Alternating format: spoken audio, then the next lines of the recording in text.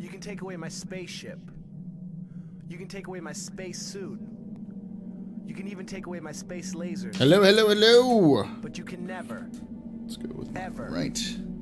take away my space game. Oh shit.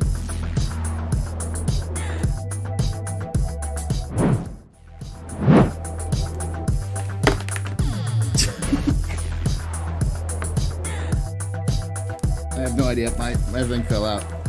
Oh, and my camera's not working. Axis0096 just resubscribed for 10 months. Greetings everyone, I hope you're doing well. Hey Axis, how you doing? Let's get to the bar. Take away my spaceship. You fix this real quickly, because this is the problem where like every time I start, I gotta reactivate Take away it. my space lasers. But it comes back right away. But you can never, Never, ever, ever. take away my space game.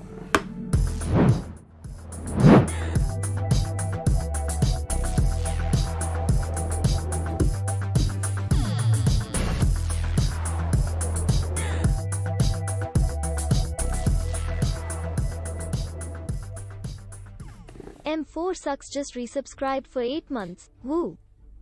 Oh, thank you so much for the M4 and Axis. You're both very important pubbers, very important precipices, very good pedestrians. Give you some more beers in there. Add real quickly. Good to test the start, yeah. Good to test the start. Well, the thing is that it usually works because it's working and everything else. But unfortunately, these days, especially when it comes to the IAE, I just do not have time to do pre-checks like I used to. Like I usually do.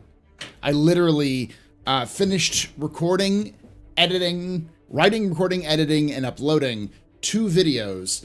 One I uploaded like an hour ago, and the other one I uploaded 20 minutes ago.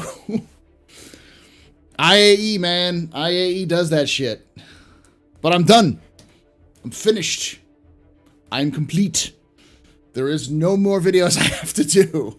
There's this one, which I'm going to edit, but that one's simple, and I can put it up pretty quickly over after Captain's Table. And then, of course, there's Captain's Table, but that's just a simple upload, so. Now, for those of you who follow me on the Astro Historian, what I'm going to do is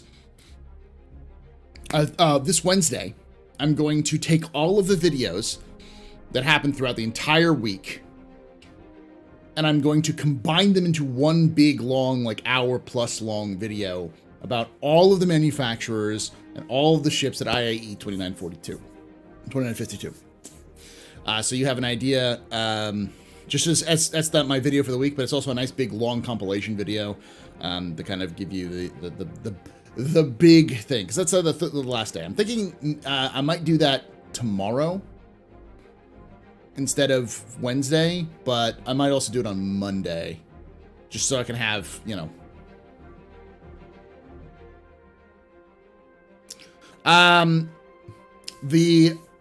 There is going to be a part 3. The part 3 I had to put on hold. Normally it would have come out already, but unfortunately I got caught up with other things I had to do, and then IAE happened. Normally I would have already finished writing it because my editor had to take a vacation, and so like basically I need to finish writing and recording it, which will happen next week.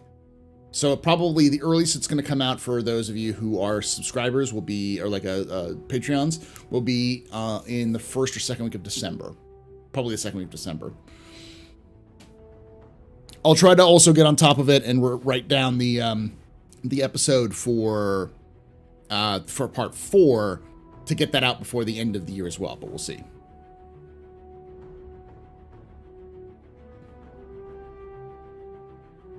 I'm fine. Like, the issue it comes down to, when it comes down to like editing and stuff like that, for me, it's all just, the editing isn't the hardest part. The research, the writing, and the recording.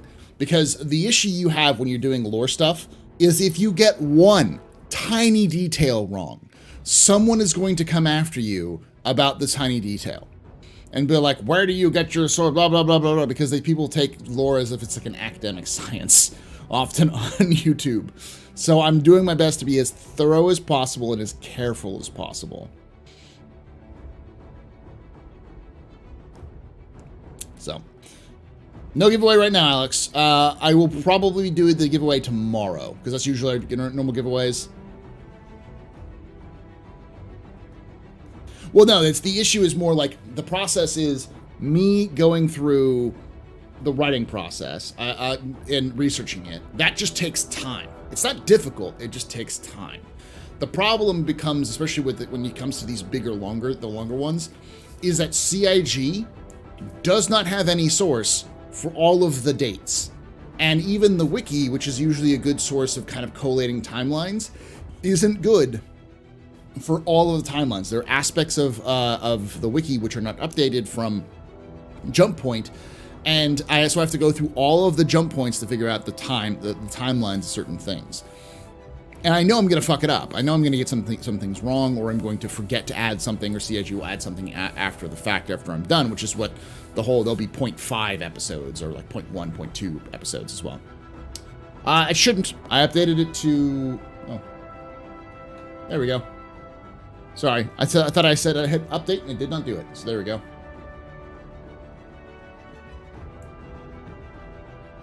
Protects your wallet. All right.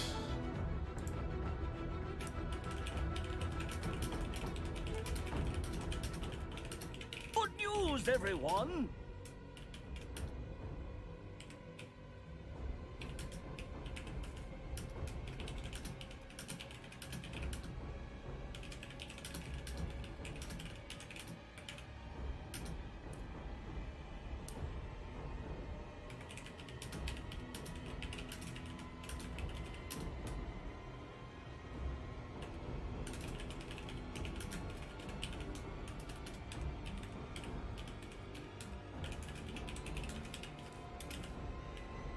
Everybody and his dog calls himself an outlaw.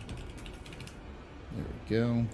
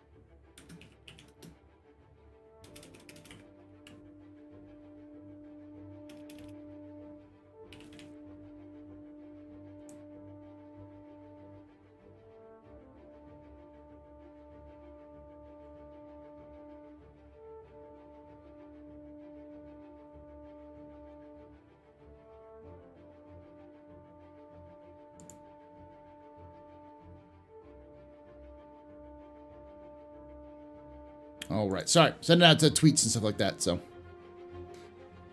thoughts on the Galaxy? The price is a lot lower than I thought. I was almost sure that it was going to be $600+. But the fact that it's cheaper than the Perseus for what it offers is pretty intense, because the cargo module alone, with its, if you just ran it as a cargo ship, the cargo module plus the hangar, which is also a cargo module, because it has like base 64 SCU or something like that, 64 SCU, means that it's the same amount of cargo as a Hercules.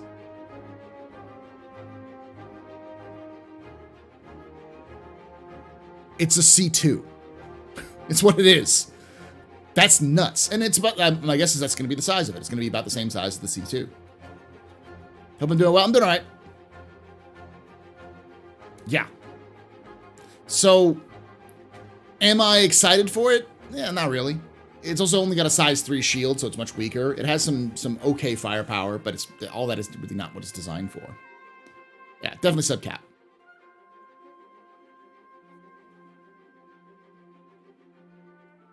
Don't they have to sell it at a module? Do they sell one without a module at all? It wasn't working properly when I last saw it, so. Because I don't think I don't think you can buy one that's just the base. You buy the freighter, the hospital, the refinery, and yeah, that's it.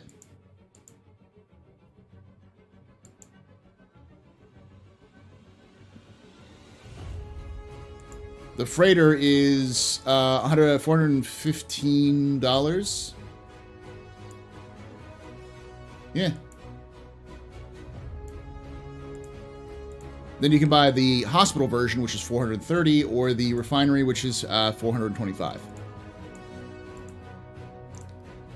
The $451 one is just has more insurance.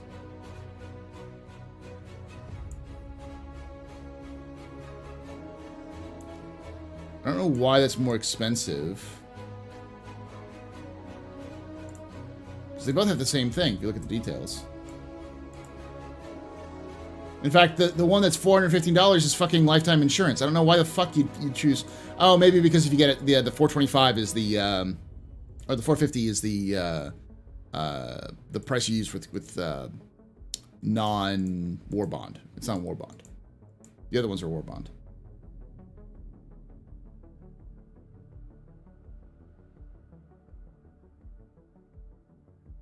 Oh, I guess you can buy it without any of the modules. Yeah, that's weird. So it's like $350 without the modules.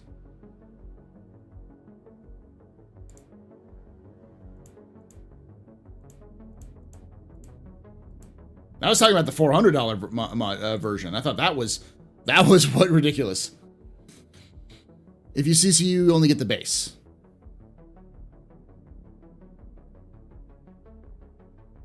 A fleet with a Perseus, Polaris, and Orion would be good. Probably okay. You don't really need a, well, yeah, it'd be fine, but you'd still need to have, because, like, with that crew, you'd probably need about 30 people to run it.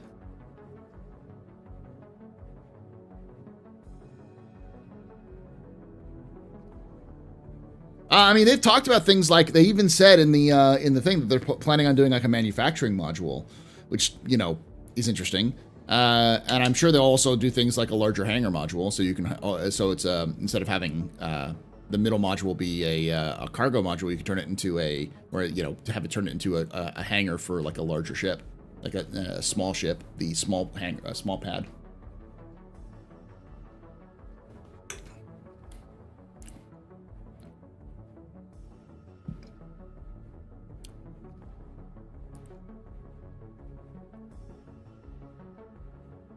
Did I just hear the Endeavor? Did I say the Endeavor? I don't think so.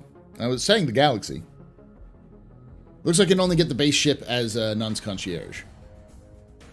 Oh. Oh, so that shit that I'm seeing there is Concierge? No.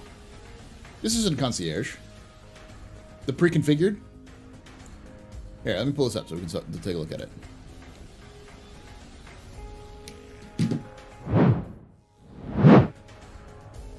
So, like... This is not a concierge. I'm concierge, so you can see like this, and then you see the concierge is down here. This complete pack, and the standalone. You can get the protector paint.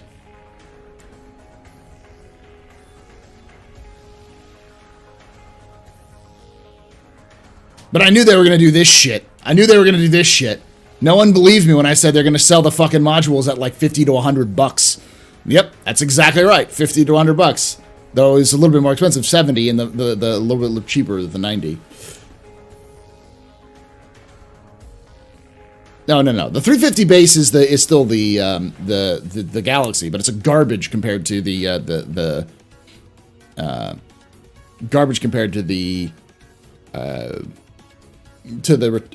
Endeavor, which is the same price, which is also modular, you know.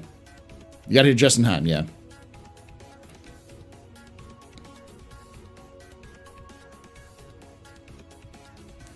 Yeah, it's just definitely, it's effectively a stopgap ship. It's not that I didn't believe you, Paul. I'm just I'll believe it when I see it kind of guy. No, I got you. I was wrong about the price, though. I thought that this would be easy 600. The fact that it's 300 to 400 is kind of a little different.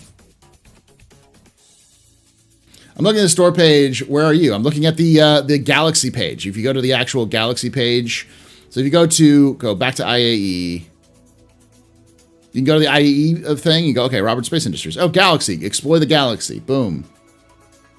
And then you got this list right here.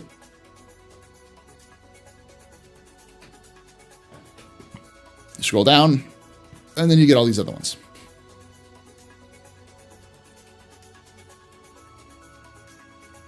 I don't imagine it going up for much, because that's about right for this type of ship. It's still a little expensive compared to what it was, compared to other ships in its range, so I can't imagine it going up much at all.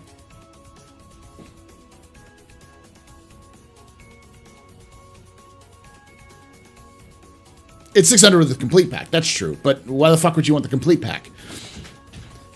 You wouldn't purchase this ship as for all of the modules. You'd purchase the ship base and then either earn the modules in game or buy the one you want, like the hospital, the refinery, or the freighter, and then earn the other modules in game. You almost certainly will be able to find the other modules in game.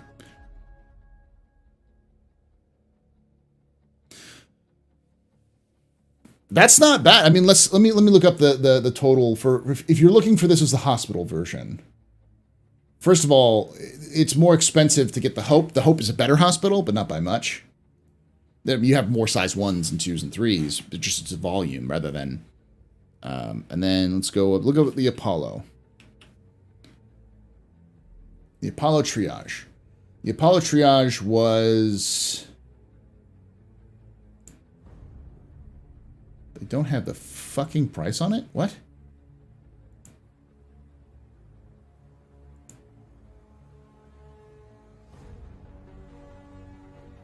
They took out the prices on the on the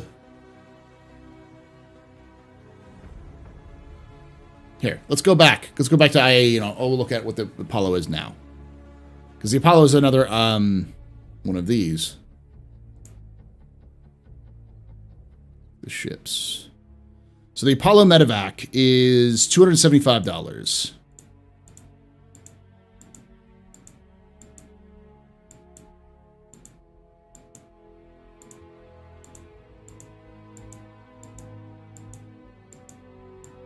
Triage is $250. So you can get effectively the Apollo is still a better deal, but it sits between yeah, the Apollo is just a better deal, honestly. This doesn't seem like a very good ship for that, unless you really, really want a large group.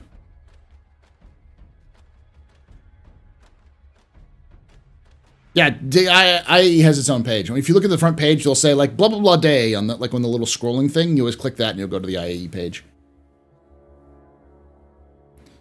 What beds does the Apollo have? Well, it can hold because it's configurable. It has its own modules. It can either be configured with 3 tier 3s, 2 tier 2s, or 1 tier 1. So you could have 3 tier 3s and a tier 1, 2 tier 2s and a tier 1, 2 tier 2s and a tier 3, whichever configuration you want. And I believe it comes with all of those bays when you purchase it. So it's not just you have this, you can swap it out. And the likelihood of you needing 3 tier 3s, 2 tier 2s, and a tier 1 is very, very low. Because a tier 2 can fix everything that a tier 3 can, it just can't do everything that a tier 1 can. So having 2 tier 2s and a tier 1 works pretty well. You're only getting, if you do that with the Apollo, with the Galaxy, you're only getting an additional 3 tier 3s, which is very, very minor in comparison. Yeah, on each side. You get one bay on each side. So you can kind of mix it up as much as you want.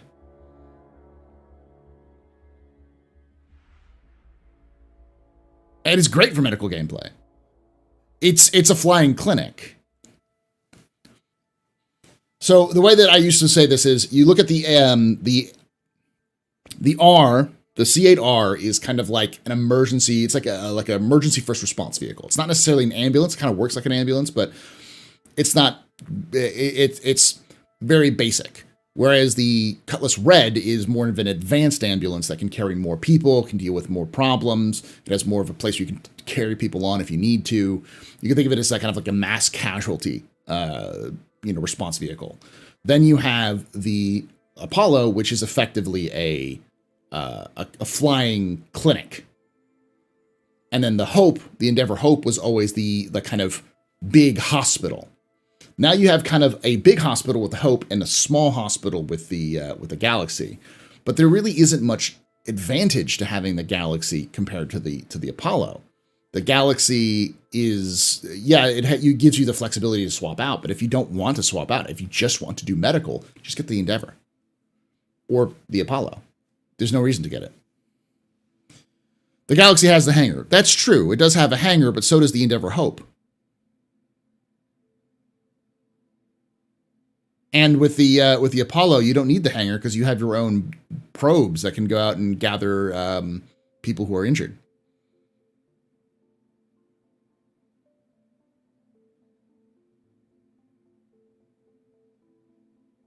You can do it for rescue. I mean, like a C8R pairs perfectly with a Galaxy, which is why both of them exist. Like, if you have a hospital module in the C8 with a Galaxy, you use a C8R as your ambulance, and you go out and do those sorts of things. I don't know.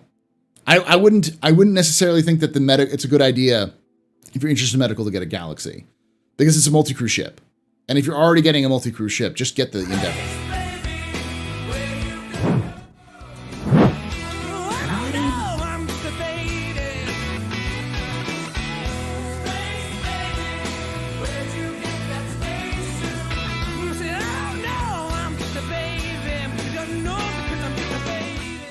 Inferno Droid Rev. Just had a space baby. Okay, back on Twitch. Ugh, the 200 char limit is no good lol. Welcome back there, Inferno Droid, for that 9 months. You were a very important public, very impressive pisser, very neat pedestrian. You rock. Shots and cheers in chat, y'all. Shots and cheers. Let's do with this and then go back to the watch.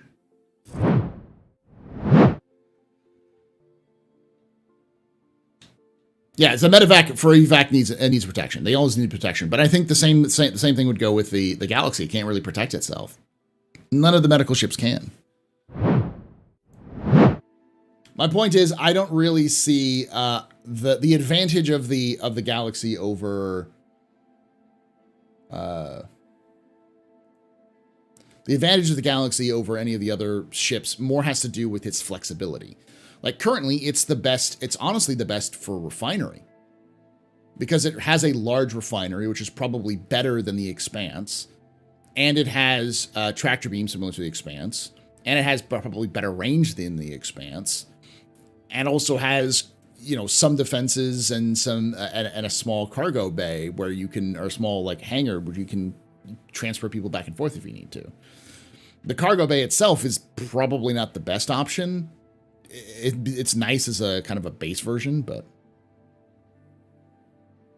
and the advantage is if you hate medical, you can switch professions. That's the real key behind it, is that it's a good pivot because it's so good, and we're probably going to see more. Like they said a manufacturing module. I'm almost certain they're going to have some sort of hangar module attached to it. I could see something like an agricultural module when they have more of those gameplay in, like you can basically turn it into a flying farm. I'm sure there'll be a passenger module where you can swap that out for just passenger seats, so you can turn it into its own passenger ship. Just there's lots of ideas when you come to the modules. That's the key thing with, especially with big ships that have modularization like that. The sky's the limit in terms of what you can do with it. You can take away my spaceship. The data running, You can take away my space suit. Suit. You can even take away my space lasers. No pew-pews. A troop transport module. Ever take away my space game.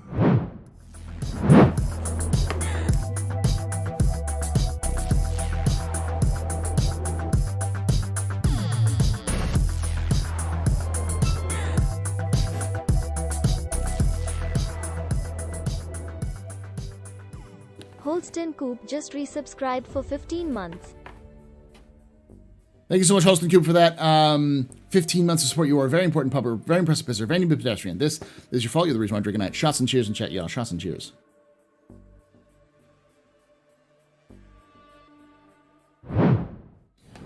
to take a Liberator, 2 Prospectors, and an Expanse and have a complete end-to-end mining operation with 5 people.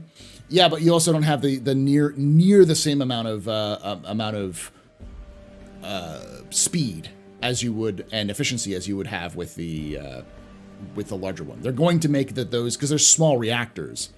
Those small reactors aren't going to be nearly as fast or as efficient as the large reactor on the Odyssey. And as we've already discussed, you can't really refuel on the Liberator. You could possibly do so, but it would be a little cumbersome. You could basically do the same thing with 2 Prospectors, a Vulcan, and a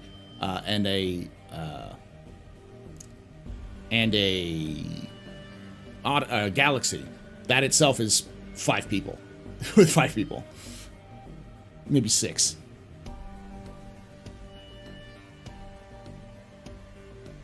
That's pure speculation on your part too, though. That it's a good hospital. It's good for hospital. I mean, like, don't sit here and throw that shit at me when you yourself are purely speculating when it comes to the hospital module. No, it's definitely an extra small. It's not designed for anything but snubs. It does mean that you could fit a tank in there. Medevac does have a spawn point. Like, I just don't see the advantage of it over a medevac. The medevac, the Apollo is just a straight up better ship for a better price.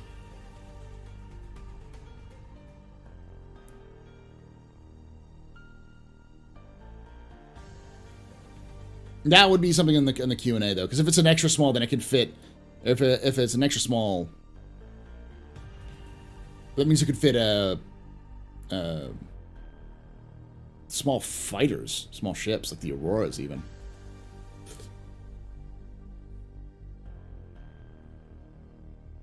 You're saying it would be a better. You'd say you'd get it over the Apollo, which doesn't make any sense. If I was in medical profession, the Apollo is a better option. It's cheaper. You don't have to pay extra for a module, because you have to pay like what, $350 to $380. Like even if you got the pack right now, which would be $415. Let me look up the actual price for it.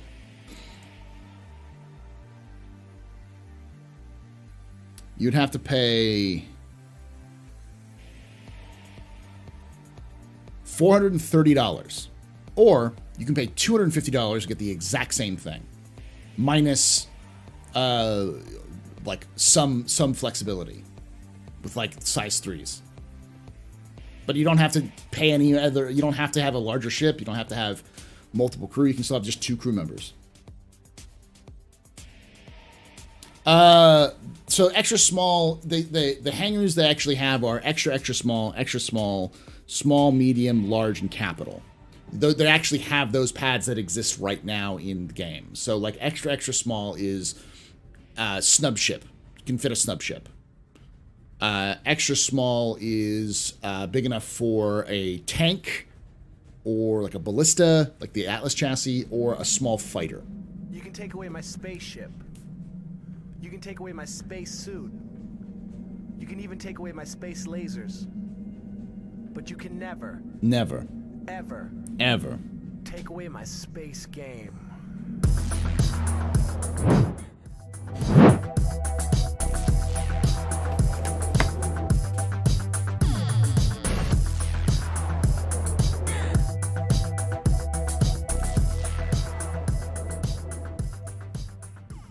DFX2KX just resubscribed for 71 months. Woo. I'm actually here on time, for once. Thank you so much, DFX, for that 71 months. You are a very important pupper, very impressive pisser, very new pedestrian. This is your fault. You're the reason why I'm drinking night. Shots and cheers in chat, y'all. Shots and cheers. There you go. Forget hangars, ships. You can be carried elsewhere, but overheads for supporting lots of people. Like I said, dealer's choice. Yeah. That's not the metric they use internally, though. As far as I know, it is. Extra small, medium, large, capital.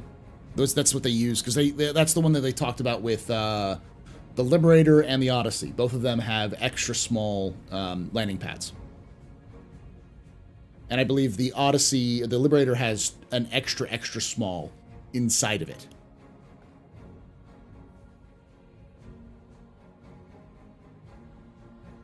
Do you think Endeavor hangars will be XXS now that the Cuddy's is the smallest medical hangar? Probably not, because and they may go through and retcon it, because there is the lore of the Drake ships, is like the Cutlass Red has been written, but I don't think it's been released to the public. It's only in Jumped Point, so they may change that. But as of right now, the way that the lore states it is that the Endeavor was designed to build to fit the Cuddy Red. That's the hangar was designed to fit the Cuddy Red, because the Cuddy Red is the standard ambulance, and the C8R is brand new. It was only recently released. So I think what's most likely is that the Endeavor's hangar will be changed from being able to fit 2 Cutlass Reds to 1 Cutlass Red. Does RSI have a frigate ship in the lore? I mean, yeah, it's made frigates, ships, destroyers, cruisers, battleships, carriers, super carriers.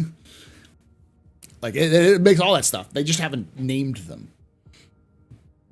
They ever determine what the refinery does in Odyssey? Yes, it only refines fuel, quantum fuel.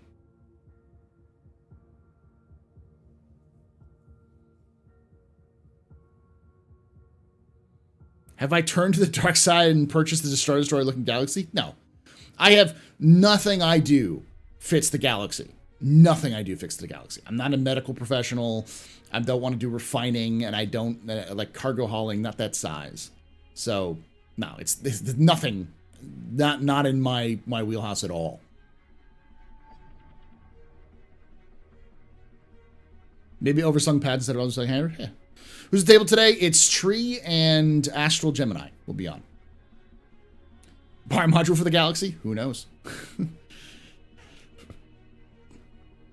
One thing that I hope changes is that they replace some of the C8Xs in the Siege event with C8Rs. I'm probably good. Can I get a party invite? Oh yeah, I haven't started up the party yet. Should probably get started on that one. We've been live for several minutes, but we have been talking a little bit about RSI, so. All right, let me get this.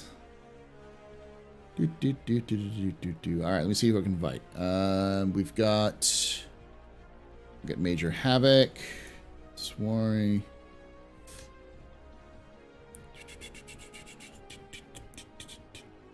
Close Red is an ambulance versus the Apollo, which is more of a mobile med station. Yeah, I always compare the ambulance. The Cutlass Red is designed to get you to a hospital, and the Apollo is a mobile clinic.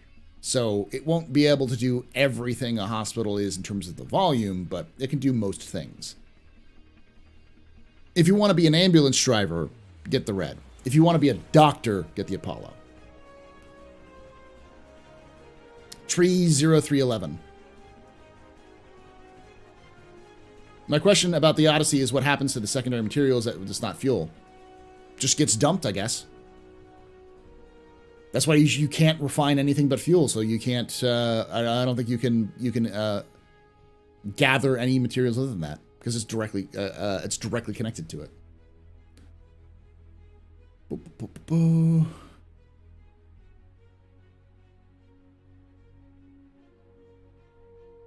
Today's table also take place simultaneously by playing through Darktide?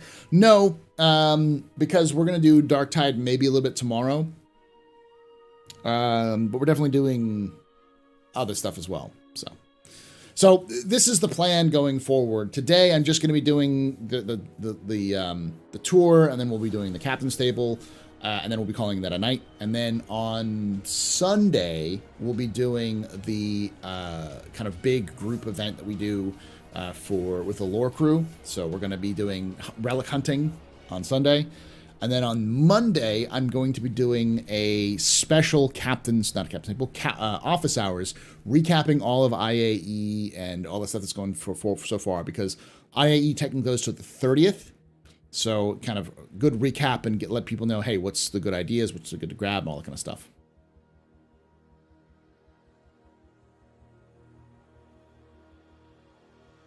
If you can refine quant, what about volatility when you're refining it? I don't know. The Odyssey is probably the most what the fuck ships that exists in Star Citizen. Not many people are happy with it because it doesn't seem to fit any role well. The role it's supposed to do, they've already gimped it for it because you can't process anything other than fuel. So it's like, what's the fucking point? Oh, it's so you can process, you know, mine and process it in situ. Okay. Like, that's a lot of wasted space for something that could have just been done with a bigger fuel tank.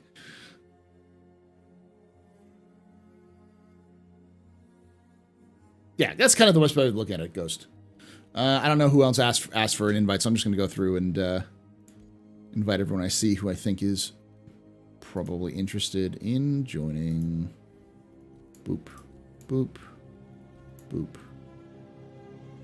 boop, boop.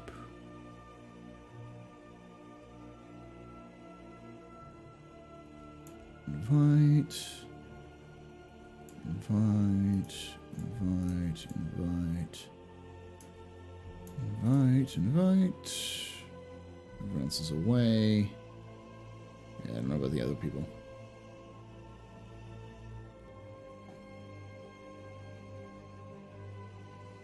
Me? I got you, yeah. To me, the Odyssey is a forever ship. You could technically stay out in the deep for months without refueling. True. Should we use the AstroPub channel as the live instead of the live channel is in use? Live channel's in use? Who the fuck's using it in live? No, that's where everyone's supposed to be going anyways. That's what we're doing. That's where everyone is right now. Executes here. The What's amount up? of bandwidth. So much more laggy. Hey Paul, how Hey, you doing? what's up, Paul? How's it going? Just playing some Dark Tide while we waited for you. Oh, okay. You want to join us for the tour, or are you just gonna be playing more Dark Tide? Yes. I can join you for the tour if you wish. Yes, I I don't want want to annoy you We're though. almost done. Yeah. All right, Raptor, are you in game? I am. I sent your friend request. Okay. Da-da-da-da-da.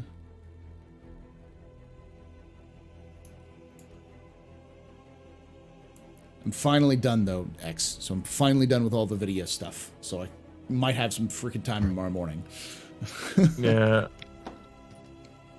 got Best in an show is Aldrin the over only here? thing tomorrow, but Yeah. Space Tomato's free the day after, so I thought I'd leave the buyer's guide so he could join in with that. Okay.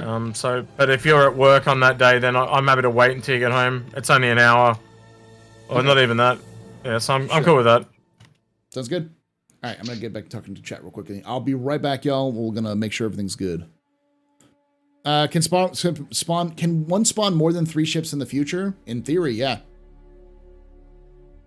Now, it's important to remember that Star Citizen is not going to work like it does now in the future. In the future, your ships are going to be where you leave them.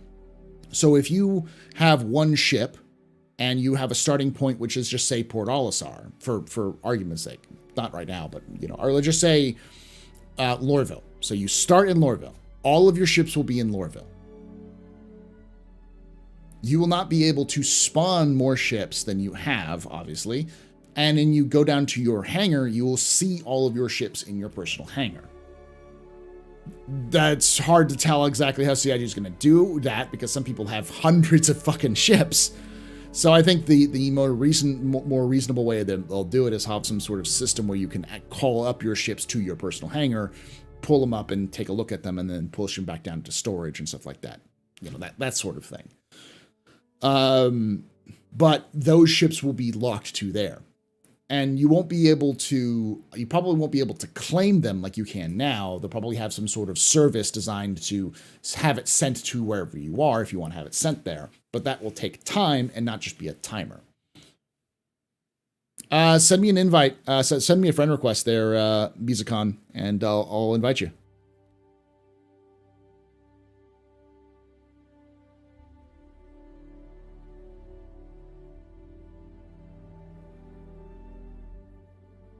You can already rent ships out, but how I got 1,000 ships. You'll be able to purchase and rent stuff for sure, but I mean that's just a matter of I don't think there's going to be a service for players to do that. You just have to do it on your own and figure out a way of doing that. If people get the Galaxy without the modules, does that mean there'll be bigger space for a hangar in the back instead of separating the cargo? We have no idea how it's going to work. I think it's just going to be an empty space. will be the answer. Like, there'll be nothing there. There'll be no floor there. So you couldn't actually access it at all. It'll look like a big open space.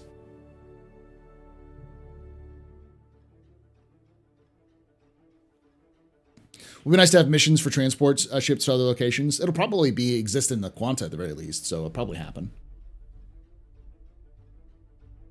They've already talked about the idea of a sweatshop module. They've already talked about something like a manufacturing module, which they want to build, so. Is the Galaxy small, crappy version of the Endeavor? Effectively. But more industry focused, where the Endeavor is more science and medicine focused. We have no idea how manufacturing will work. All I know is you won't be able to build ships. CIG is not going to let you build ships.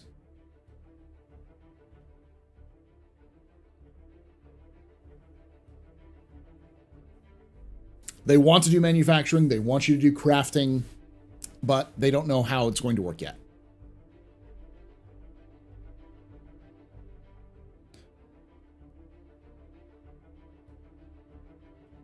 Eventually, I can see us getting a ship mover for all the ships up to Corvette to facilitate moving them around the... I mean, I'd love to see it, but... that's Trees 03311's whole thing, so...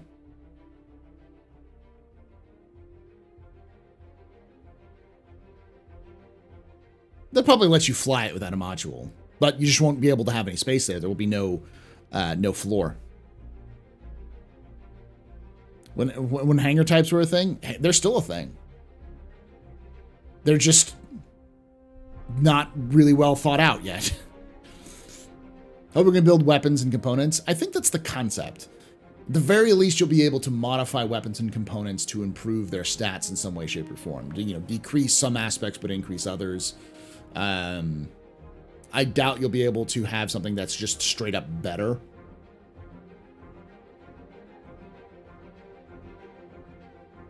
Now, there just won't be a floor. The module is probably also partially the floor. So you just won't have a floor in the in that area. I don't think you'll have blast doors either. I think it'll just be empty.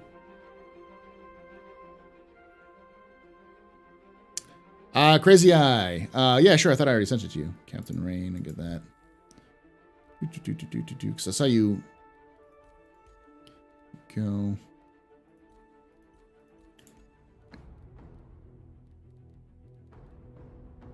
Captain Ren.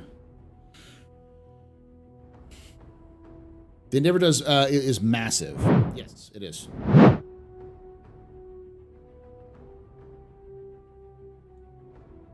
Was thinking I have blueprints for the M7A and I can build them to sell. Possibly. But we don't know that, Rel. We don't know. Send to Discord. I don't know how to add in game. Okay. I'll show you how to do it. The only way you can do it is this. You go to add friends, and then you find the person for it. Are you the same in game? BZACON.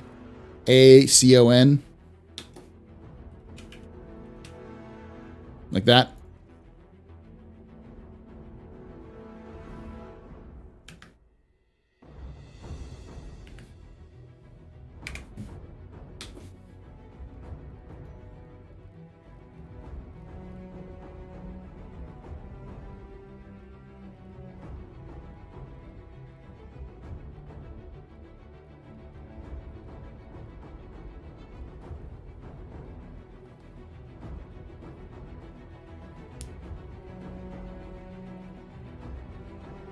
There you are.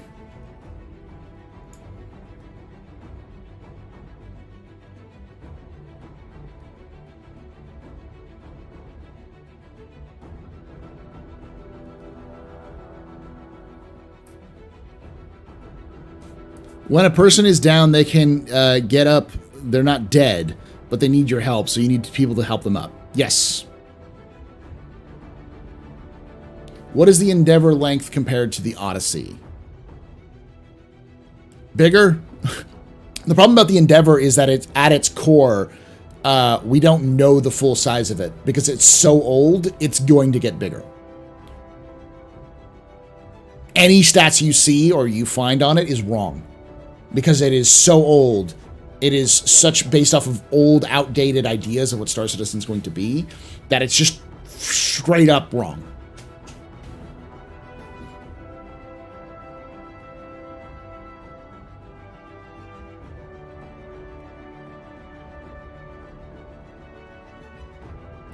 You're welcome? What do you mean now, explain?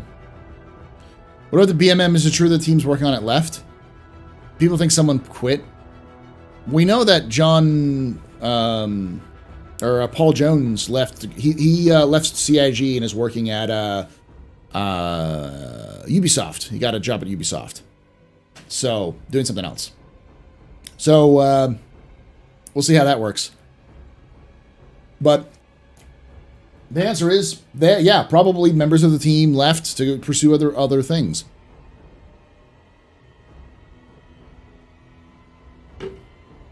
And it's not the first time that's happened, nor will it be the last time. Gaming is one of those weird places or weird jobs where, well, I mean, weird jobs is pretty typical these days. Most people don't stay in one position for too long. It's been 10 years. So even someone working at CIG for 4 years, that's a long time to work at a games company.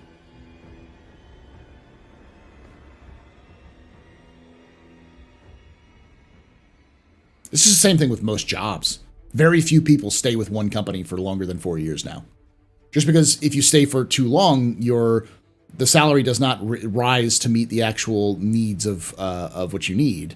So unless they're paying you a shit ton of money to stay on board, almost certainly you'll get more money by working at another company. Same thing works for Star Citizen.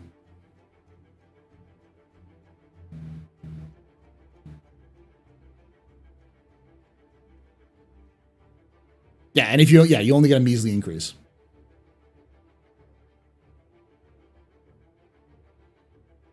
I disagree that Jones wasn't very good. He was very good. He just was working in a position that he no longer wanted to be part of. He wanted to do something different.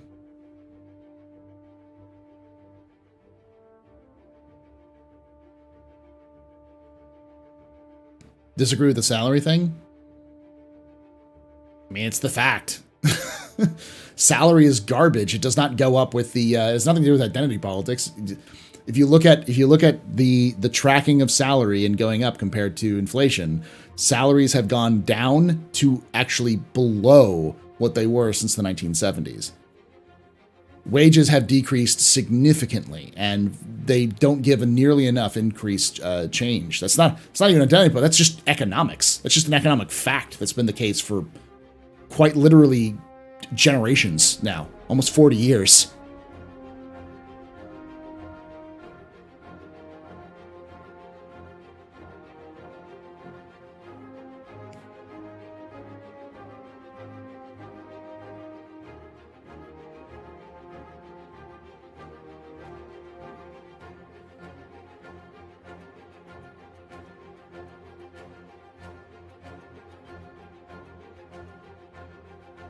No, to compare, I'm not going to get into this long discussion, but I'll tell you that you don't factor in, if you were 22 years ago, you were making far more money than you realize.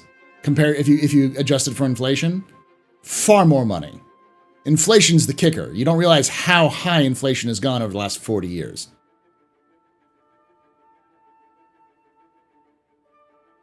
Yeah, I got you, Champ. Because I've heard that story 1,000 times before. Like, oh, well, back when I was a 20-something-year-old, I only made $20,000, and now I make, $500,000. I just worked my butt off. And it's like, yeah, you know what $20,000 was in 1976? It was like $60,000 today. It's fucking, the inflation's a bitch. It really did went up.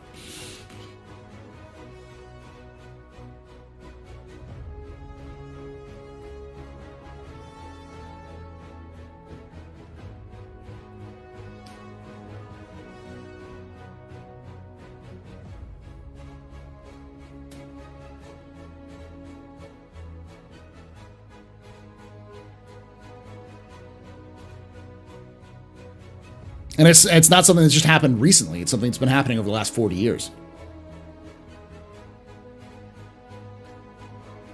And that's the key. And that's what a lot of people today are saying, is that if you don't get a significant increase every year, if your increase is not beating inflation every year, find a new job, because you will find a new job that'll pay you more starting pay than your old job. It sucks, but that's just the way the world is.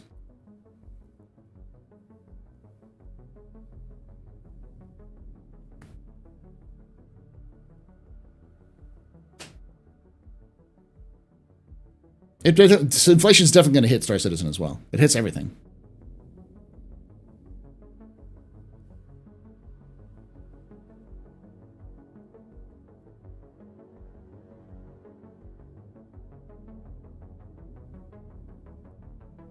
Yeah, buying powers went down. Wages have been depressed slash slacked off since the 1970s, since 1980, and yeah, things have just got more expensive.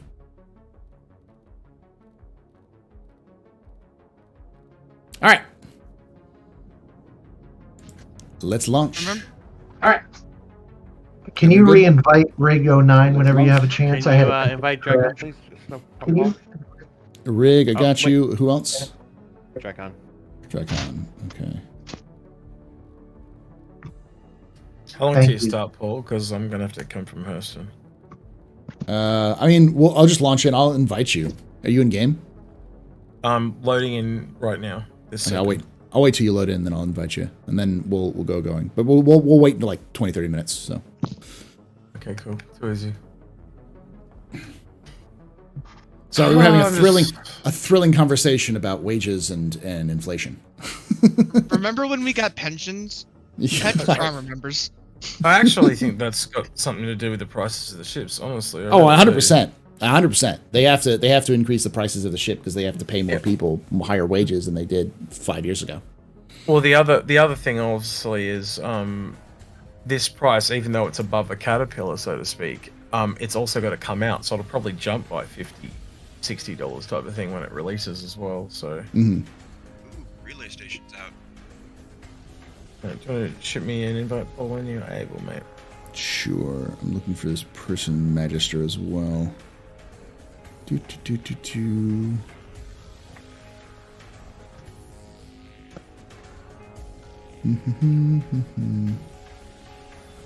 when the majority of us were actually paid hourly and had benefits as opposed to just contract workers?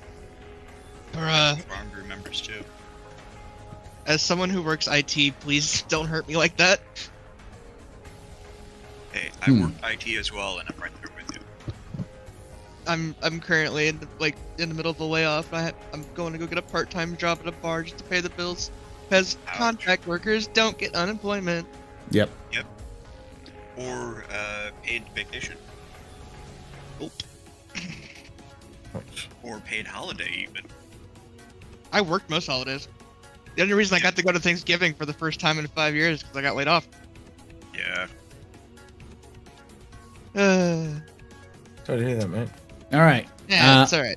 I can't see Magister. I'm just going to launch if y'all want to join in on me. Yeah, Gilded Age 2 is a massive bitch. Hopefully this means that we're heading for Progressive Era 2 as well. Exclusive in-game paints would be a very good start. For what? They already do.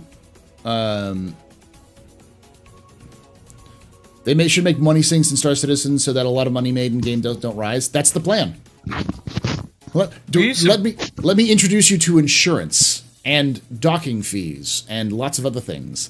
There are massive numbers of money sinks in game that are being planned or already in game that they're starting to, they'll be implementing more of. Like, for instance, when you transfer money from one person to another, there's a flat 5% fee that you have to pay to do so.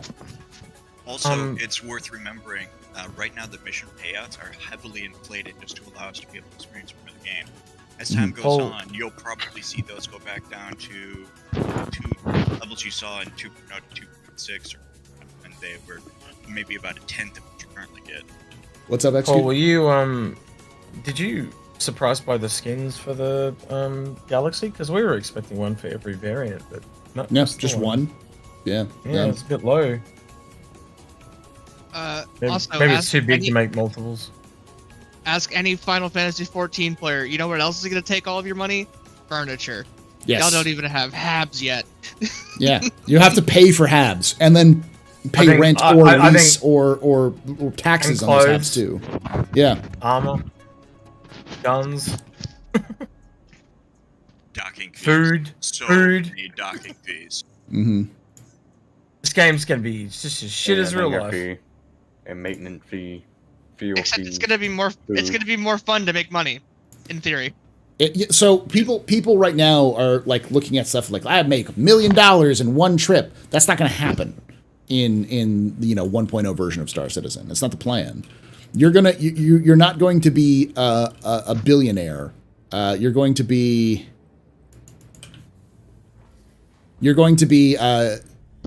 it's not Star Trek. What you're going to be is Cowboy Bebop or Expanse or Serenity. Or You're Serenity, basically yeah. sitting there going, hey, I made money. I made enough money to buy an upgrade for my ship. This week was a good week. Yeah. I am one fucking bad job away from being poor as shit. Jet, you told me this was gonna be beef and peppers. Yeah. Is the Galaxy a ship for you, Paul? Or No. yes or Oh no, not at all. Not even like tickled by it, and because the recommendation we had, if you're unsure, was a Valkyrie to the base core model for $5, so you could just buy it with $5 credit and sit on it. No, I'm not even for the CCU game. I'm not one who plays that game too often. It's not at all. It's not a game. It's just like if you change your mind down the road and say they add a module that you really like, it's like, oh crap, now the Galaxy's back on the table. You've locked in that cheaper price. Nah, of, if that was the case, I'd purchase it in game. You know, it's true. Maybe a redeemer module for the Galaxy. That would sell you on it. No, unless it's a trash compactor, then yeah.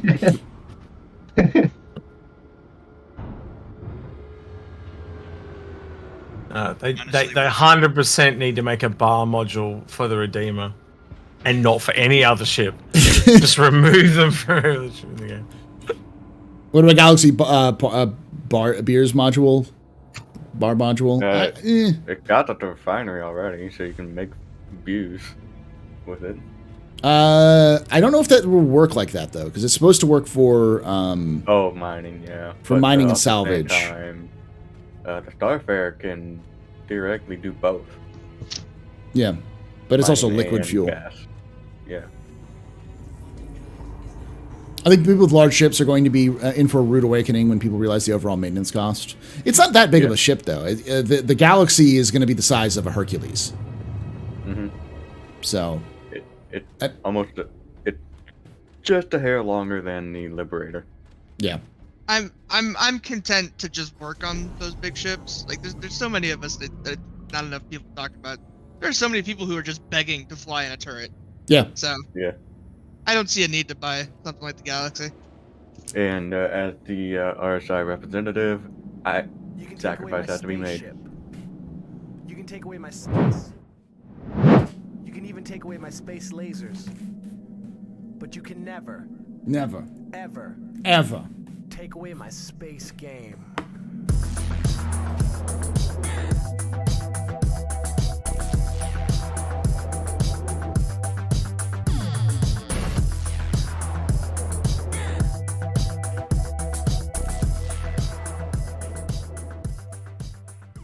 C0FF33 Gaming just resubscribed for 60 months. Coffee Gamer, thank you so much for that 60 months of support. You were very important, but very, very.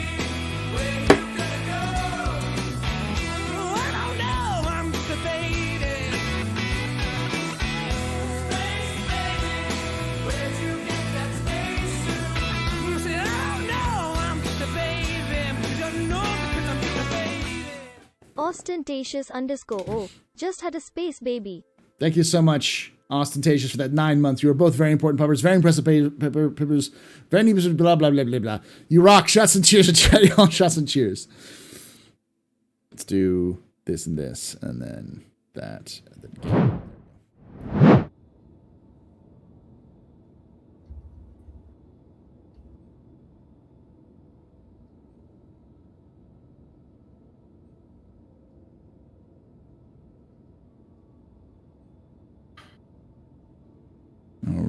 right. Trying to figure out the landing area. Well, this is starting out looking good. Got AI all lined up nice and neatly at the New Babbage Airport. It Do means they that have the they're... Phoenix Emerald out here? No, they don't. Just the Phoenix. What do you ever wear that helmet to? Do I ever wear the helmet to work? No, I've never worn the helmet to work. If there was a cause for me to wear it to work, I would, but I don't. Child safety, as in keeping Paul safe from the kids. Yes.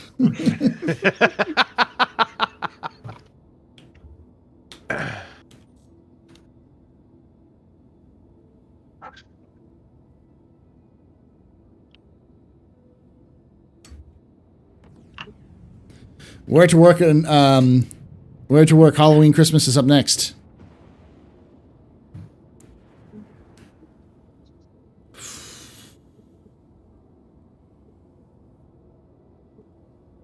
Actually, I think I'll bring the cutter over to Microtech just for fun.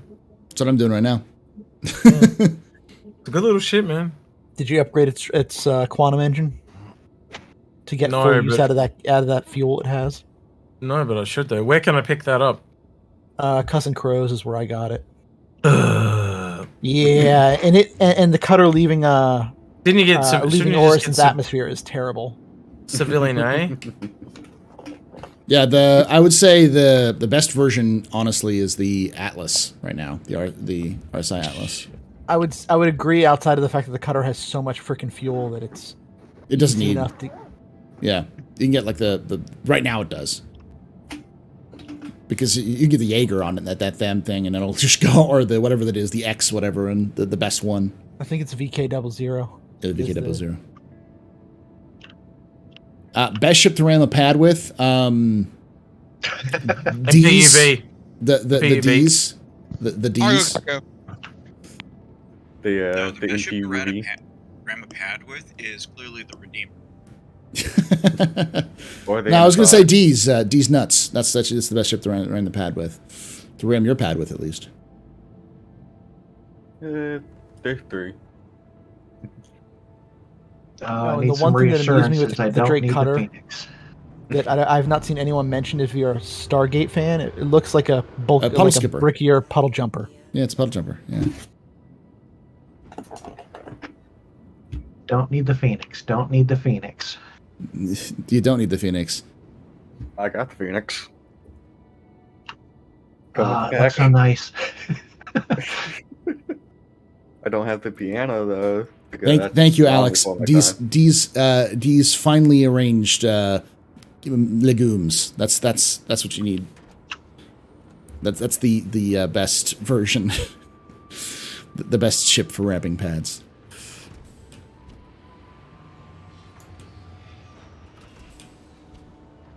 Hey, Astro Chronicles. Look at little. There are more windows on the fucking cutter than there are on the goddamn goddamn Corsair. Yeah. The cutter got 2 rear windows off the ramp. Which is interesting. Yeah, two. That's kind of nice to see if we gotta shoot somebody, I guess. Yeah.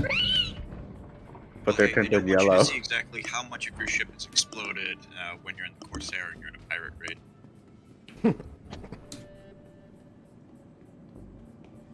To be fair, the Galaxy is what I wanted the Phoenix to be. The Phoenix was a luxury ship, though. You wanted the Phoenix to be able to like refine cargo, refine fuel, and do medical stuff? I'm confused by that one. It can probably do some very, very tier 0. They're all doing very good work. Very good work. Now get back to work. With some sanitation with the alcohol. All of you get back to work. Galaxy's gonna be about Corvette size, right? I think was it 120 meters? I have to look at it, but yeah, it's not Corvette size. No. It's 110. It's 110. I thought I heard 120. 110? Okay. I don't know. I have to look it up. Let me check. I saw someone doing a video on it and had the 110 meters long, 60 meters wide, and 22 meters tall. So it's pretty small.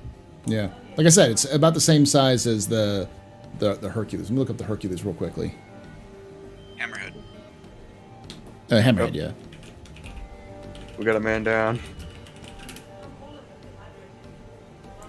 The Hammerhead is 115. 120 length, 72 beam, and height 16. So it's taller than the Hammerhead, slightly shorter than the Hammerhead, and the beam is about the same.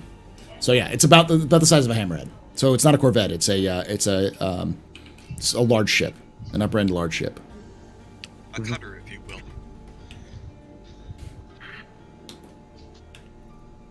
You bought your last ship today. Your fleet is complete. Awesome.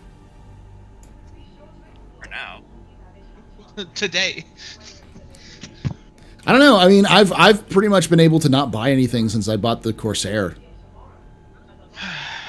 I'm kind of in the same boat. I would like a shuttle, like an extra small shuttle.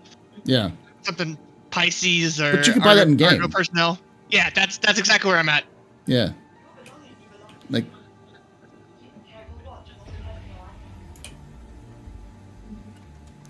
Honestly, most people need about 3 ships. I mean, you could probably get more, but I think most people will get by with those sorts of ships in game, like buy them in game. I think that's really the key. When people are like, "Oh, are people upset about the done with larger concept ships?" And I think the answer is even CIG is done with large concept ships. This is not a large ship, like a big ship. It's a large ship, but it's not a capital ship. And if you note, CIG's only released 1 capital ship thus far, and that was the 890. But they stopped selling like larger capital ships around 2018. I think it was the last time they did it. Maybe even less than that before. What about the Odyssey? The Odyssey is isn't that Carrack size though? Slightly bigger than the Carrack. Yeah. It's still technically capped. It's actually the Carrack is the biggest ship that'll fit inside the large hangar. The Odyssey is too big. To compare the Galaxy to anything, it is closer to the Caterpillar than anything. It is 5 meters shorter than the Caterpillar, but it is wider. But the Odyssey is the other thing. The Odyssey is capital, so it does not fit inside the large. Okay, so the Odyssey is the last capital that we've gotten. But I think that was last year. So. I'd say it's jump cap. Since But it's only got 1 cap component. Yeah, but it's about the same size as like an 890 though. Yeah. Any ship that has a singular cap component is a capital. They've actually said that in the past. Technically, yeah. Yeah, which is why the 890 is technically a capital because it's got a capital component. But then so is the Carrack because the Carrack also has capital components. This is correct. So. Well, the difference between a Carrack the Carrack has a capital component? Yes. Carrack's shields are capital. Really? No. I didn't know that. Mm-hmm. It has the same shields as the Carrack had 2 side 3. Was it? Then it must be the power plant. I remember its shields are pretty beastly. I have to look it up though. You might have changed it. We'll see. Urkel. Embo. Carrack. It was all side 3. I swear they had 1 capital part of it. It might be the radar. It might got the capital radar, but that's about it. No, it says the radar. Huh. I guess it's not a capital ship then. Next stop, no. Paul. Oh, next stop, yeah. The Reclaimer's got what is it? Power plant. Yeah, so that's probably that's the smallest ship I know of that's classed as a capital. Mm-hmm. That may be what I'm thinking about. Was that? Hold up, you're back.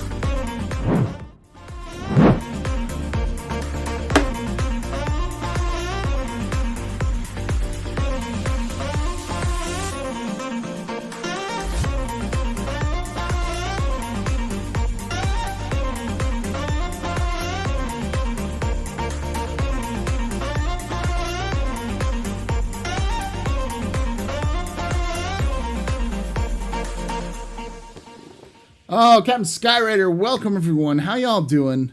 Welcome everyone for Captain Mark Skyraider stream. My name is Paul, Berserker01, Batman Shelley, your humble host and spacebar over here at the AstroPub, your spacebar at the end of Twitch. Sit back, relax, enjoy the show. We got a good one for you. How y'all doing? That's exactly how I dance at parties, but not on chairs. And a lot more saucy. My hips be moving. How y'all doing? Sneaky Tiki, welcome. I'm guessing you're playing some Star Citizen there, Captain Skyrider? Rider? Not Raider. Skyrider. Galaxy Hype? We were talking about it a little earlier. It's all right. Welcome to the floor tour, though. I'm doing some. So what I do here is I do a tour of the floor where we're going to go over all of the ships on the floor, the history of RSI, the history of the ships, all that sort of thing. So welcome, join us.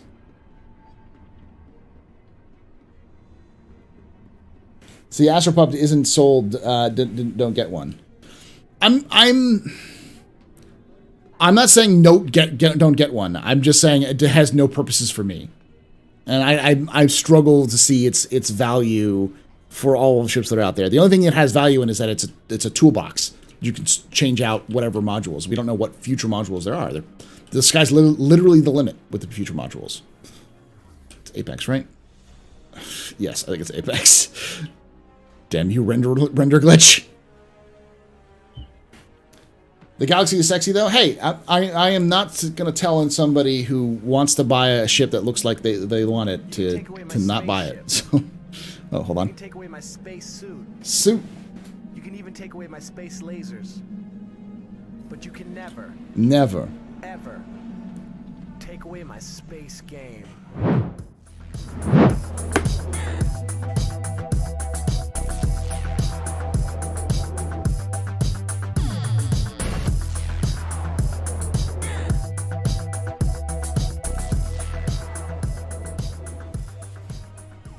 TrevTheman00 just resubscribed for 2 months. Thank you so much for that, Trev the Man, for that 2 months. You are a very important power, very impressive pisser, very new pedestrian. This is your fault. The reason why I drink at night. Shots and cheers in chat, y'all. Shots and cheers. There we go. How was your stream in general, though, Skyrider? End of the day, you control your wallet, folks. If you like the Galaxy, then consider getting it. If you don't, then pass on it. Yeah. I can see why some people will pass on it, though, is the answer. Something to aspire to do in the game rather than buy everything out all out. That's true. Right? How did the Twitter vote go? The Twitter vote for... so, it was more positive than negative. I would say it was like maybe 50-something% was either I'm interested or I'm interested depending on the price. Only about 50% was negative, meaning I don't want, I'm not interested or I do not want to, or no more concept ships. And of those, the main one was I'm interested depending on the price. And so it's like, I would say the community is split pretty much by 1/4. People buying it no matter what. A fourth of the community, at least from my poll, are going to buy it no matter what. A fourth of the community is going to buy it, may buy it depending on the price. A fourth will just are not interested, and a fourth are just boycotting big sales from now on. And that generally seems to pan out from what I've seen from other polls as well. So if anyone tells you that the community is done buying concept ships, they're lying. Or they're trying to sell you an agenda, because I can guarantee you that the Galaxy will sell well today because a lot of people are hyped for it. So. Yep. Plus the millions of backers who don't engage in any Star Citizen socials. Yeah, at all. That's a lot. I'd say the vast majority of backers, in fact. I was in a room about this size before on the Infrunners, and a whole bunch of people in there brought it. Yeah. Another few things, I wasn't using to line up the Galaxy and got a Carrack in the meantime. 0 new money spent, got a Carrack for less. Yeah, it works. I won't buy no ships. No, I'm not an addict, not me. Again, though, like I've said, I haven't purchased a new ship since the Carrack. Not the Carrack, the Corsair. I guess the Perseus came out before the Corsair, but I didn't even buy it. I used credit. The Corsair came out first, so yeah. I was just saying the Perseus came out after, although you did technically just melt the Carrack and then get rid of the Yeah, I melted the character. I and updated from the character to Perseus. I'm going to do a show with you and Badgers now about the Perseus. Didn't know you had one. Yeah, I like it. I think it's going to be a great ship. I think it's a great ship for what it's going to do. I don't think it's worth the money at all in the long run, but it's one of those ships I'm like, I don't give a shit. It'll be hard to get in game, so why not? I also like and have a Perseus.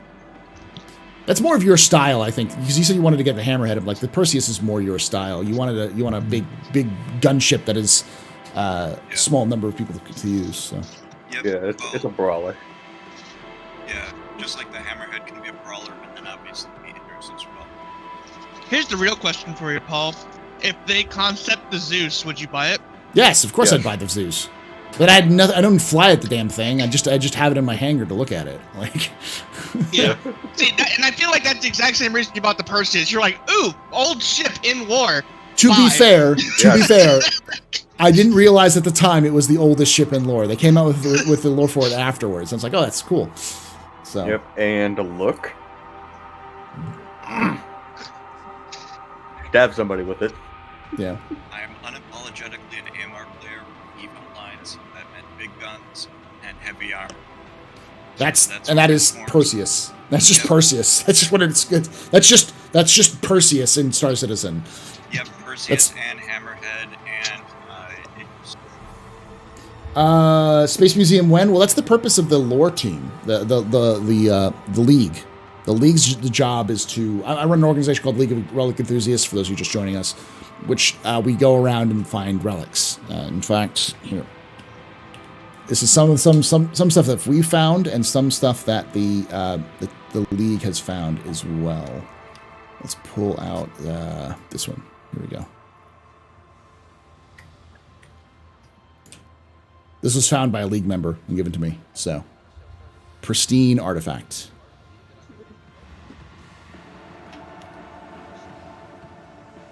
Fancy. Yeah. Ooh. Yeah. Glory at it, because it's worth only 100 UEC apparently, which is fucking bullshit. Hey, it's a piece of a heated toilet seat. What do you expect? I expect it's a piece of a heated toilet seat from 3 million years ago. It's got to be some value. People sell shards of broken shit pottery for like millions of dollars. It reminds me of a Facebook post I saw the other day, and there's this person up holding this grey rock, and the guy goes, I just found this at such and such a place, can anyone tell me what it is? And the guy goes, Boganite. And just so you know, I live in the place where Bogue's beer is made. Yeah. It was a piece of glass from a Bogue's beer. And he called it Boganite, and the guy had no idea what he was talking about. It was so funny. That's hilarious. You had to be there. Yeah. What do relics do, and where are they? You can find them in the derelict outposts on Microtech, which were soon going to be all over the Stanton system, which actually fits in with the lore, which is pretty interesting. They haven't updated this recently, but in the original Jump Point article on Stanton, they mentioned that the UEE forcefully evicted the previous residents of Stanton. And no, it wasn't the origin of the Ninetails. The Ninetails came in later. And so the UEE, so there were settlements on the planets of the Stanton system, the planets and moons of the Stanton system, before the UEE showed up, and they came in and evicted them forcefully. So that's what those are. These are like relics of an older time before the UEE showed up in the Stanton system. But you find them, and are they worth anything? They do nothing. They absolutely have zero value. They're almost pointless to collect in terms of money. But I collect them because they're fun too. I want to collect more relics. It's like finding Where's Wally. Yeah, and then we'll have a museum for them. 1 second.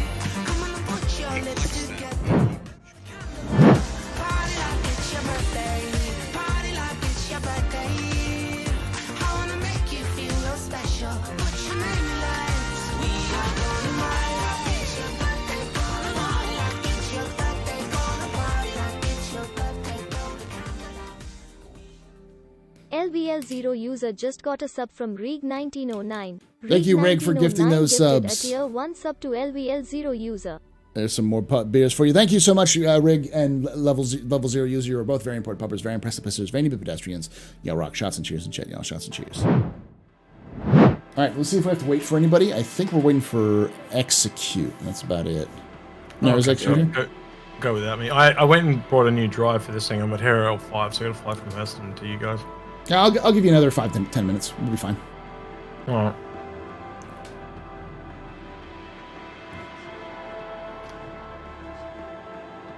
But yeah, those can be found all on Microtech currently. But starting in 3.18, you'll be able to find them everywhere else. Detroit has Fortnite, which is just layers of car paint accumulated on top of one another, creating a weird, cool thing for hippies to collect. Oh, nice. I'm in the crowd. Can I get an invite?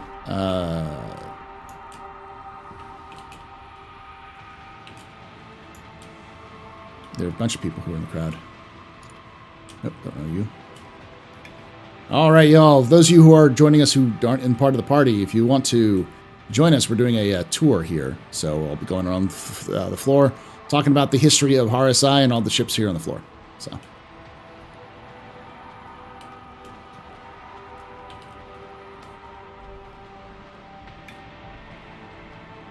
All about the value to an individual? Yeah. Do you give your students extra credit for using your referral code? No. People asked me that before. No, at all. That's not only is that immoral, but illegal. Hey, just get them to do it for free. No. Okay. Let's see what else is that. Who's holding the one holding pickleball? That would be Magister, and I actually have one as well. For those of you who don't know, these are. I don't know if Magister's the one who got it for me. Magister's a member of the league, I'm pretty sure. But I also have. Did you want me to bring the cube ball? No, it's fine. Nope. Where is the pickleball? Did it disappear on me? No, there it is. I also have a pickleball. For those of you who don't know about this, this is a bit of Star Citizen history. In 2020, Disco Lando did a inside Star Citizen from the offices of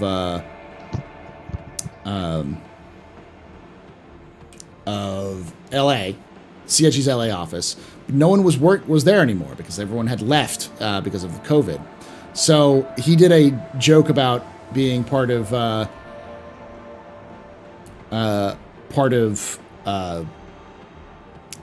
as Count Disco, whose job was to take care of the CIG offices for Halloween. And so he made these in real life, one of these in real life, as kind of a Wilson sort of thing, so he can go crazy. And so as people at CIG enjoyed it enough that they actually turned this into a model that you can find picoballs in the verse. There are 7 of them you can find. So.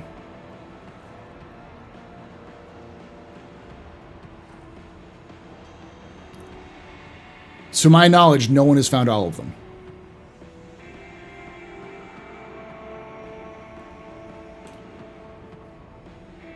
Isn't there meant to be some cave that's full of them? Possibly. But no one's found. That woman's missing something, like a bunch of clothes. Everyone is running around half naked. Are you kidding me? That dude's just... Shemp is just wearing a medical gown and pants. Pants are the opiate of the masses. I expect to see somebody representing the buck naked. There's already 2 people who are rolling bottomless, so... The number of ethics laws that breaks is, yeah, it's huge.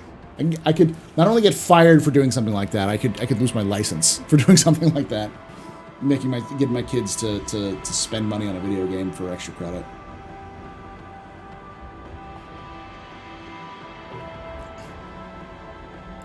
Do picoballs respawn, and what are they worth? They're supposed to be worth a lot, but they're only worth about 100 UEC. I think that's the placeholder for any sales is like 10 or 100 UEC, depending on the size of the item. Because like the relics do not have any price value at all. They're the same thing. They're either 10 or 100 UEC. They're barely anything.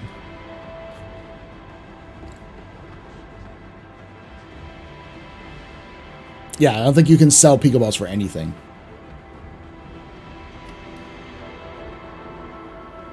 Not anything of value, anyway. Yep.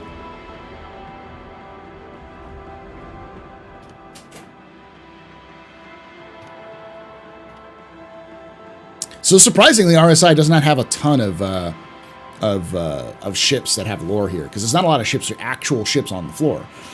If you count variants, they've got a bunch, but most of their ships are in concept still. In fact, I even recorded when I did the recording for the Astro Historian just before I went live. I recorded a whole spiel on the Orion, but the Orion isn't even in the HoloViewer. I think that's up for a kind of concept rework when they do it. Yeah, it definitely does. But funny enough, all of the ships that are in concept, most of RSI's ships are large or capital, and as a result, most of their ships are locked behind concept because they haven't been built yet. The Perseus, the Polaris, the Galaxy, and the Orion, and then the I guess the Apollo's. I mean, it's not. It's still reworked. We've also got the landminer as well. Yeah, but that's not been concept yet. It's also worth remembering that even some of the ships that RSI already has, I would first probably do the concept. See the Connie needing to get 2 decks. Yeah, the Connie, the Manchester is probably fine for what it is. The Aurora definitely needs to get a reconcept or reworked on the inside when it comes in. The Link, come on, get that already.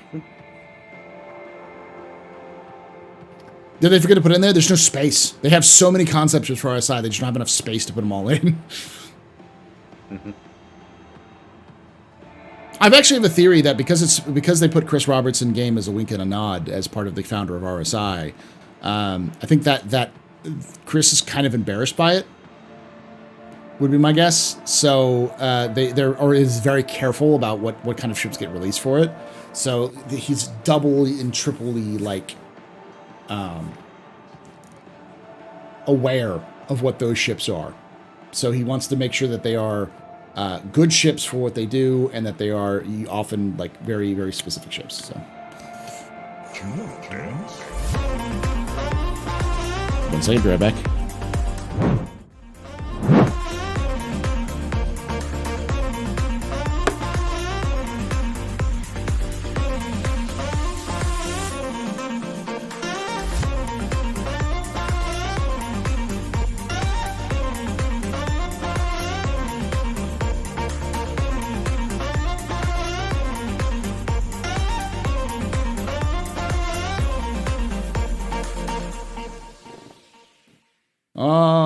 Vertigo, thank you so much for that raid. Welcome everyone from Vertigo Stream. My name is Paul, Berserker01, Batman Shelley, your humble host and space partner here at the AstroPub. Your space partner at the end of Twitch. Sit back, relax, enjoy the show. We got a good one for you. How you doing, Vertigo? We're doing a tour here.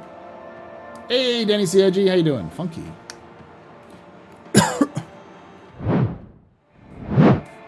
So yeah, we're doing a tour here. So what we're doing is I'm going through the floor of IAE. We're going to look at all of the different ships. We're going to talk about RSI, the company, its history, and then we're going to be doing talk about each ship's lore and the kind of what it does to kind of give people an idea. The lore is going to be not as extensive as I do on the Astro Historian stuff, but it's kind of a cool little thing. An actual floor tour, an actual tour guide. Has the tour started? Not yet. So make sure you get here quicker because we're waiting for Execute, who's on his way here. So. We ran out of gas. It's a hell of a week, my man. It's been a hell of a week. I'm with you there.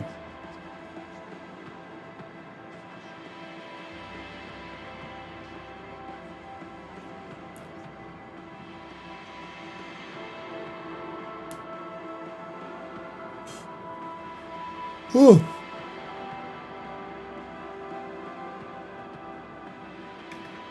The tour is going to start in about 10 to 15 minutes, yo. 10, 15 minutes.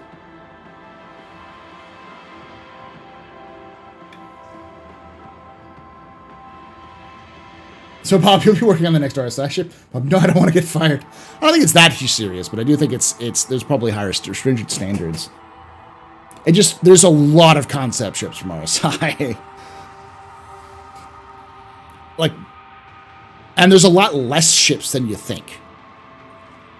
I think the company that has the most ships is Aegis, followed by Anvil, and then maybe MISC, then RSI, and then Origin. I think it's the terms of numbers.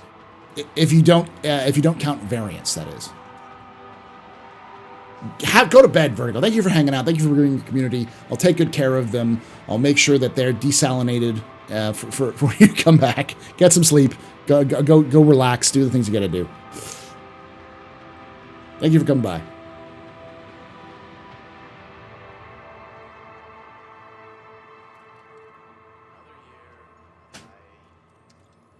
I do like the conversations. I wish they were actually an AI and not like ambient conversations that are part of the audio world, but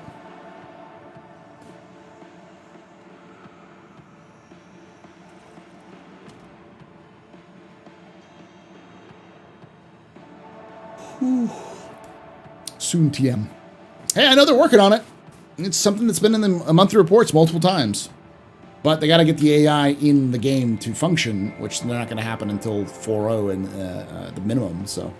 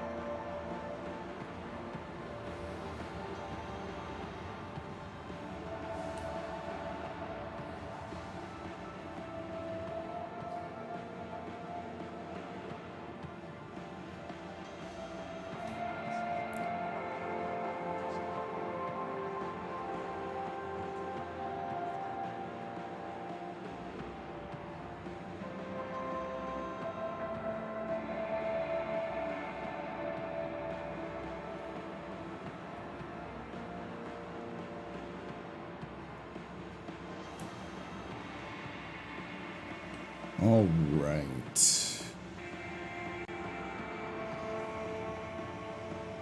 So I take it you saw the RSI Day Jax vid and showing why the Galaxy prototype did not make it to the Santance show? Yes, I did see that. I also know that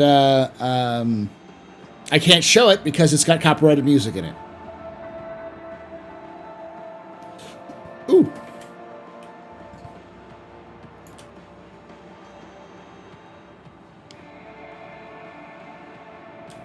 All right, I'm gonna steal that. Thank you.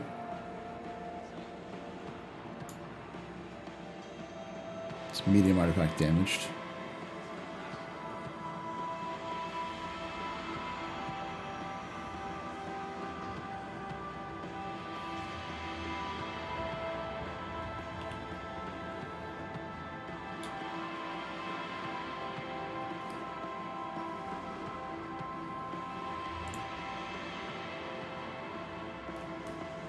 Have you ever found an perfect artifacts? I've never found them. Other people have found pristine artifacts that I have, but and stuff. All right, drive away from the channel, AstroPub. 1 of 7 ads before watching the stream. No, that's Twitch there, Defcon. That's Twitch. I do not control how many pre-roll ads they have. Just that there's pre-roll ads. Because Twitch is insisted upon destroying what the audience that they have. If you want to watch something that doesn't watch the stream without as many of those issues, you can check out the YouTube. YouTube.com/TheAstroPub Lives. There's too. Or use your Twitch Prime now. Yeah, you can do that too.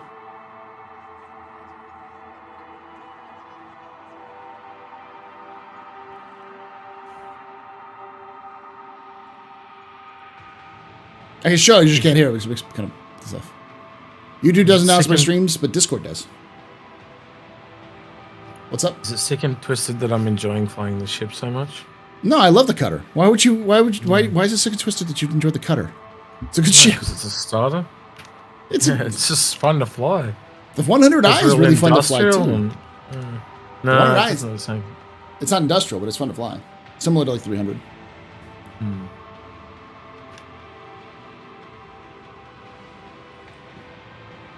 There's an in-law reason for why I didn't go straight to flyable. What didn't go straight to flyable? The Galaxy. The Galaxy, yeah. Too big. So I take that you could be new lore.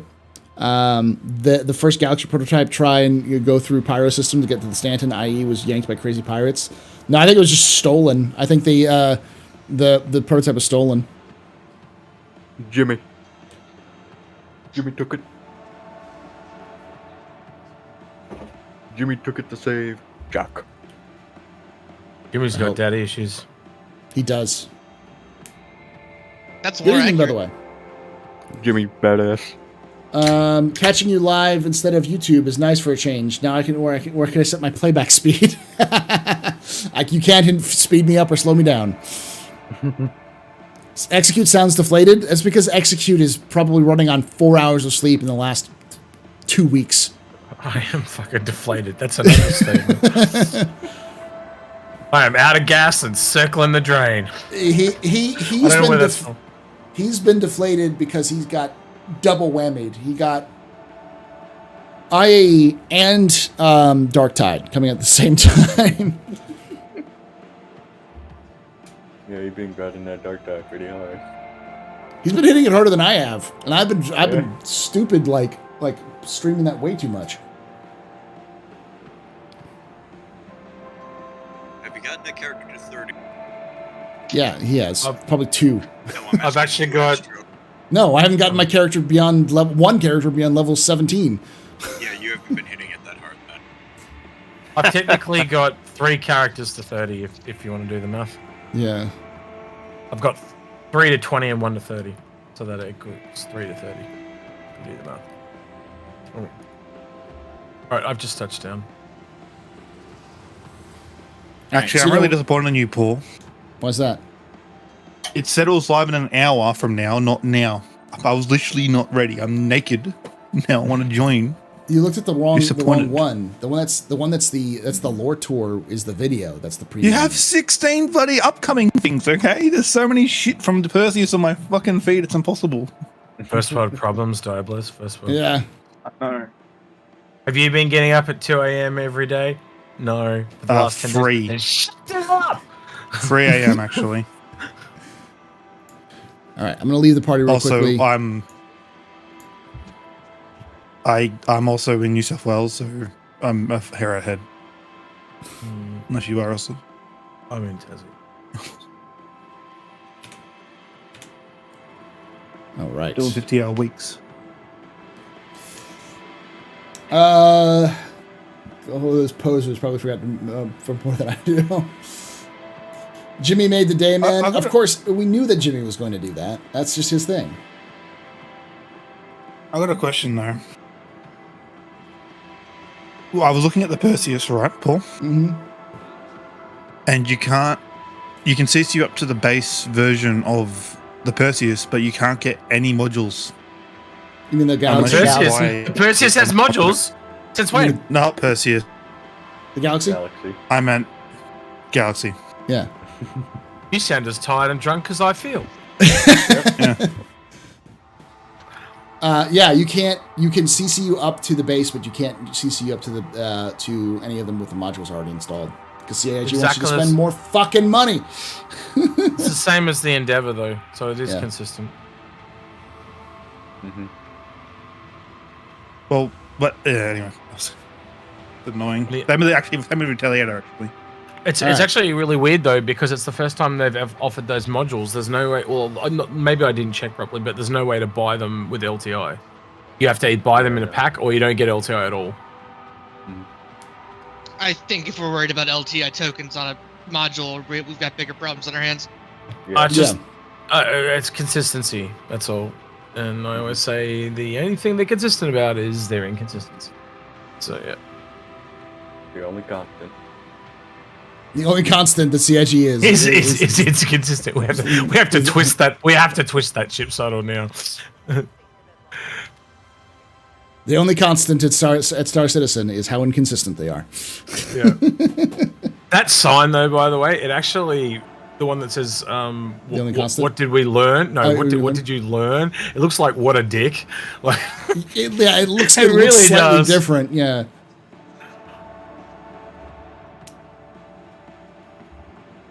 No, I just ran an ad because I don't want to have you all have 7 pre-roll ads. So that's the problem that Twitch is at. They'll either give you 7 pre-roll ads, or you can run your own ads. But if you don't run your own ads, then they'll run pre-roll ads like 30 pre-roll ads. So you have to run the ads constantly in order to stop that. Yeah. While you're waiting for something like meet up and so it's just going to make sense. They're going to kill Twitch doing this shit. They are going to kill Twitch doing this. But, I mean, they're not killing it as fast as Musk is killing Twitter, but they're damn close to it. Damn close. Is it that bad? Is it really? Oh, it's bad. Like, I haven't noticed that much difference on Twitter. It's gotten to the bad. Look at your recommendations. Your recommendations are so broken. And the people who are being recommended to you, which you can't change anymore, through Twitter, you can't, they're just random. It's not even connected to who. You know how many emails I've gotten with Elon Musk tweet getting emailed to me? I'm like, what in God's name? But also, it's not always about whether or not the app's broken. It's about the absolute lack of advertisers on it. Yeah. Well, then apparently their advertisement system's breaking down too on the back end. Yeah. So, and on top of that, you have with the problem with Twitch is that Twitch is probably only a year away from that kind of situation. And the only thing that's keeping Twitch from collapsing is the fact that Twitch has no competition. There is zero competition in this field. YouTube is the closest, but even if you look at the stats, not even close. It's like Twitch is far and away. It's like 75% of all people who enjoy streaming content live like this go to Twitch. It's nuts. All right, I'm in the elevator. What about Mixer? Yeah, what about Mixer? That's a guide. that guy in a year? Which hole am I going to? Apex or Zenith? Apex. Yeah. Like, I get an invite as well, but you can start without me. I'll catch up. I can't invite because I'm left the party, but you can just join me. Yeah. I'm in the server. I just need to get a ship that works. Yeah. It's kind of a situation where Twitter's running into all those problems because he fired 60% of the staff. Naughty. Yeah. Yeah. A lot more than that. Yeah. Also, Debless, don't forget to bring pants. Pants are the opiate of the masses. Don't listen to him. By the way, last year I had zero good to say about Musk, and still look up how lithium batteries are made. Yeah, I know what you're talking about. Paul, you better appreciate it. I dressed up for this. All right. I never dress up for anything. Look how fancy I am. Looking good. Looking very fancy. All right, y'all. Let's get started. I think everyone's here. Let me start with the recording, and the ad should be done, so now we don't have to get interrupted by ads. For those of you who don't know, I'm just going to I record this so that I can edit it down and put it up on Twitter on YouTube later. So if you missed it, so. Well, it's less likely you'll be interrupted by ads. There's no guarantee that it's not going to just randomly decide to throw 7 ads in a row in the middle of the stream, saying, "Hey, the Twitch streamer is taking a break right now." It's like, in fact, the person who mentioned 7 ads was like, there should have been 0 pre-roll ads because an ad had just run. So it's like, okay, whatever. Yeah, they fucked up hard. Yeah. All right. Welcome back to the final day of the floor of IAE. Technically, there's one more, but it's just the best in show, so it's not really that much different from what we've already gathered. But welcome to IAE 2952, the RSI day. I'm live on Twitch and YouTube right now. All these wonderful folks ahead of me. All these folks are here to get a tour. I'm going to show them around the floor, tell them a little bit about RSI and about the ships on the floor, both their lore and what they actually do. If you enjoy this, make sure you hit that subscribe button if you're watching this on YouTube after the fact. If you enjoyed this as well, like the video and make sure you turn the little bell icon. We do these kind of things for every event, IAE, for Invictus, and other stuff like that. So, without any further ado, let's get started. Let's learn a little bit about RSI. So, RSI is the oldest manufacturer in the Star Citizen universe. It is was founded in 2038, I believe. 2036, 2038. So in the 2030s, by Chris Roberts. Not our Chris Roberts in real life, but the Chris Roberts of the Star Citizen universe. He founded the company specifically to compete with the other big space renaissance of the era. Now, that time period is known as the human overpopulation era, where resources were running out, climate change was wrecking the planet, lots of resource wars were happening, and the only thing that the governments of the world really saw as a solution was to exploit space for resources and other things to help them deal with the problems. So Chris Roberts wanted to found a company to help get involved on that, but he didn't really have the capital or the know-how to build in space. So he did other things for a while until in 2070s, he met a man by the name of Dr. Childress. Dr. Childress had a theory based off of quantum particles, which had been captured through very specific means, through things like particle accelerators that had an incredible amount of mass compared to their size. So he wanted to use those particles to create what we know today as an Alcubierre drive, which is just a warp drive. He called it the quantum drive, or the quantum fusion engine is what he called it. So that is the predecessor to all modern quantum drives. Chris Roberts read his dissertation on it, hired him on at RSI to have him build the quantum fusion engine. And he did, it worked, and that changed space travel entirely. It required much less fuel to go much further, much faster than any other time before. Since then, RSI went on to create the atmospheric processor, which is the first way of terraforming. They also created the first commercially available spaceship, the RSI Zeus. They also created the first ship to be able to jump through a jump point and back, which was the X7. All of their ships and their kind of technology is always at the forefront, the cutting edge of modern spaceflight. And they have been a big part of humanity's exploration of the stars since the very beginning. So, with that being said, let's take a look at what's available for RSI, starting over here with the constellation Andromeda. And we're moving, and we're moving. And we're walking. So the constellation Andromeda is the base variant of all of the Connies. All of the Connies are large ships. They're a crew of 3 to 4, and they all have both front pilot seats. They have front pilot seat, 2 co-pilots, 2 gunner seats, and they have a spot in the back for the P-52, the snub fighter from Kruger, which we talked about earlier in the week. It also has this nice big cargo bay that's retractable, can go all the way up. And that's pretty much all this is. It's a utility ship. It's designed to do multiple different roles. It's good at combat. It's got size 4 guns on it. It's pretty good at cargo hauling. It's got 96 SCU. It's got some pretty good fuel tanks, so it can go on exploration. It's okay at pretty much everything it does. It's a very jack of all trades, master of none.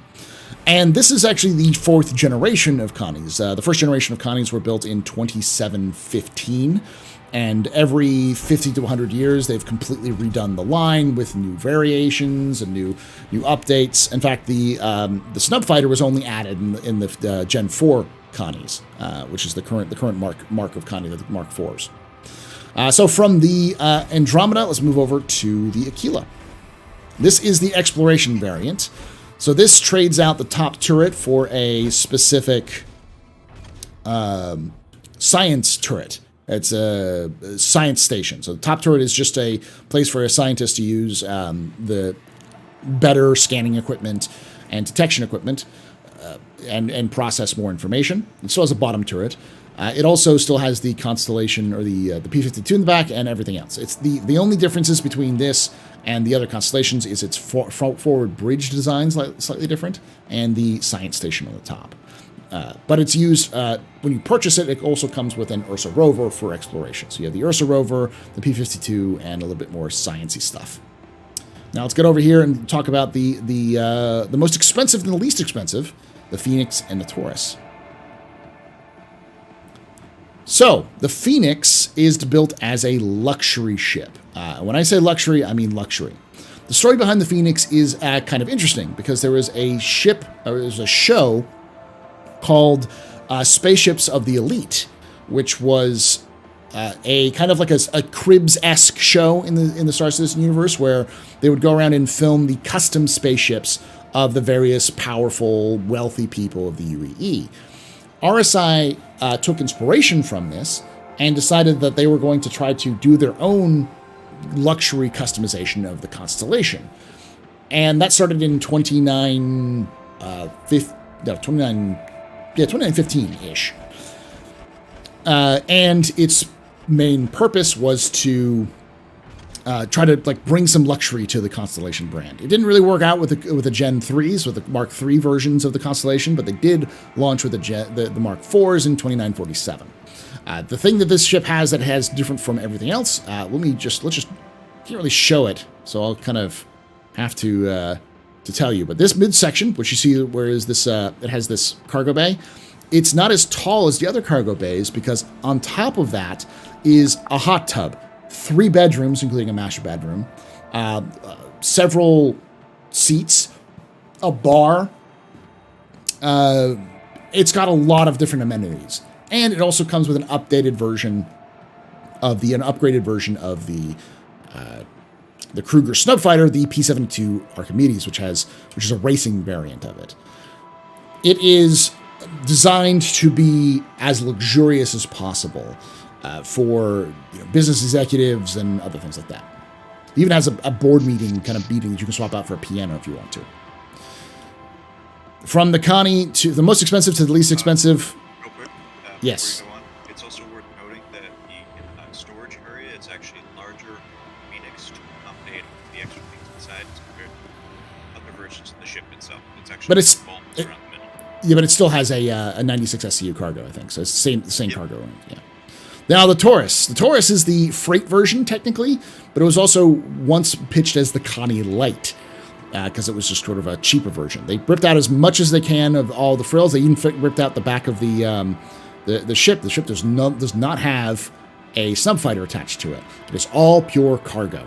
It even doesn't have a bottom turret. This bottom front turret is not a turret, but a tractor beam turret for loading and unloading. It is pure freight, no frills.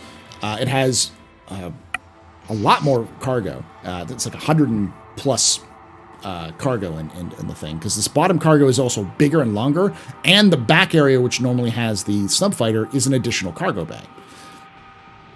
It was first developed in the late 29th century. Had some problems, but what did eventually release with the Gen 3, the Mark III Connies. With the Mark IVs, it got an update to its own standard. It was slightly different from the rest of them. From the constellations, let's go look at some of the more newer options, starting with the Mantis.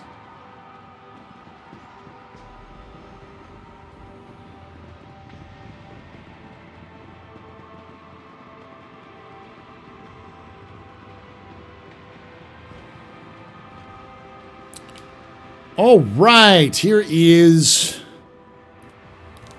the Mantis. So the Mantis is the QED, or the Quantum Enforcement Device ship. That's pretty much all it is. It's a flying QED. The QED does 2 different things. It can do both you can kind of see it a little bit here, where these rotating circles creates the interruption. What the QED does is rip ships out of quantum, and it can also prevent quantum ships from quantuming away by blocking them.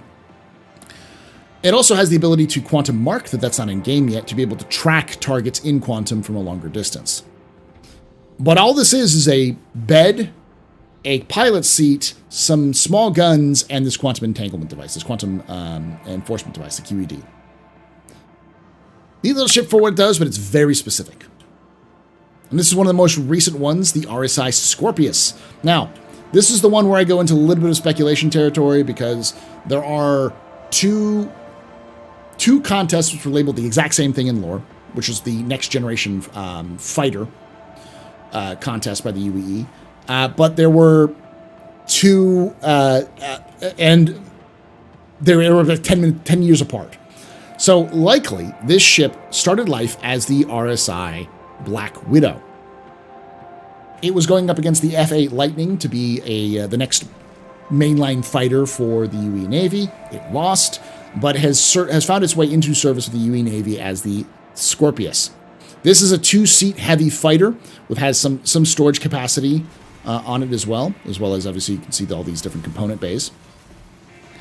It has 16, I believe, size 2 missiles, and it has 8 size 3 weapon hardpoints, with the back remote turret being operated by the second gunner seat. It also has this unique rail system, which allows that turret to spin around and come underneath the ship over here, so we can fire behind the ship rather than in front. And as it's landed, it has this nice kind of like almost seed-like collapsing. So it becomes very long, but it becomes very compact in comparison. And when it's flying, these wings spread out into an X shape. It's very, very much like the X-wing of Star Citizen. It's pretty rugged, heavy fighter, pretty fast for what it does. It's a big popular ship for a lot of people in the verse.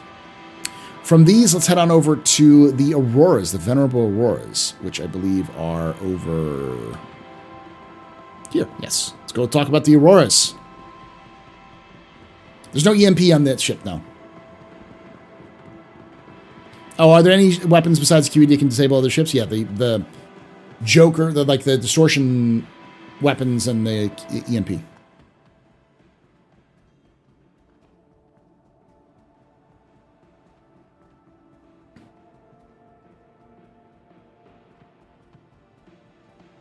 All right, we're walking, we're going, we're going to keep up the pace. Paul, is there Yes? any other ships in lore besides the blue that you expect to get the QED? Probably, or at least maybe some ships that might end up getting. There may be some ships that end up getting it that are new ships that we haven't seen yet, but we'll see how it works. All right, welcome to the Aurora line. So the Aurora is one of those ships that is very, very iconic with RSI, but there's not a lot of information about its lore. It's hinted at here and there. The RSI Starbright, which we know at first references is 2587, is seen as the spiritual successor of the Aurora, but the Aurora name has been around in RSI for centuries, possibly since around the same time as shortly after the Zeus was launched. So the Aurora is your bog standard starter ship. They're dime a dozen in the universe because they are easy to fly, cheap to maintain, and incredibly cheap to buy in game. So most people's first starter ship will be an Aurora. With that being said, the Aurora has multiple different variations on the same design. This itself is the Legionnaire, which is the combat version. It has, I believe, a slightly bigger missile hardpoint and slightly bigger turret hardpoints on the wings, and it also comes with guns on the wings, as well as the front-facing guns. And I think it has a slightly upgraded stock shield. It doesn't have a bigger shield or anything like that. Just the shield that it comes with is slightly better. And I crashed. Nope. Yeah. I'll be right back.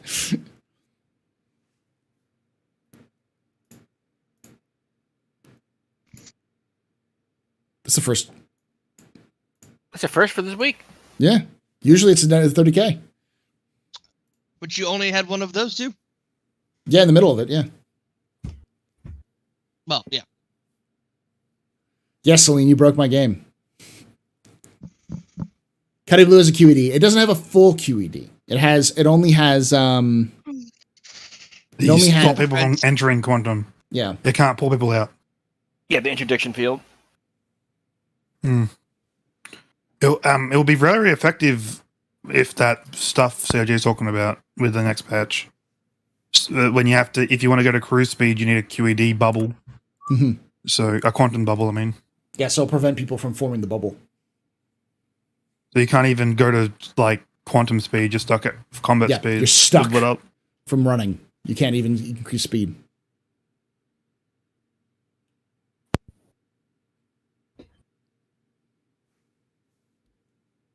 I should be able to just enter the universe and should be able to go in the same place I was. That's definitely Jimmy in the latest one. It is 100% Jimmy, not Jimmy's pirate cousin. He just got all armored up with guns and went to go save Jax. I do like how the ADP gear looks on him though. Yeah. It's your favorite armor suit, so I know. Oh, Jimmy got all roided out to go save his buddy. Mm-hmm. I was gonna say Jimmy is secretly a retired UE Marine. Yes. Yep. So you're saying I will say, Jimmy was using a shotgun in that engagement at range. Yes, at I'm range. Disappointed. But he was shooting. He couldn't even hold it right. He was going backwards. He was just going backwards. He couldn't even carry it around. You're saying you won't be able to go into you won't be able to go into cruise speed. You'll need a quantum bubble to achieve this. I believe so. Nope. I didn't go back into where I was before. Let's see if I'm in the same. You're a Microtech. That's a Microtech. Yeah, but am I in the same building? Am I in the same server? Is the question. No, you're not. No. Okay, let me leave and join your servers. Jimmy is the. You should have joined on our server, Paul. If you joined on our server, it might have saved you. Well, the thing is if it should have remembered me crashing and tried to let me in, so I just started to It does, but it won't remember which server you're on. So it's weird. Yeah.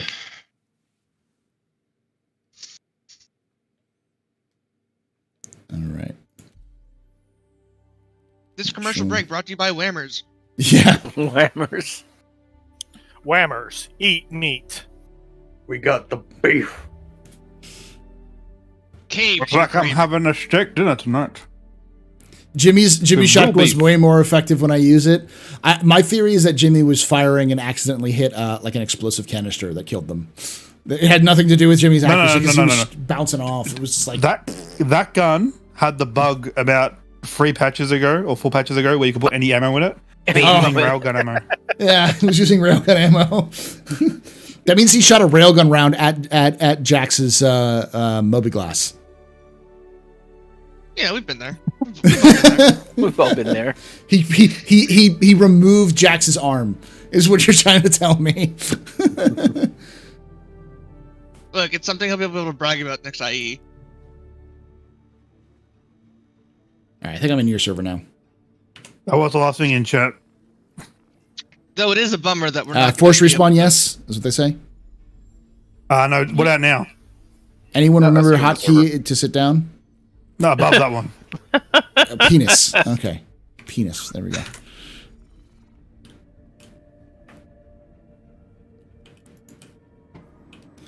So lore-wise, you need a bubble in order to achieve speeds above SCM, even if I figure you just need the bubble to achieve the level of fractional speeds of C. Lore-wise, I have no idea, because they haven't come out with a lore for this new stuff yet. Mechanic-wise, you will probably not be able to go up to your maximum speed because it's using partial bubble formation. Yes, and it also uses your Well, okay, you have to remember in Star Citizen, you're actually at 1/6 scale, so any speed you're going is actually 6 times faster technically. Yeah, if you're using that logic, yeah. It's hard. Everything throws off when they start putting scale in multiple types of scale. Well, the reality is that Star Citizen, whenever I hear someone say that's not realistic, it means you're going super slow. It's like, yeah, because it's Star Citizen. Like, you're not gonna have space fighters in real life, so that would certainly make QEDs much more dangerous. Yes. Preventing you from leaving to so yeah, if you get caught your pants down at a space, if you're refueling your cargo hold on a ground location, and you take off, and then a QED comes out when you're in atmosphere, and you're just stuck. You're literally screwed. You're going minimum speed.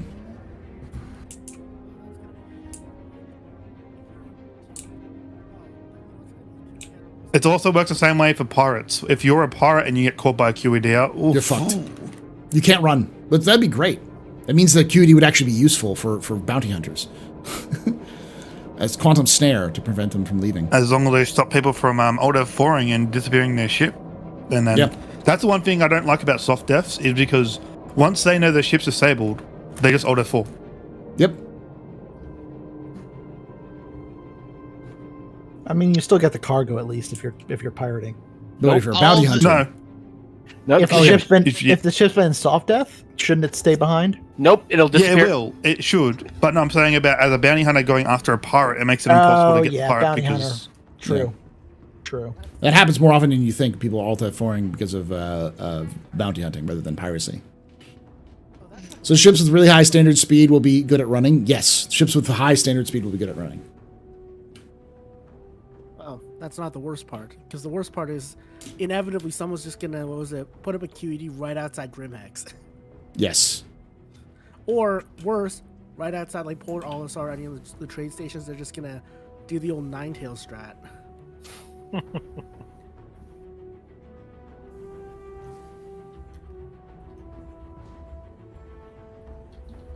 Yeah, the Mantis is fast for QEDs. Very fast. Yeah, if you have the Mantis, you need friends. Yes.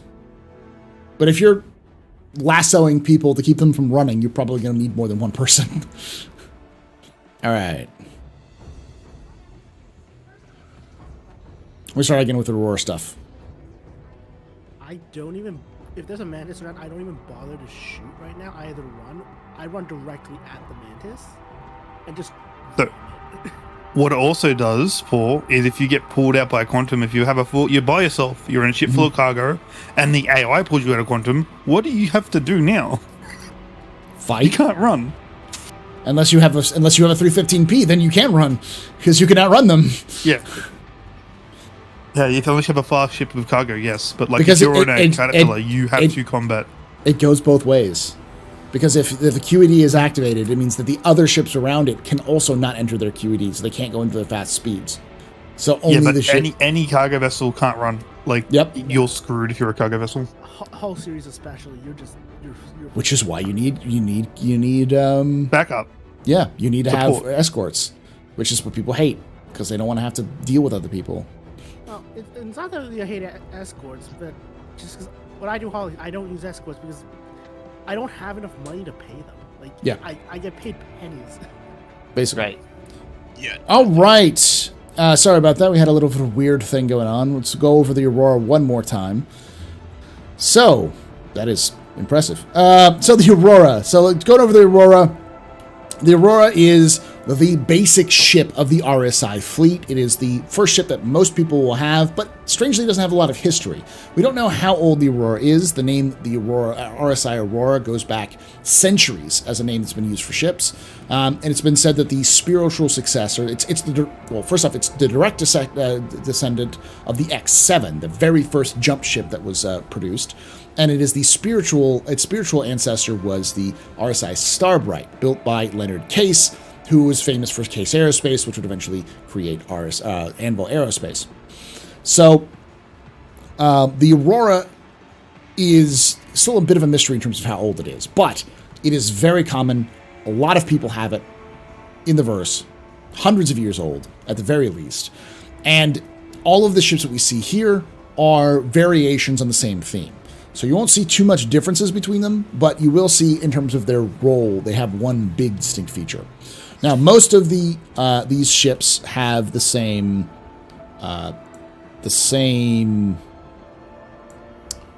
loadout.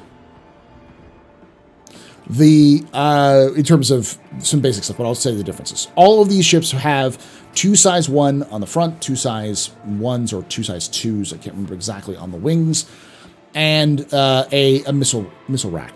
And they all have at least 3 SCU of cargo. This is the LN. This is the combat variant. It has, I believe, 3 SCU of cargo. It has slightly better articulated guns on the sides, on the wings, and it has slightly better missile launcher with a slightly upgraded basic shield. Same size shield, size 1, but it has a slightly better stock standard.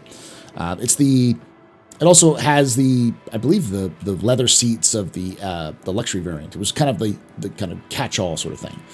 And I think it can carry up to 6 SCU of cargo if you have the right cargo box, but it comes with an S3 SCU of cargo.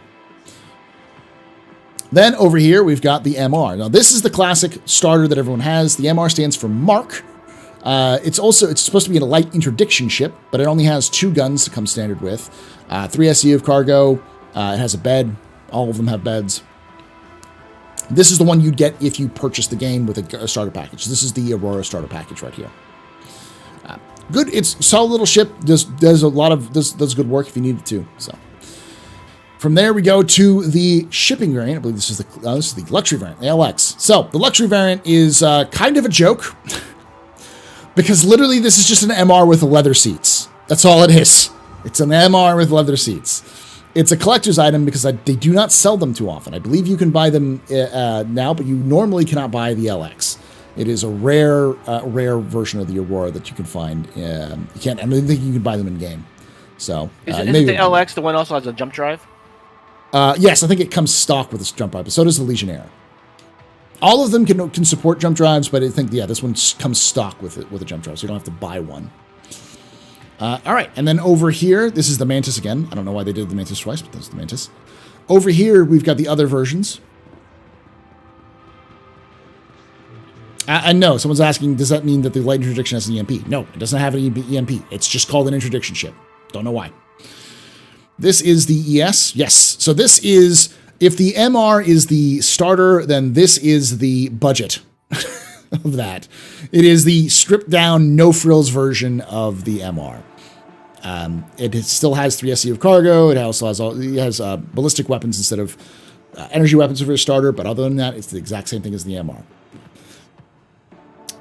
Then we have the CL, which is the light freight version. This actually comes standard with 6 SCU of cargo, making it a little bit more efficient. This kind of a bigger area for, comes with a bigger cargo box. All of them have, instead of a regular cargo, they have like a back box that they can load onto, which isn't quite into the game yet. But other than that, it is the same thing as the standard Aurora. So we call them variants, though they're really more like different versions of the same thing in the sense that they all have, there's no real major difference between each one of them, just what they come stock with. But yeah, this is probably your first ship in Star Citizen if you're playing the game. From here, let's move on to the concept ships, the ships that have yet to release, and the one RSI ground vehicle that exists. Come thing. Oh, so the cargo's not working? The cargo works, but it's just you don't have the exterior cargo, like open it up and examine it like you can the Mustang Alpha. Sorry, what was that? In lore, is there any other ground vehicles by RSI, or is it just... The Lynx? Okay. But that's not in game yet, and they haven't even sold the concept of it. There's probably multiple RSI ground vehicles that exist. RSI makes fucking underwear. They make everything. So I'm sure they make more ground vehicles. It's just they don't have a lot that are in game yet. Did they ever say how they got to such market diversity, or is it because? Just because they basically controlled all of space travel for a long time. They owned the rights to warp drives, so and to jump drives, and to terraforming. Like they own. What's that? Military, yeah, and they made most of the early military ships too. They just made fuck tons. Yeah, it doesn't have the store all boxes. Is what I'm trying to say. Yeah. All right.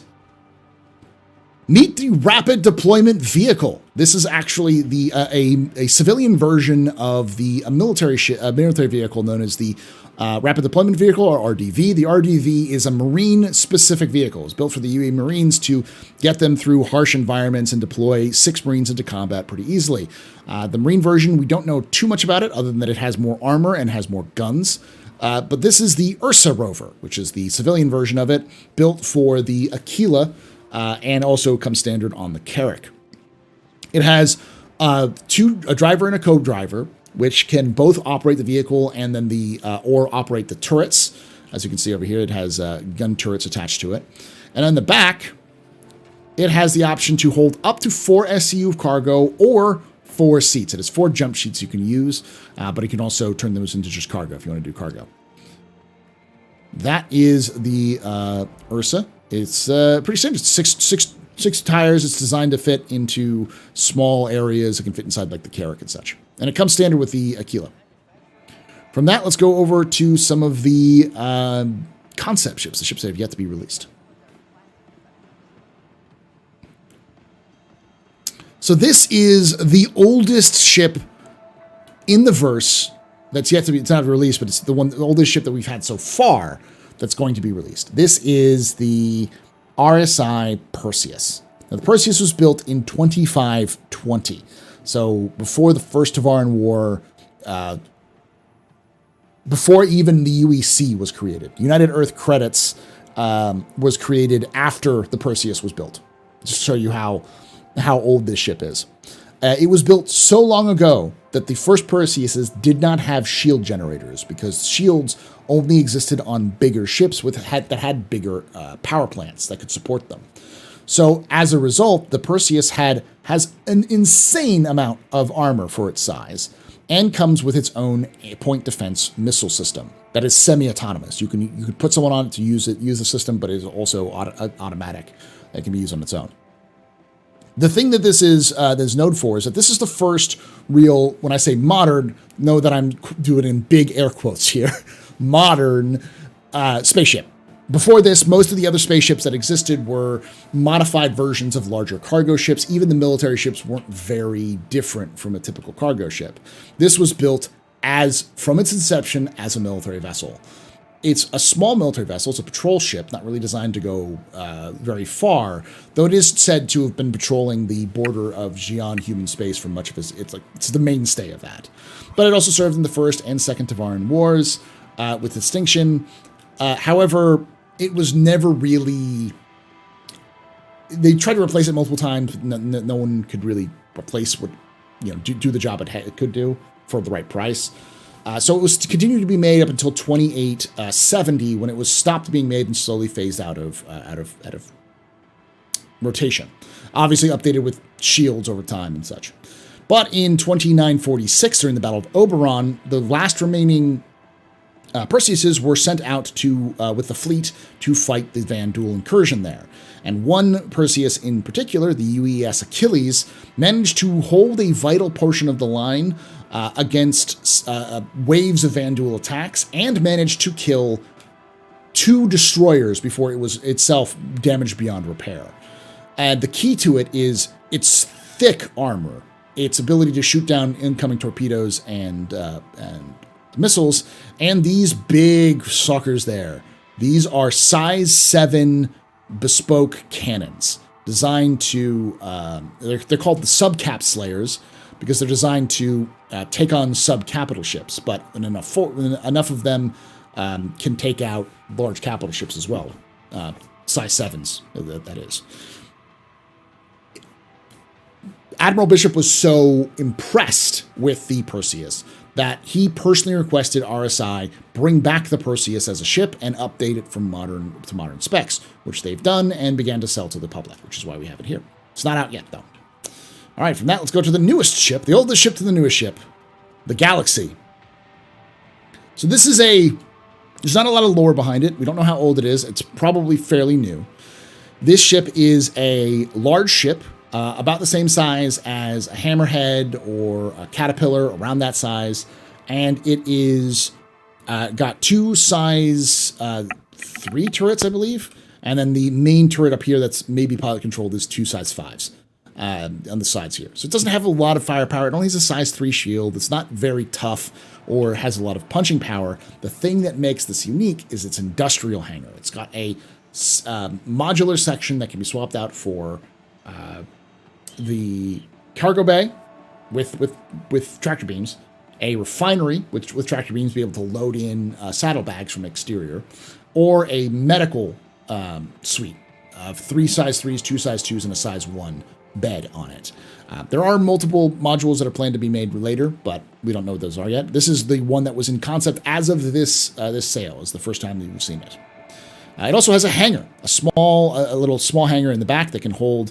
It's up. We don't know exactly, but we know at least in the concept images it can hold a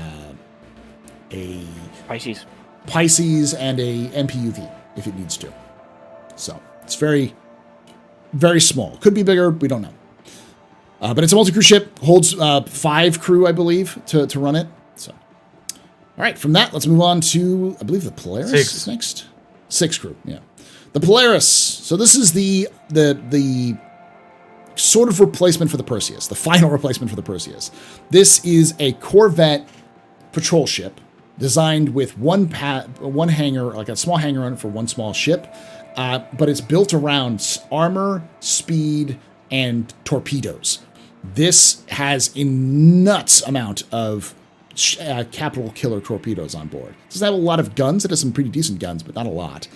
And its main purpose is to replace the Perseus and, to a degree, the Idris, because it could be served as a long-range scout as well as a patrol ship for around the borders, and is built, again, to deal with the Van Duel.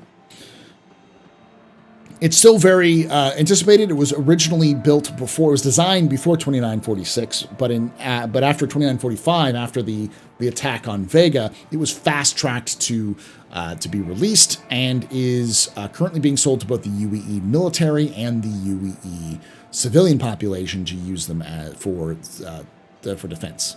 So that's the Polaris. Then we have the Apollo. Now, the Apollo is 200 years old. The original Apollo was in the 28th century sometime. This is a medical ship. It is designed as a medical evac, patrol, ambulance. It can serve many different roles, but it is mostly a kind of like a battlefield frontline ship designed kind of like a MASH unit. It has two variants. One of them is just the standard version, and I believe then there's I can't remember the second one. Is it the medevac? Is the second one? And triage. The triage says the medevac is the one that's important because the medevac has extra armor and extra missiles, but it's also inspired by a movie, Astromedics. Astromedics had at least 6 movies in the verse, starting in 2905 up to 2915, 2917, and it had one video game that was based off of it. A pretty popular action series that people enjoyed, and it was the inspiration behind the medevacs being created. Because the medevac is supposed to be based off of the Apollo that they were using in the movie. The Apollo they're using in the movie is fictional. It's not a real Apollo, but so they added extra things that the Apollo didn't actually have. It's kind of like a medical drama action series sort of stuff. But in 2946, that's when the medevac was released, and the brand new version of the Apollo was released. It has 2 medical bays. Those medical bays are modular. It means you can swap them out for different things. They can each bay can have either 3 tier 3 beds, 2 tier 2 beds, or 1 tier 1 bed, and you can swap them out on the fly. So you can change them out to whatever configuration you need for what it does. 2 tier 2s, 2 tier 1s, 1 tier 2, 1 tier 3, 1 tier 1, 1 tier 2, whatever you want, kind of combination to make it work. And that's its real like genius. It's really where it shines, is being able to be flexible for whatever you need it to do in terms of medical. It also has drones, which work as gurneys, which can go out into hazardous environments, gather up injured people, take them back into the ship, and then get them to the medical help they need. It also has something called like the custom shock system, which is designed to be more stable in what flies, so you don't get jostled around while you're trying to perform surgery. And that is the Apollo. All right. And that is all the ships on the RSI floor. Thank you for joining us. Thank you for all these wonderful folks here who've joined us for this tour. And thank you for those of you who are watching this after the fact on YouTube. Make sure to remember to subscribe, like, hit the bell icon. Thank you, Diabolus. And we do this stuff, like I said, we do this every major event to kind of come in, join us live at twitch.tv/TheAstroPub, youtube.com/TheAstroPub live. Yeah, and like I say every time, hope to see you someday in the black.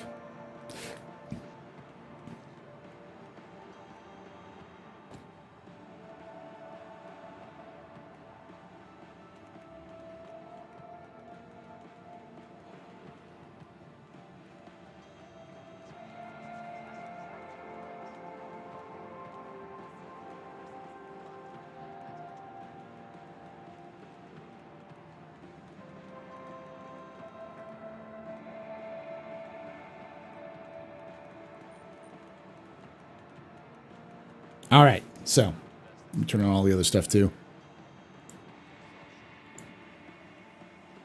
Thank you for joining us. Thanks for the tour, Ball. Yeah, I'm gonna pop off here in a few minutes, and we'll just kind of hang out and talk IAE before Captain's Table, because Captain's Table is gonna happen in about an hour and a half, so not enough to do like Dark Tide. I guess I could pop over, but I'd rather just kind of hang out. How you doing, Nebsley? Ed Vasquez. But you will be doing Dark Tide later today, this evening? Probably not. I've got family still here, so I'm gonna hang out with them for a bit. Gotcha. But I'll probably fuck your family and play the game. I'll probably be doing some Dark Tide Sunday though. We'll see. Okay. Let's see. Answer some of these questions. Question is the RSI Polaris is out of concept phase. I believe it's gotten reconcepted or is more solid. We know more about it. We'll know more about it on Thursday too. You want the RDV now? I'd love to see the RDV, especially with the militia mobilization initiative. If we got something that was the RDV, but it's just like a bigger version of the like a thick version of the Ursa, I'd be great with that. Also, I've always had a theory that there's going to be an Ursa ambulance of some kind, similar to the C8R, but an Ursa, which makes sense as well. How does 6 SCU work? Store all boxes. So instead of having 3 SCU, they basically have a bigger, longer tube rather than the smaller tube. It kind of sticks out the back of the Aurora. Comes with FN radio too. Got a fat ass. It's got a fat ass. It's thick. Just done playing some D&D. Gonna play my first session of Shadow of the Demon Lord pretty quickly. They'll try out the system. Hope yours do well. Yeah, doing well. RSI Rhino troop vehicle. Well, it would be called the RDV, or the Rapid Deployment Vehicle, which is what the Marines use. That's the name of it. It makes sense. It would be called the Rhino versus the Bear, because that's what Ursa is. If the Rhino isn't just a giant 2-treaded vehicle with a tiny machine gun on top, it'd be sad.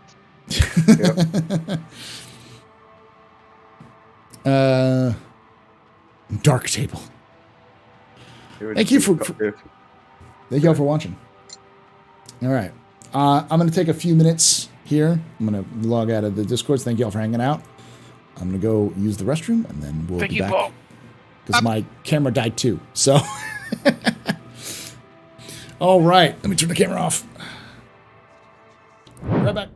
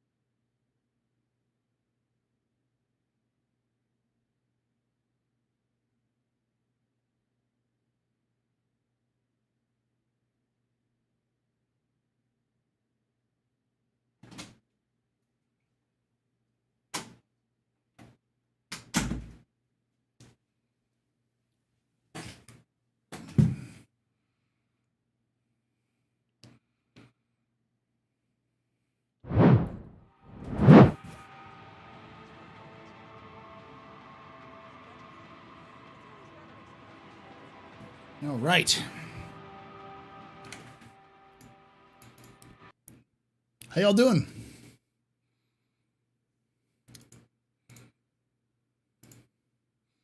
Shut that down. Shut it all down.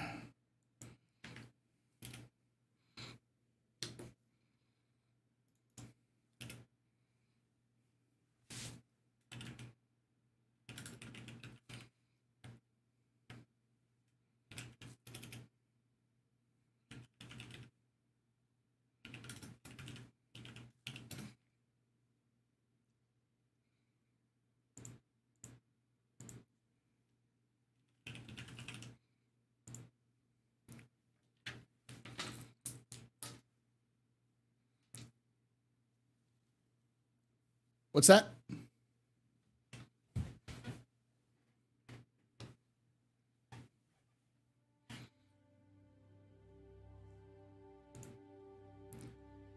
All right, so for those of you who are watching us on YouTube, I'm going to have to end the stream when we start getting set up.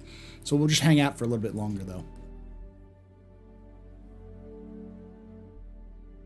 It's Captain Stable time. We already did the tour. I had to do it a little earlier because if I started the tour right now, what I normally would, I wouldn't get done until like right as the Captain's Table started.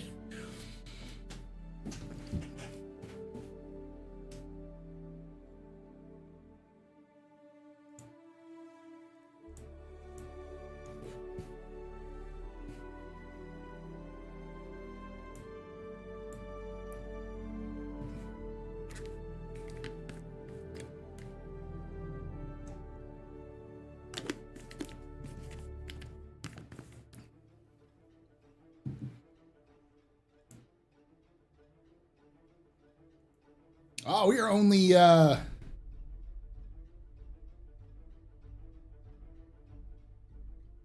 only 108 people followers away from 16K followers on Twitch. It's pretty cool.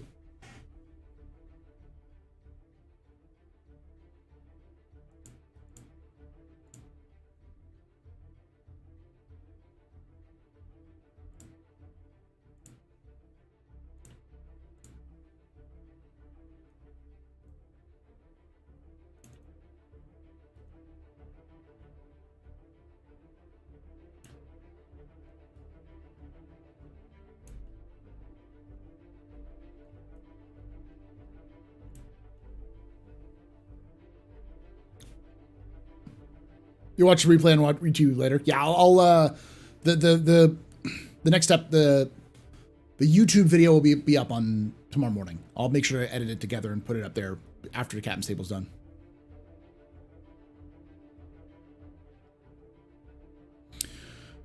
The show, would you talk about the Galaxy? We're going to talk about the Galaxy. Me and Tree are going to have different ideas on that, though.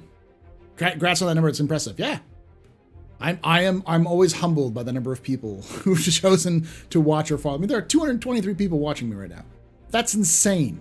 That's a nuts number of people.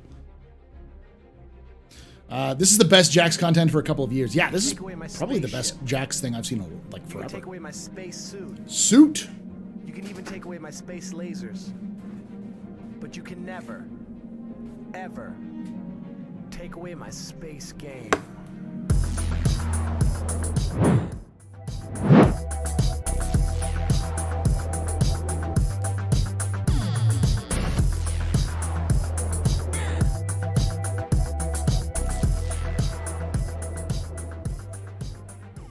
M Walker 300 just resubscribed for 2 months. Really enjoy your streams and videos, both AstroPub and the Historian. Thank you so much for 2 months of support there. I'm Walker. You are a very important pumper, very impressive pisser, very pedestrian. This is your fault. You're the reason why I'm drinking night. Shots and cheers and chat, y'all. Cheers and cheers.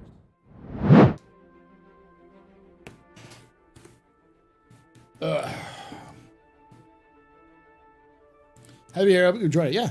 Yes, you did miss the RSI cricket farm, sadly. You're very intended to watch. Glad. Thank you. I'll take that as a compliment.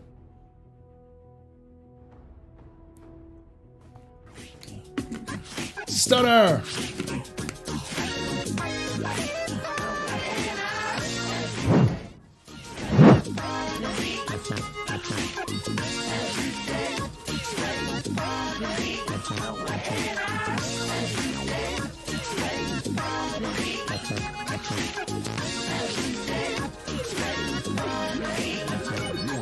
Mount_Stunner just gifted 5 subs. Thank you much, Mount Stunner, for giving those subs. Vapinator, OC Skin, Santis, Heatstroker, and Godless Dane. You are all very important puppers, very impressive pistols, very new pedestrians. Brewery module for the Galaxy. Would you buy it? No. Because if they made a brewery module for the Galaxy, they'd make a brewery ship. I'd just buy the ship. I feel like the Galaxy will be incredible for some people and useless for most. I don't have a medical or cargo ship, so this was a no-brainer. Yeah, I mean, if you want something that can switch between both, it's pretty easy.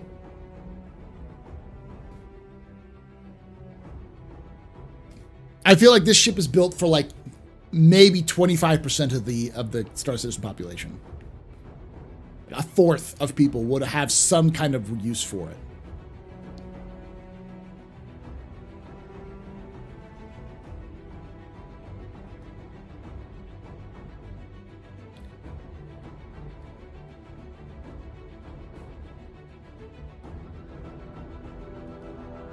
Let me look at the stats between it. Let's take a look at it, by the way, because I still have it up.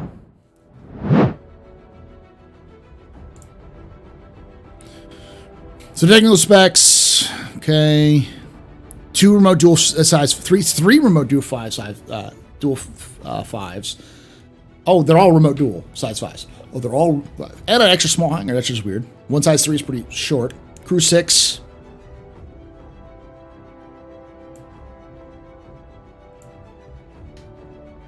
Foredeck, after deck, weapons.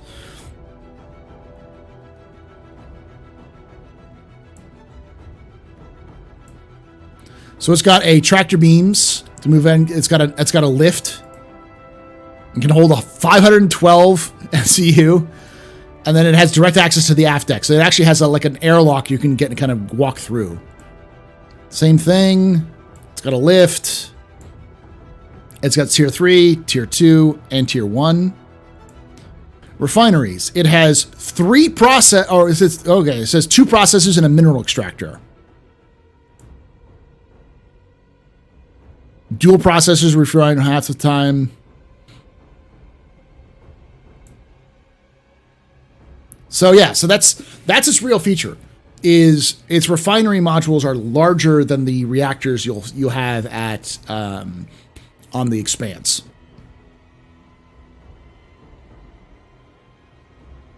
So those of you who are wondering, the Expanse would fit into this section. like that. Those refineries, these refineries themselves are about the same size as an Expanse.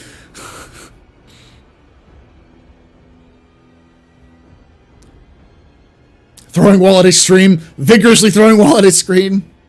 The thing I found is interesting is that this, aside from the BMM, this is the first ship with an interior bay that showed use of the 32 SCU cargo containers with the ceiling tractor beams. Yes, that's because they're probably going to be using them more often. They have not abandoned the 32 SCU cargo or the different size of cargos. They just need tractor beams to work for them to start using them. Throw 2 expenses in there. I don't know if you can.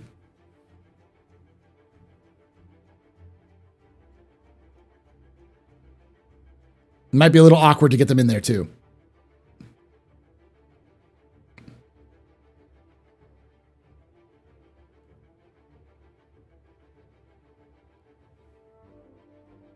The Expanse is so the thing to understand about the Expanse is that the Expanse is designed specifically with solo mining in mind. It's designed for small refining, but it's a small ship. You were never going to refine the sheer volume of quantity that you would be able to with say like a station refinery. Though it's going to be faster because you'll be able to control it yourself. Same thing will happen with this. This will probably be faster than a station miner, but it's bigger. And it has an exterior hangar, which can also store cargo. So you can have, not only can you like, because this is an extra small, you could almost inside, you could do this. This is nuts. You could land a hull A in the back if it's an extra small. Load up a whole A with all of your process stuff and send it out while you're working on it. You wouldn't have to leave. You wouldn't have to take your expanse and take it back to a place to expense. You could go ship it out somewhere else. If it stays the same as an extra small hangar. Even if it doesn't stay the same as an extra small hangar. If it's slightly... let me do this real quickly because this is screwing me up. My camera's super pale. No, I'm not that pale. Configure video. That's because it reset that, of course.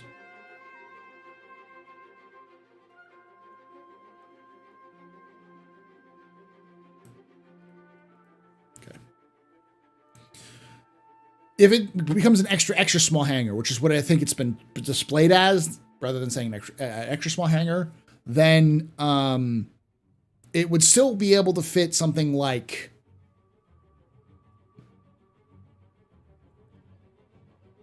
I was going to say like a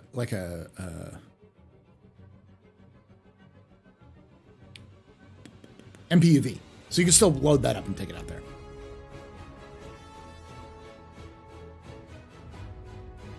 Like a Pisces, yeah. MPUV too. You really like that ship? You can buy it in game. AstroPub, the one thing they don't say is how much SCUs of refined material can Galaxy hold with the refining module.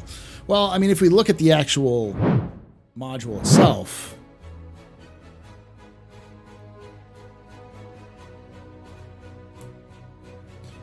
all of this area here is free space, so it can hold all that area worth of refining, and this area back here, which is the hangar, can also hold extra stuff if you need to.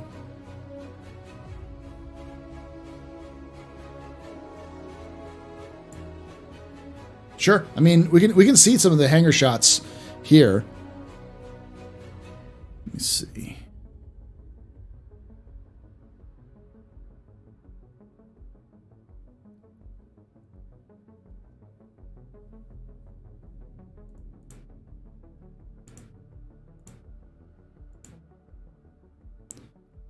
So yeah, it looks like it's big enough for the just barely big enough for the Pisces. It looks like it just fits in our Argo MPUV. Yeah, they're just on the RSI site. You can go to the Galaxy's sale page. Yeah, that looks extra small.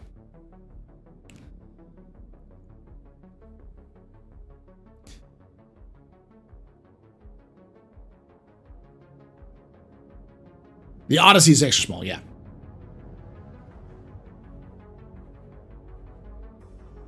It's all about where that hangar fits. Yes, that's true. I think you could probably load sideways. You might be able to load in because it's tall. That's usually the problem, is that the height is the issue. I think you could probably load a hull A into that and load it up. Not necessarily carry it, but you could definitely fly it into the hangar. Unloaded, expand it, load it up, and then fly it out.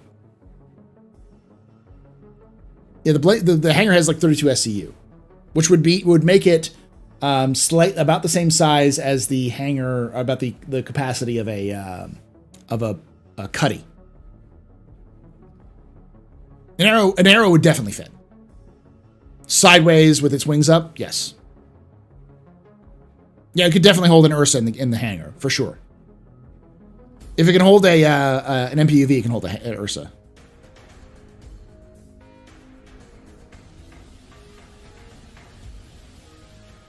I think you could probably fit a Scorpius in there. In landing mode, yeah. Sideways.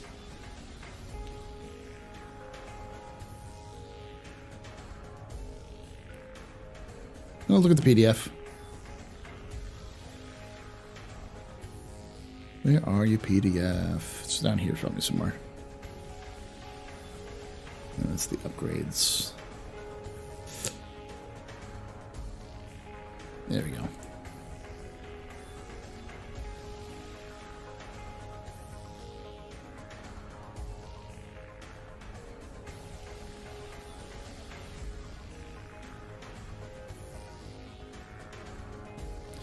It's 64 SCU base. So that's pretty big. That's a lot of SCU. So without any components, it's 64.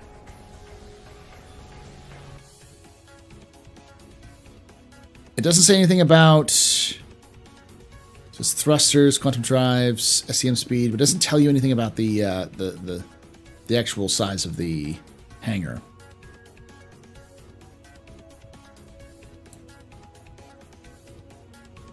Yes, it does. It has a ramp that goes down like the Connies that you can then load in.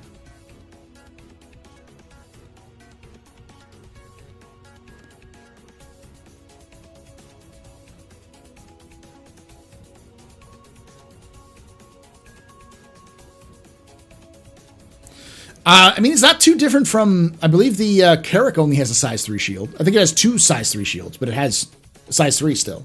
The Carrack is pretty beefy.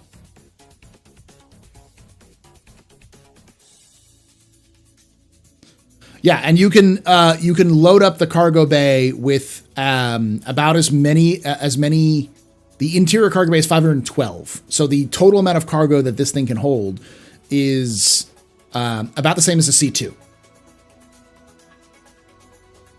So in theory, you could probably load in ships through that ramp if it was big enough to fit. Yeah. But this is the 64 is the base it has. So it's 587 SCU, which is bigger than the C2, because the C2 is only like 560 or something like that. Well, we don't know if it's worse for vehicles because that elevator that it comes with could be big enough to fit an Ursa, or big enough to fit a like an Atlas or a Tonk, a Nova. Oh, it's 696. Am I thinking the M2 or the A2 is the 500?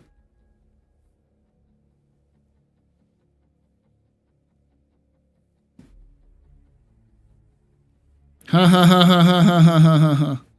Very funny, Robert. I haven't heard that 1,000 times before.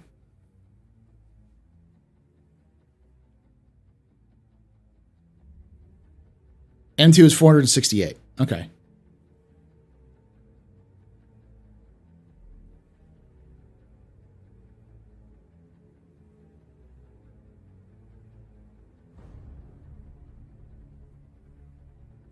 It's the M2, yeah. So it's bigger than the M2, smaller than the C2. Which again makes no sense with the M2. I don't know why the M2 is smaller, even though the M2 has the exact same space as the C2. Just armored, I guess.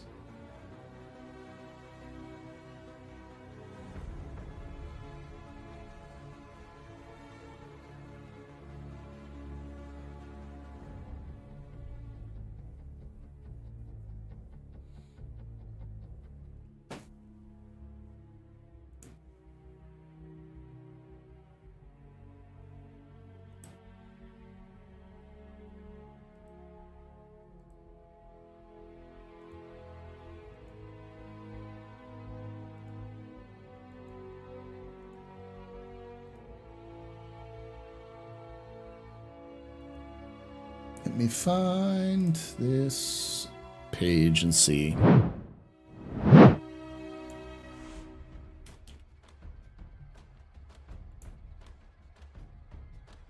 Yeah, no, the M2 actually has, according to this, it has only 522 SCU.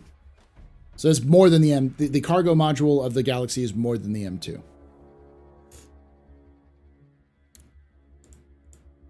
And the A2 has 216 SCU. And the C2 has 696. So yeah.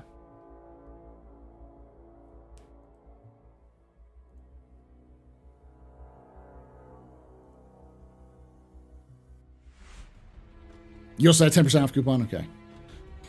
What's the Galaxy competing with? The Caterpillar and the 600i? The M2, the Caterpillar, the 600i, but it's also modular. So it can also do other things. Don't let your dreams be dreams. It does do vehicles so well. But the thing is that the Herc is designed to drop off those those vehicles directly onto the front lines of a battlefield. The Odyssey is designed to just transport them, which is fine. Not the Odyssey, the Galaxy. Question, is the Galaxy a mid-tier refining ship or would be another dedicated ship? I'd imagine there'd be a more dedicated ship the same size, which would be a little bit better. We already have the kind of starter. We need to have, this is probably an alternative to that, but I'm assuming that if you get a dedicated one, it would be better. We just don't know yet.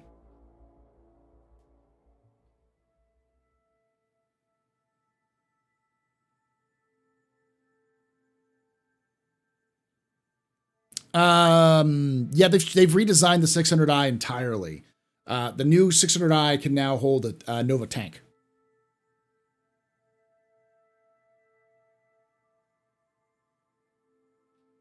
What you're hearing in the background? No. What you're hearing in the background is Star Citizen's melody. Turn it up for you. This is all Star Citizen music.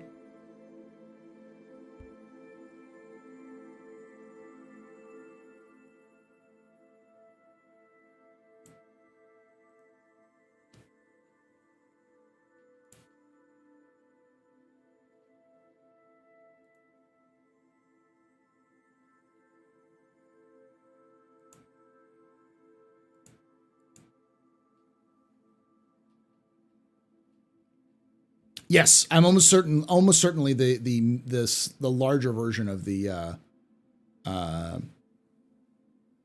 one between the Prospector or the Mole and the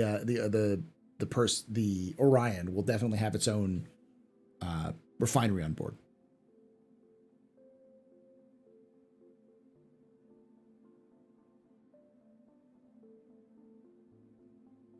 How many SCUs is the Tonk? That's a good question.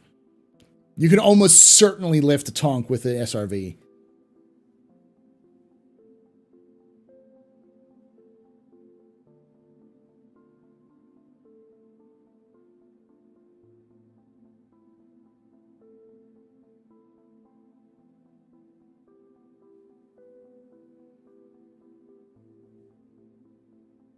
How you doing, Fizzle? So, what is your overall takeaway from this IAE?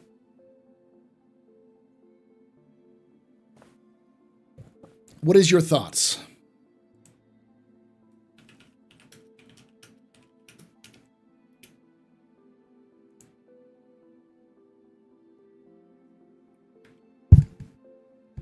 Get my microphone. Here we go. It was about as expected. Noob question. If I buy a ship in game and keep it after the wipe, yes, you will. Anything you buy, not in game. If you buy it after, if you buy it with real cash, you keep it. Not if you buy it in game right now. So it looks like we got about 13 million versus 20 million. We haven't quite got there yet because they haven't updated the time yet. This is the CCU game that has these kind of factors.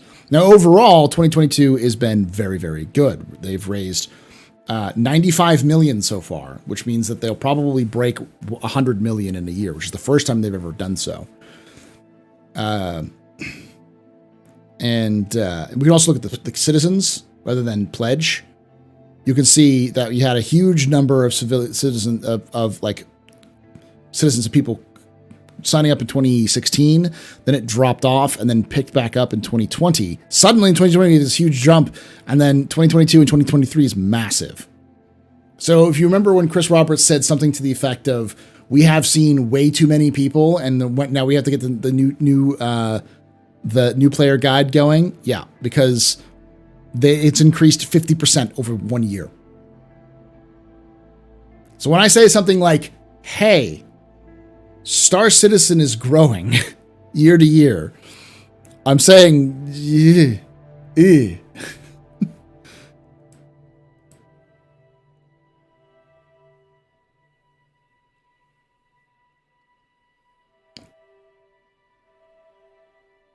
From a sales standpoint, I feel like they stick with more realistic ships compared to they used to be. Yes. Oh, yeah. I feel like they've definitely kind of decline it. Question, will they wipe at 318? Yes, they will be wiping at 318, and I would expect to wipe at 4.0, but we don't know. CIG doesn't want to wipe at 4.0, but...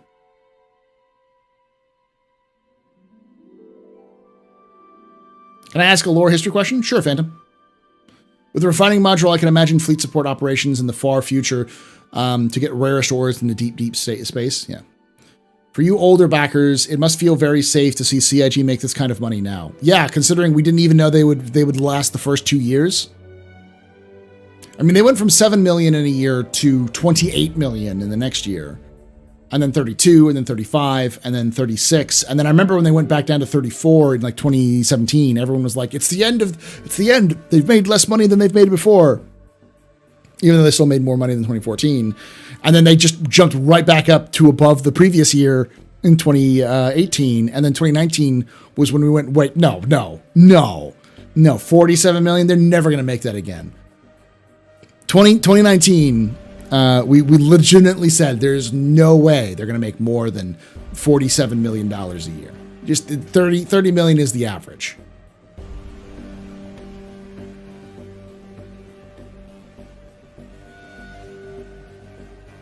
People were calling for the end of CIG in 2016.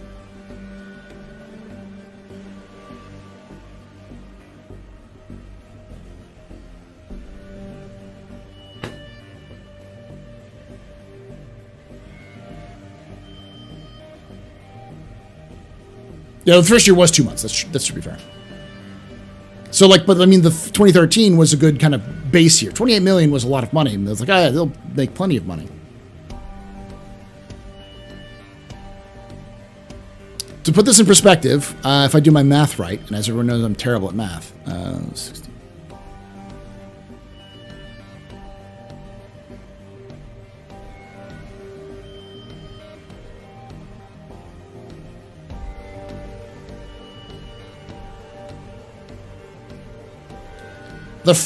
We've made more money. Star Citizens made more money this year than they made in the first 4 years of funding.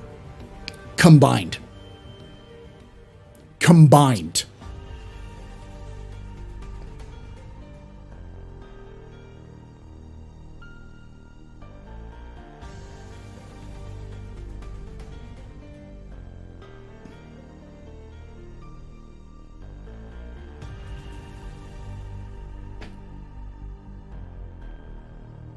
Yeah, it's the CCU game.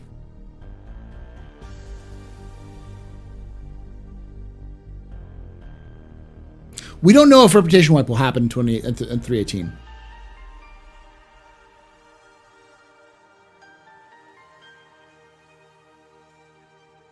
Yeah, you can find it here. ccugame.app/Star Citizen Funding. You can find it here.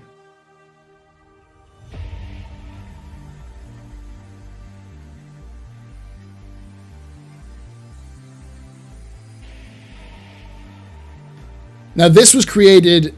There is another tracker that's run by Fastcart and a bunch of other people. I think Relum is another person who does that. Who also does the wiki. They track this stuff manually rather than through the way we do it here, and they do it here. I have nothing. I do not know who owns the CCU game, but they've all done the same kind of math. So.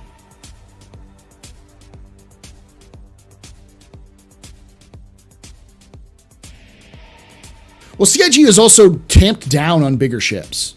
They've sell maybe one of the bigger ships a year. Not really much beyond that. So in like last year they sold the Odyssey, which was the biggest ship they'd sold. This year they're selling the Galaxy, which is actually smaller than the Odyssey. The year before that, I think was the Perseus. I think the year before, in 2020, they sold the Perseus. And then the year before that was, I can't remember. Because in 2016 was the Polaris, the Nautilus, right? So they sell about one big ship a year, and most of their concept ships nowadays go to live within a year. So like the Legionnaire, I can almost guarantee you that the Legionnaire is at least planned to release sometime in May of next year, if not next CitizenCon. Oh, we're definitely hitting beyond 100 million by the end of the year. We might break 100 million. CIG might break 100 million. I keep saying we because it's a community. It's the kind of the mentality this game gets you into. But Star Citizen might break $100 million before the end of the sale. Because we haven't even finished. Like this is old. This hasn't been updated yet. Because this is from, as I click on it, I'll show you. This was from Tumbrel Land Systems and Crusader Industries. So this wasn't updated until November 25th. Beginning of November 25th. They haven't started with the MISC yet, with MISC and for IAE. And they haven't even finished the year yet. They haven't finished the thing yet. We don't know how much Galaxy sales have been happened. Hold on. I get the bot.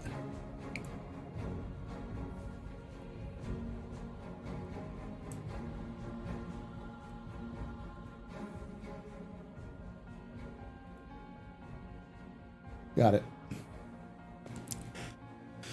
Can't you track the funding directly on the RSI website? You can. They have it up there, but they don't tell you the delta. They just tell you the total. Let me see if I can go there and find it.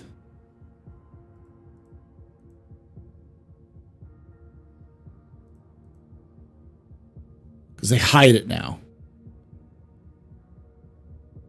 They have the total number, but they hide the number of money they make.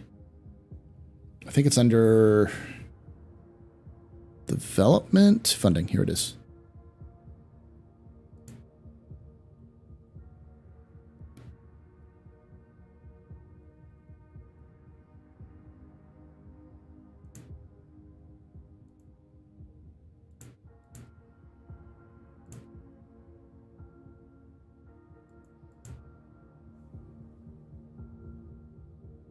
I think it's a day behind still. I don't think they've updated it since the 25th. Because it's the 26th right now. Middle of the 26th.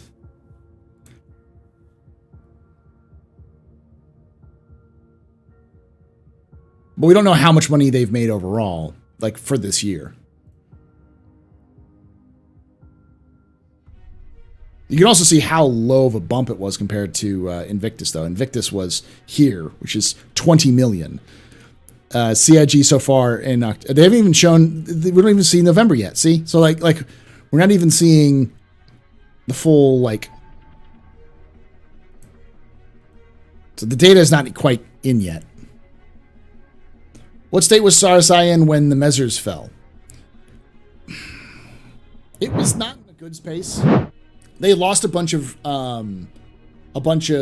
contracts to the measures because the measures got pissed off that they ordered an investigation of all of their... So, Anthony Tanaka happened. It's complicated, but Anthony Tanaka was this 12-year-old kid who worked in a factory, who was working literally like a 36-hour shift and was trying to go home and fucking sleep. But one of his replacement was, in the hospital for anaphylactic shock. So Anthony basically just said, "Go fuck yourself." Just said, "No, I'm not going to go to work this next shift. I need to go sleep and eat." And his supervisor said, "No, you're going to work." And he just sat there and said, No. And he just screamed at the guy. He just kind of broke. And so the one of the guards walked up and capped the kid in the fucking face. Killed him right on the factory floor. And someone got a footage of the whole thing happening and uploaded it to, Spectrum, the Star Citizen's version of internet. So everyone saw it, and it pissed everyone off. And RSI immediately ordered a investigation into all of its own plants to see if they had any conditions like that. And that pissed off the measures. So the measures, they started to clamp down and pull away from the funds that they were giving to RSI. This was at the end of the measure era too. So only one measure was left. It was the Ulysses measure, and his son Linton would take over from that.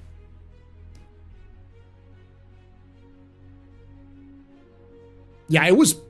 Star Citizen is not a fucking happy-go-lucky place to live in. The Star Citizen universe is pretty fucking dark.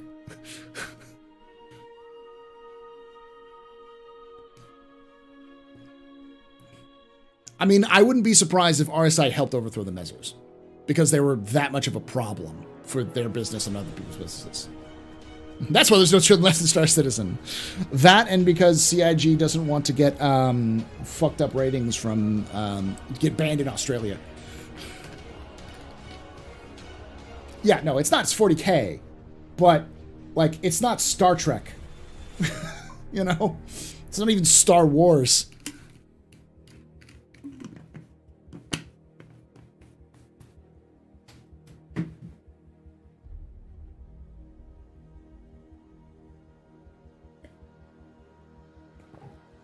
Hell, it's not even like Battlestar Galactica.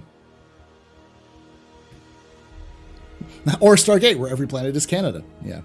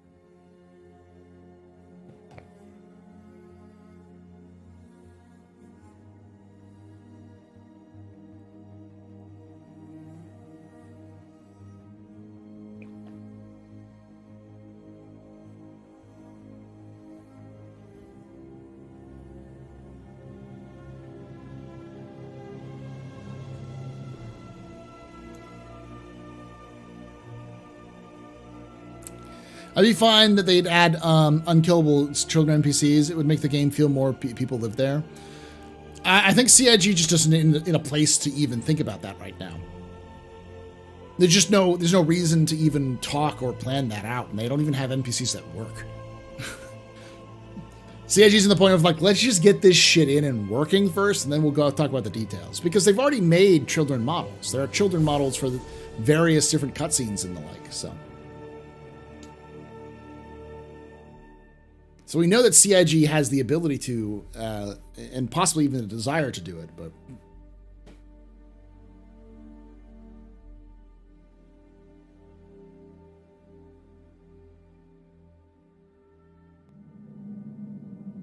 You can take away my spaceship. Spaceship. You can take away my space suit. You can even take away my space lasers. But you can never, ever take away my space game.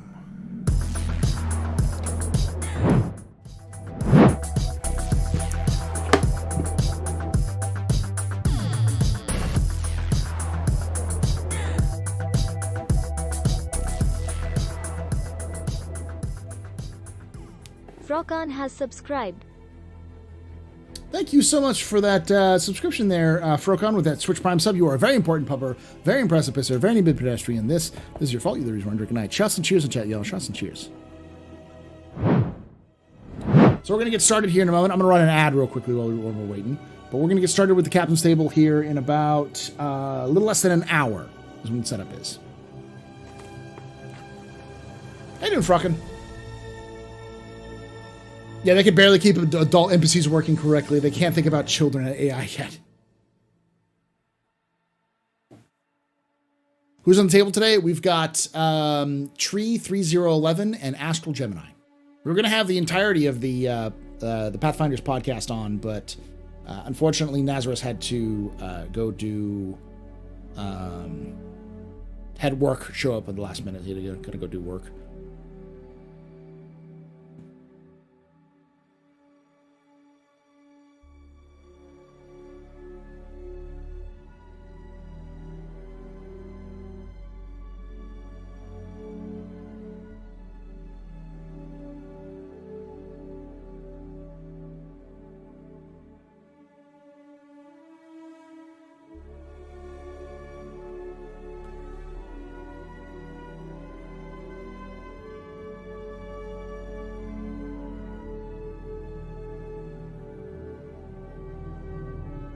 Who do you want to shout out, Phased? Because I could tell a mod to do it. You just do /shout out and whatever the name of the person you want to shout out. That's how it works on Twitch. Who's Dave Noir?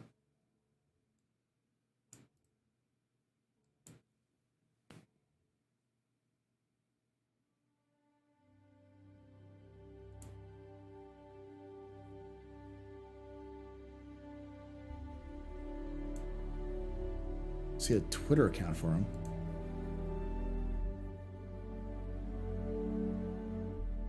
And a YouTube account.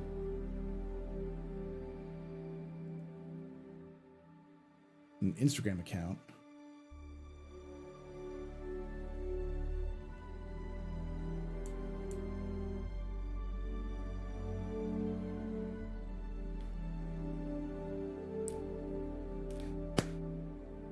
So yeah, I mean, the topic for today is going to be, for the Captain's Table, is going to be talking about the IAE overall, how it's been. We'll talk a little bit about the galaxy.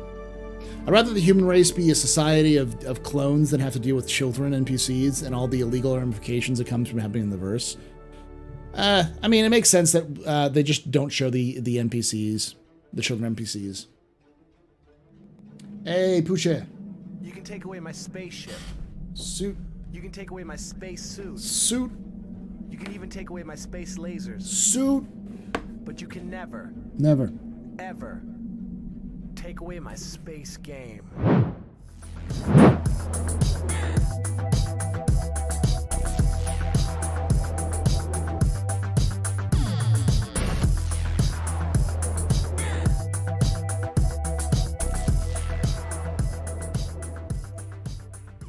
Poochie has subscribed.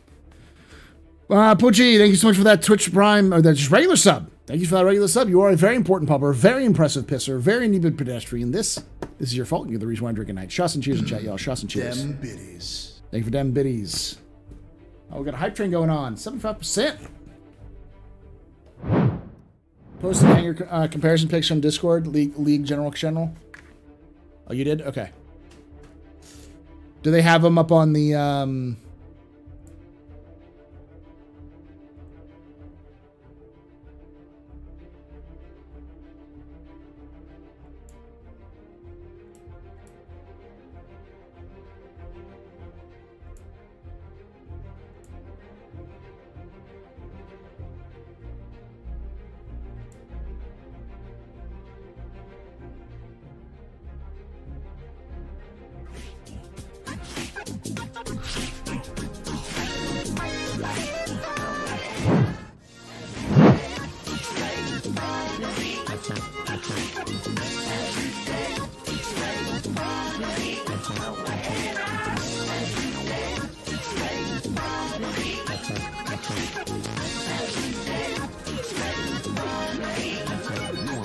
VersaLife just gifted 5 subs. Thank you much for gifting those 5 subs there. VersaLife, you are a very important pupper, very impressed mister. Thank you to Grexkin, Zach, Zelfrax, Kid Bang Bang, Salty Paper Cut, and Crazy Leo Z. You are all very important puppers, very impressive pissers, very neat pedestrians. Yeah, rock, shots and cheers and chat, y'all. Shots and cheers. I'm looking at the comparisons. You're right, I think it probably is an extra small.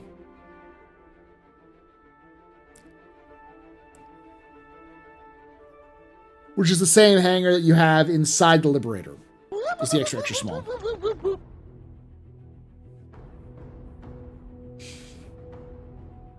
Which should still hold like a tank. Drinks all around. Let's party like it's your birthday. Party like it's your birthday. Come on and put your lips together. Blow the candle out. Party like it's your birthday. Party like it's your birthday. I wanna make you feel real special. Put your name in lights. We are gonna party like it's your birthday. Gonna party like it's your birthday. Gonna party like it's your birthday.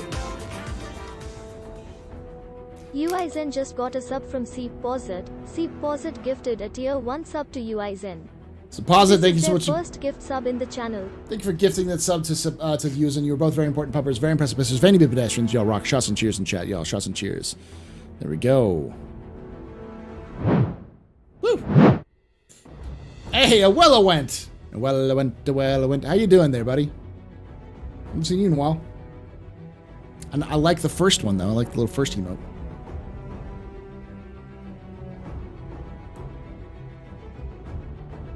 It means that a whale one has been here a long ass time. Too long ass time.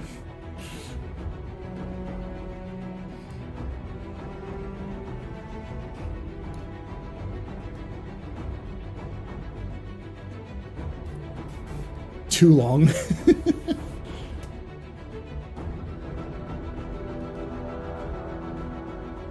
Ugh. I'm gonna go get some more caffeine. I'm fading pretty fast. Doing well. Went back to school. Graduated. Nice. Yeah, that's how long it's been since I've been streaming. People could go back to school and graduate. 2017 is when I got my partnership. January of 2017. So 5 years. Almost 6.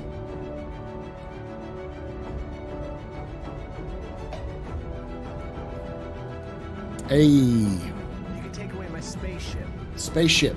You can take away my space suit. Suit. You can even take away my space lasers. No pew-pews. But you can never, Never. ever take away my space game.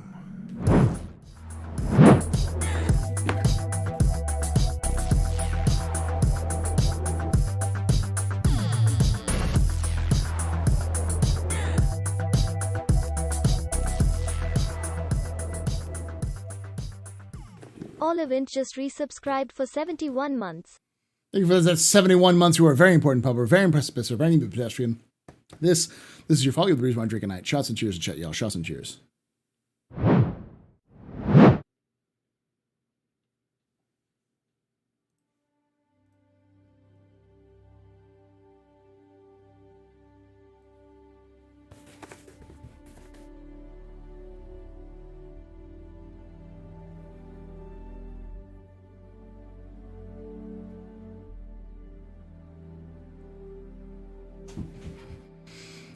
Woo! Yeah, I'm exhausted, y'all. I have been streaming too long and not getting enough sleep. Dem biddies. Thank you for dem 5 biddies. years was a long time to wait for your dream redeemer. Shut up, Ben Stunner. And thank you, Poochie, for that, them biddies as well. After I do all of this partying, we'll do some of that. Mr. Indiana Spam.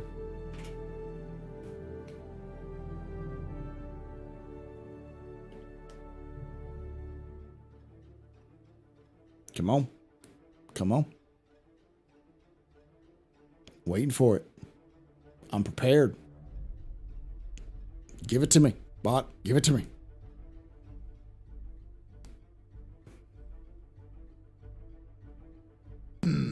Dem biddies. Dem biddies.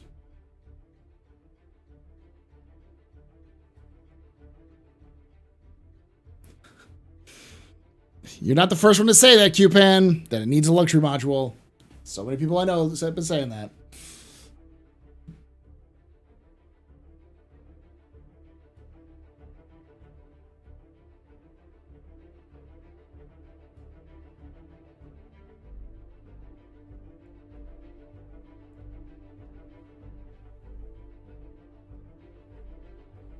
Oh yeah, no.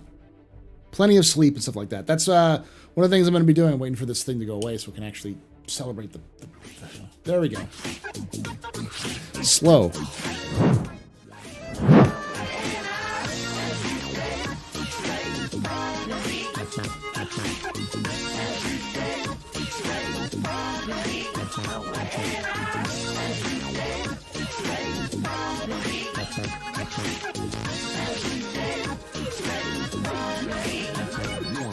Mr. Indiana Sam just gifted 5 subs. Thank you so much, Mr. Indiana.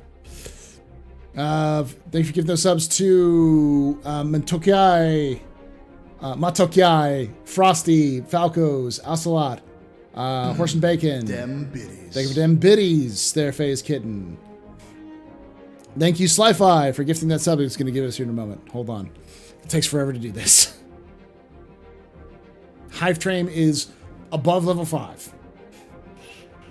It is absolutely off the rails.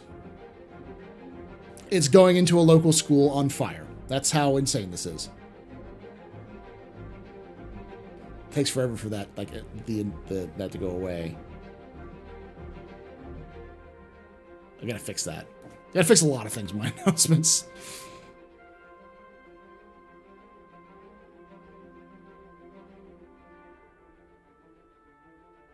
Bot. There we go.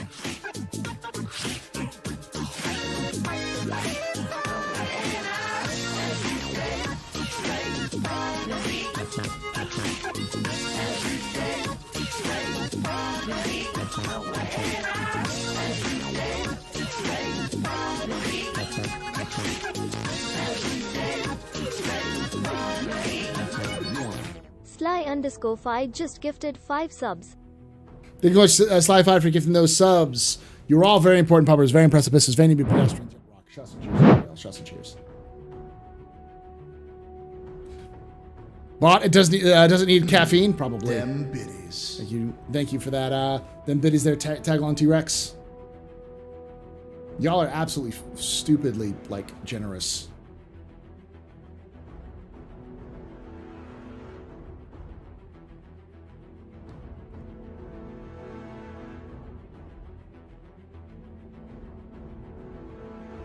So insane.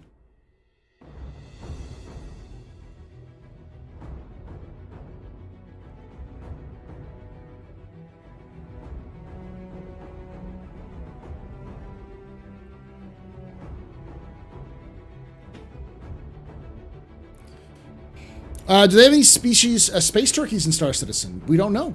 I don't know about that. That might be a good question. We only really have one domesticated animal that they use, which is the Kazi Grazer, the space cow. We don't really know about any other domesticated animals.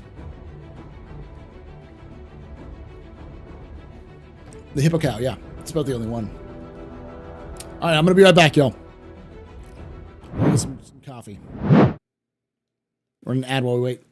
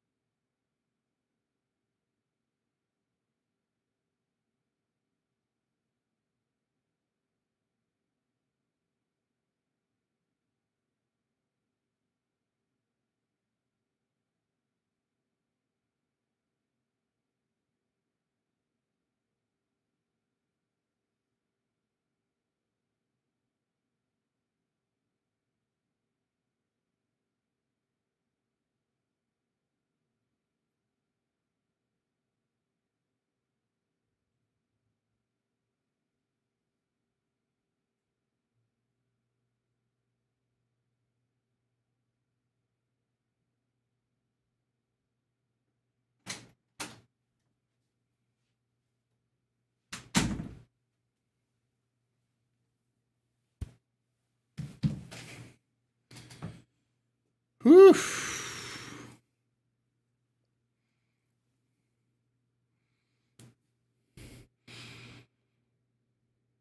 To be fair, we have no idea how many domesticated animals have survived into the 30th century.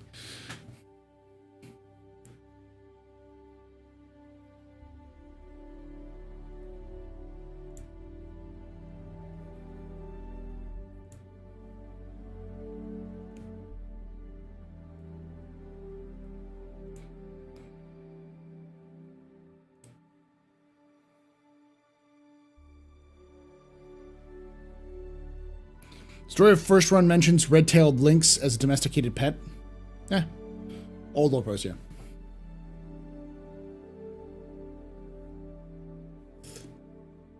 So did Earth suffer from climate change and have caps melt in the expanse, or they fix that issue to avoid the disaster?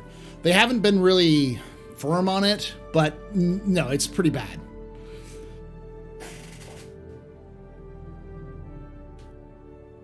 But by the 30th century, they had, within 100 years, within 200 years, I should say, of humanity first going into, getting quantum drives, they had the ability to terraform planets. So that anything that would have happened because of climate change would have probably been able to be reversed through geohacking.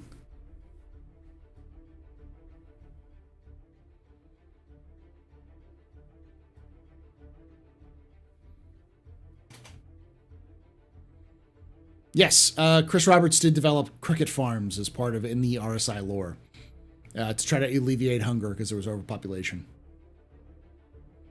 I don't like the overpopulation storylines in most science fiction because they're fucking bad. They're bad science and they just really are lazy, in my opinion. It's one of the major things I have an issue with when it comes to the Star Citizen lore. But I think I can easily work around that. There's an easy way of explaining it that's not just directly more people bad. Because it wouldn't happen. But the answer is high population numbers plus higher demand for resources plus climate change causes all sorts of lower arable land, which means harder to get food. Which means you have, there's lots of issues that can occur in that process to make things unstable and make people want to leave.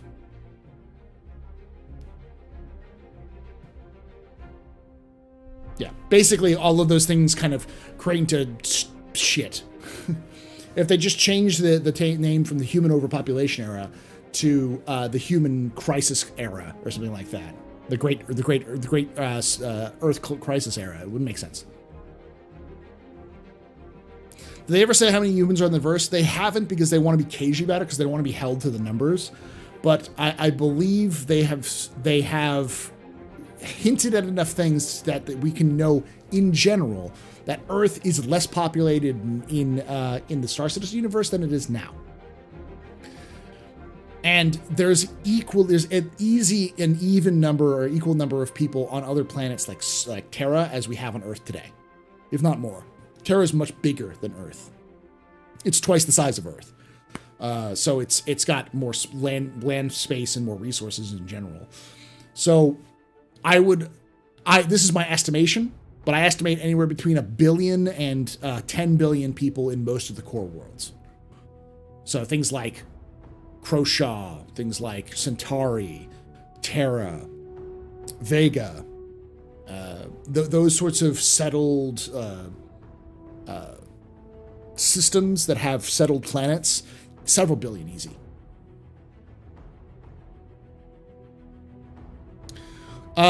Slavery is illegal in the UAE.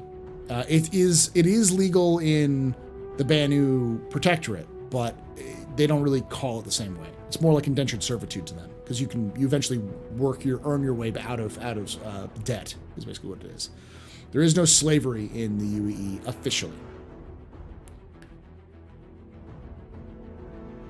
There could easily be over 100 billion people in the UAE.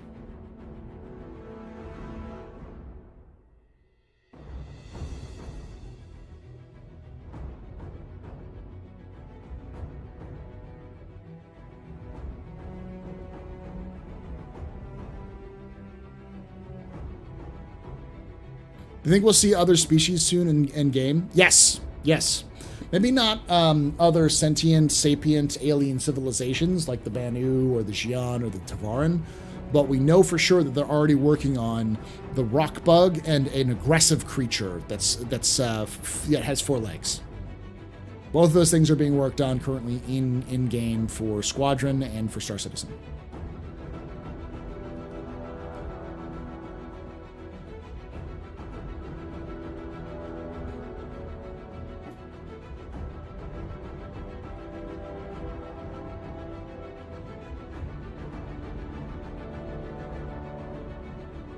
We might see a xenomorph, but we know that they have an aggressive creature that they've been building. They haven't been firm on what it is.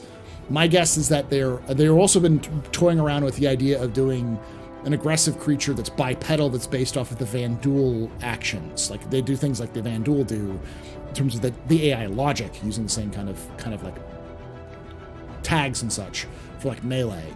So my guess is that's the Boreal Stalker. But they said an aggressive 4-legged creature, and I don't know what that might be. Maybe the crotch dog that they talked about in the past. And we don't know that the stone bug is a thing that exists. So, with planets being 1/6 the scale, will they use natural disasters and climate change to explain the missing features of Earth? For example, I can't imagine flying to my house over 900 years. They're also going to use the excuse that it's the capital of Earth, the biggest human empire that has ever existed. You aren't flying to your house on Earth. You are flying in a very direct path to the landing zones you are authorized to land at. They are not going to let you fly around Earth. Capybara? Maybe.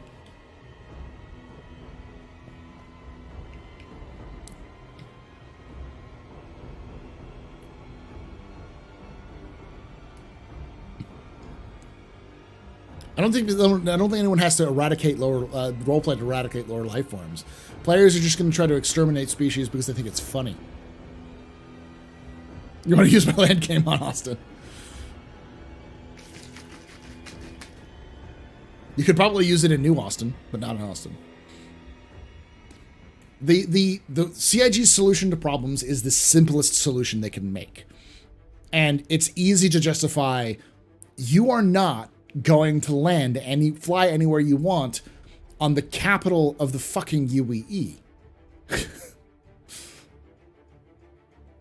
Chupacabra, please.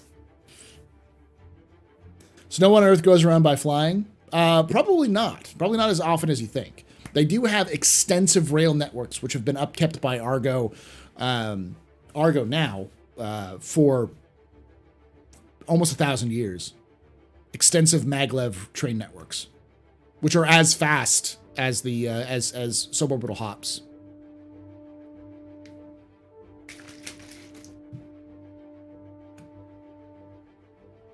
Most people don't use spaceflight to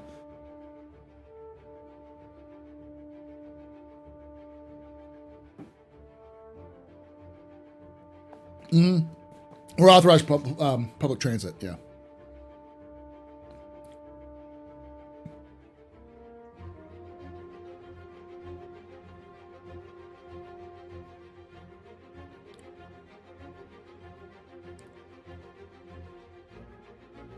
Someone will be able to put a land claim on Hurston Tower, mark my words. I'm sure they'll try.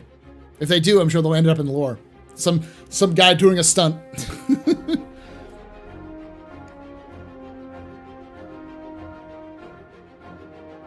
That's the whole thing about Argo. Like Argo got its start as managing and upkeeping the maglev train lines that ran all over the planet. There was the Trans Am, which was the Trans-American, which went from Alaska all the way to Chile, and went all the way around. Like it was this extensive rail network that covered all of North and South America, North, Central, and South America, in rail lines. And it was almost as fast as suborbital hops, but half the price. So that's why people still used it. But it was, as suborbital hops became cheaper and cheaper, it became hard to compete because they had to upkeep the rails. And then Argo found out a way how to upkeep the rails while you were using the trains. And that made it incredibly cheap, not only to use, but also to develop faster, better, and more efficient trains, which over time led to, might see through, should make sure, led to our trains becoming more prevalent on Earth. So.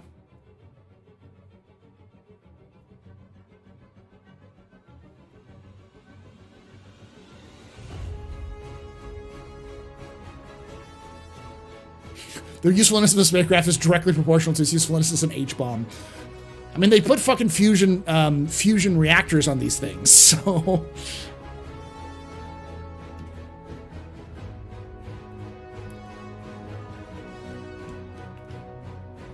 The beauty of Alpha is that we get to do something unexpected because someone found a way. CG has a good laugh and says no, but that'll get a cheeky reference later. Yeah. Pretty much all of the stuff that deals with ships in the lore of Star Citizen is almost directly parallel to the actual community and release of those ships. The Carrack, for instance, was delayed multiple times for release. It was delayed multiple times for release in lore. Same thing happened to the 890 Jump.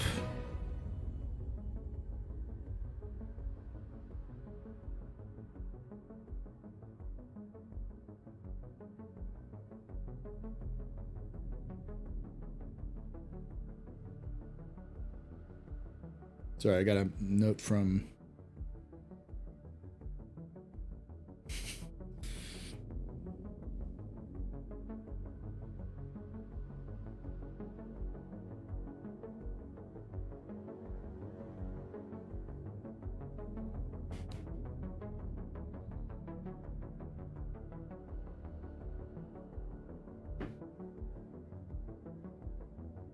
Yeah, like in game. What are we talking about? So what do you think the gameplay reasons will be for traveling to Earth? Contracts? Money? Influence?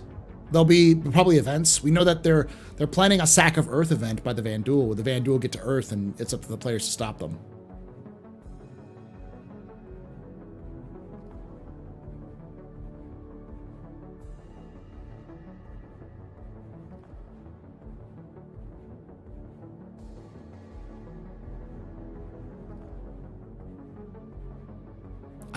I don't know what you're talking about, Phased.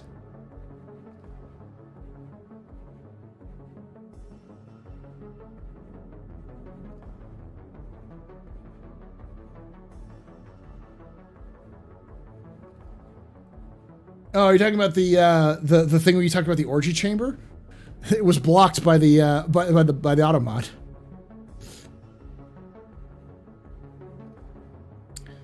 So it was at the announcement of Star Citizen at GDC.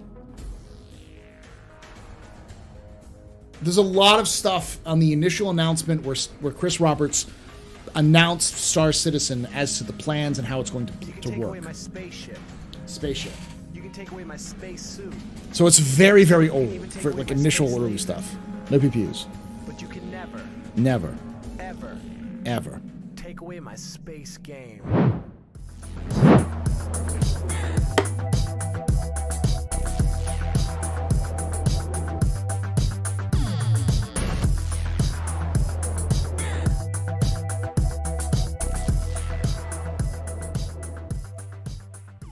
Moriar_the_chose. Just resubscribed for 8 months. I did my part when asked, do you want to know more?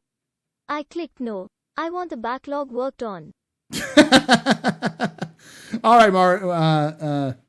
Oh, do you want more? Do you want to know more? Okay.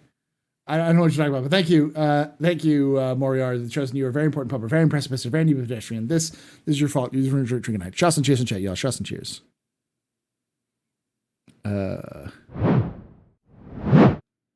What backlog? I don't have any backlog. I technically have 2 videos that are in the backlog that I have yet to do. That I got to redo the one of them, which is the Aegis Dynamics video. I just went through all of the ships rather than going through the story and this history, that kind of stuff that you got to do. I think Moriarty's talking about the ship backlog. He's joking about that. let's talk about that real quickly before we get started, because we got about 15 minutes until the setup starts. So, concept ships. Do you think... All right, let me do it this way. How many of you are upset about CIG releasing straight-to-flyable ships while still having concept ships in the backlog? Does that bother you? You're good, Mario. Thank you for that subscription, though. What do you mean, kinda?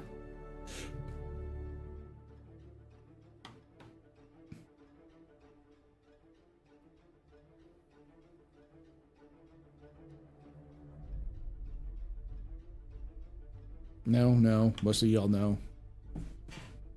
No. Yes, I'd rather see stuff getting finished off with much more priority. Okay. Enjoy the ships. I don't understand the weight. Some of the concept ships would break the game as it stands. Okay.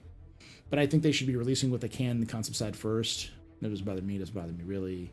Rather wait for the game for a damn good ship. I'm not. Many of the oldest ships are Squadron 42 assets and have no gameplay right now. As long as they make some ship name items in Squadron. No game. No, the game has so many years to go, and ships don't really do anything anyway, so it doesn't really matter. They've mostly been small, so no. By all means, bring in new concepts as long as they go back to the current queue. As long as they go back of the current queue. Okay. Yes, I want it now. The game is a scam. A lot of concept ships require gameplay loops that don't exist yet. Not really. You accepted the pledge for concept ship. You accept the risk and wait time. Okay, we'll go through all that, y'all. 36 dev years to finish? No. 8 years wait is a bit much.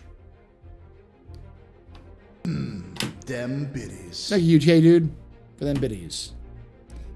I don't mind STF ships being released. However, I do get annoyed when large ships are sold. Well, straight to flyable ships are sold. Just wait for a decade for no communication. I would have preferred seeing reworks like the 600 being released instead. Okay. The C8R is fine.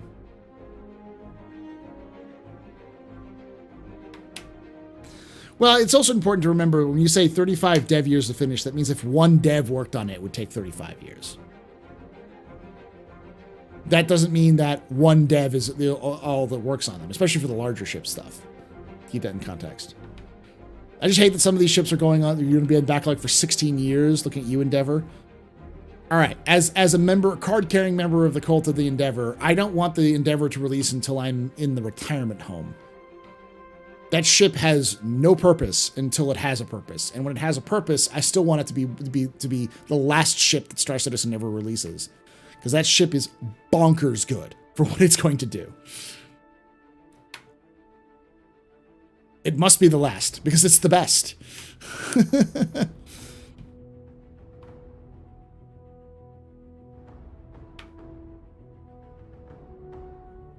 I spent too much on my concept for the Galaxy to get concept Orion, so I used CCU for concept 600. Endeavor Copium. No, wrong. It's the cult. We're a cult, all right? Get it right. We sacrifice people and scam them out of their money for the Endeavor. Not copium about it. We're a cult. Someone's going to take this joke far enough that there's going to end up being a religion of the Endeavor somewhere in the world, officially. I will endure the cult.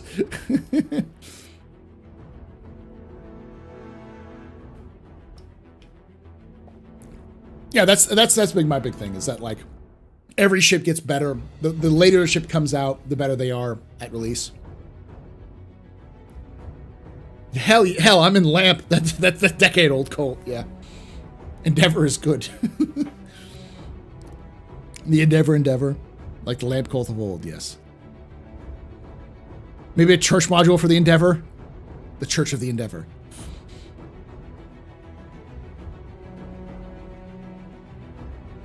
Oh no, we never buy a complete set. You never want to buy the complete set of the Endeavor. You want to buy the base. Church of the End. Of the End Endeavor. Cult of the Final Endeavor. Ah, Cult of the Claw. I see Fizzlefuse plays his Gene Stealer cults.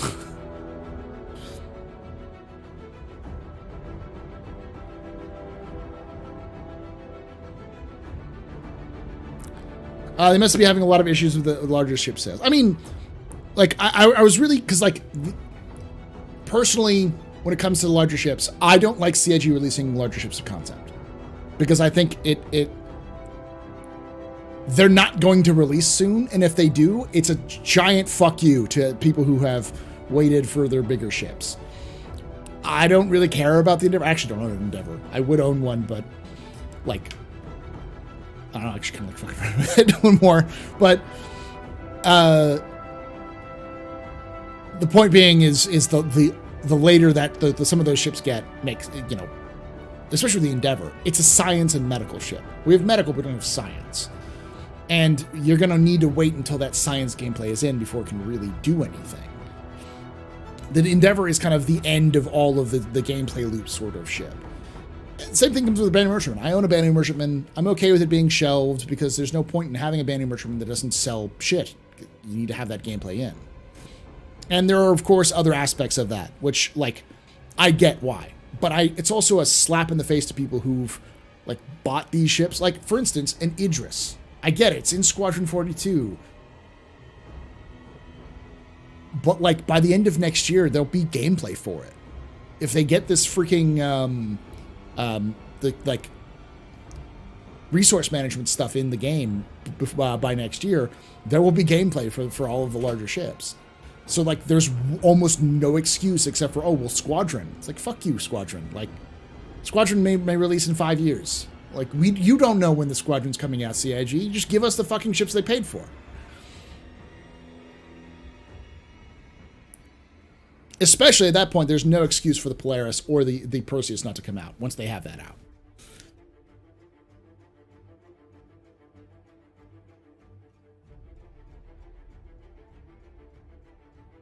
Yeah, but you know what I mean. It's that long time you take with my money without delivering is what I paid for while you're using my money in a game designed to make more money. It's capitalism, it's fun, it's yeah, morality of it's bad. That's just kind of how all of stuff like that works, though.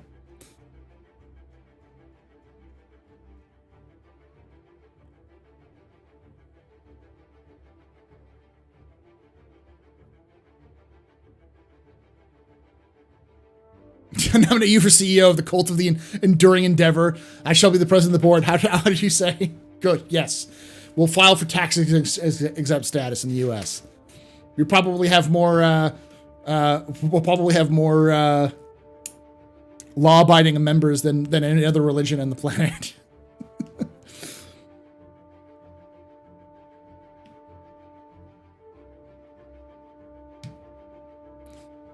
So no gameplay is an empty excuse in my eyes.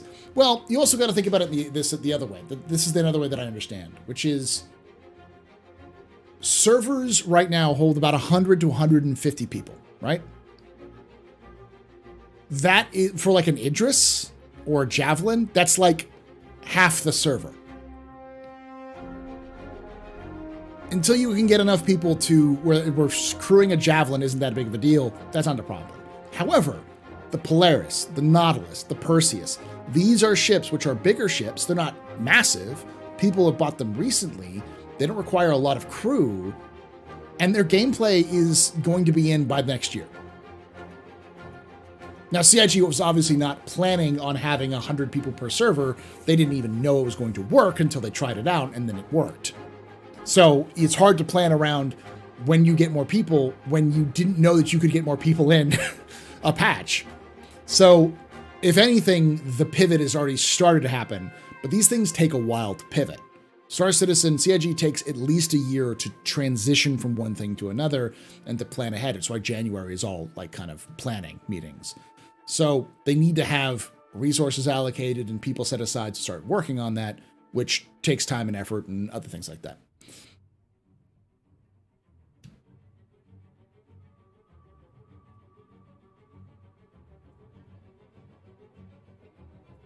So the purchase can be tax-free if you're in a legit cult? Yes. Can't afford the time for that. Servers will burn away will burn anyway when people just blow up hundreds of full C2s just to see how much they can get away with or just litter the landing zones. But that's part of the process. In 318, I mean. Yeah. But I'm talking about 4.0. 4.0 is when a lot of stuff's going to happen. So, like, I don't like the idea that CIG is doing concept ships for larger ships. My point is, I don't like that. I think that's a bad move. I think just stop selling fucking concept ships, large concept ships.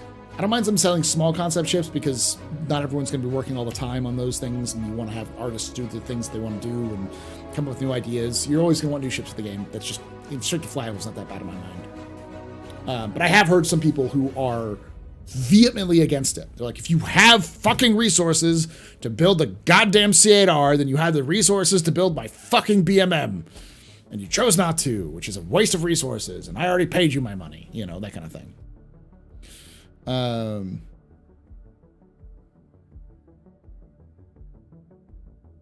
So I get that argument. I do. At the same time, I didn't buy the ship because I wanted the ship. I bought the ship because I wanted to see the game succeed. And I know that's a bad mentality to have necessarily because, you know, that I don't expect anyone else to have that because people are buying the game because they want to enjoy the game. But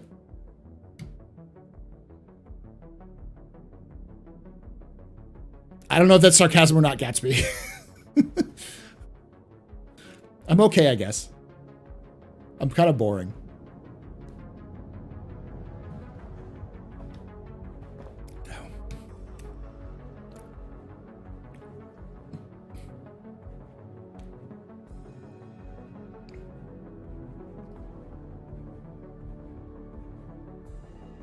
Dreams are a good thing. If the Endeavor is becoming a proper cult, then whose ship are we having the eyes wide shut parties on? The 890?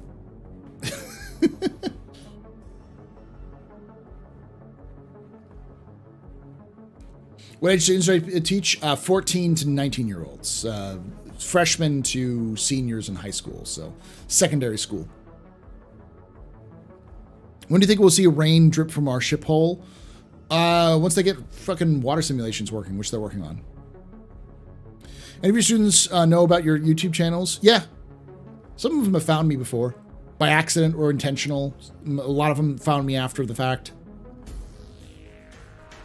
I can almost guarantee you none of them actually watch me regularly. Because it's a lot cooler to think of your teacher as a Twitch partner and YouTube partner than it is to actually watch what your teacher does. Very rarely does my nerdy sci-fi habits correspond with my students' goals who enjoy games like Call of Duty and Fortnite.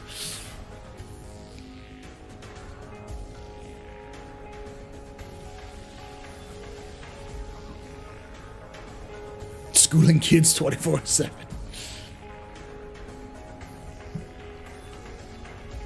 No, none of my students play Star Citizen as far as I know. Cod of Beauty and Fork Knife. Millennials. No, they're actually alphas. Or Zennials, or Zoomers. I'm a millennial. I'm 36. Yeah. The youngest millennial is in their 20s. Oldest is in their 40s.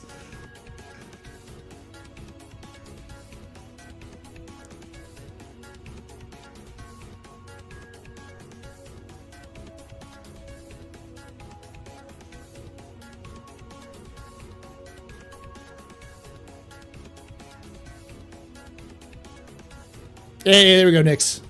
Welcome to the Bad Back Club, where everything hurts and you're not quite old enough to complain that you're old, but you're not quite young enough to do all the cool things you did when you were 20. Fun fact, my hair is not actually gray because of stress. My hair is gray because of genetics. So, as far as I understand, and I could be wrong about this, the rule of thumb is you tend to get your hair genetics that dictate your hair from your mother's side of the family. And so, on my mother's side of the family, the men go bald by the 20, and the women are gray by the time they're 20. And somehow I got the hair gene for the women's side of my mom's family. So I went gray by the time I was 20. I was legitimately starting to go gray when I was 18. You can actually see in the older videos I do back when like 2016, I'm kind of darker haired with a little bit of gray. I went completely gray by the time I was 30. Yeah, if you're in 30s, you might play Star Citizen Beta before you retire. I know.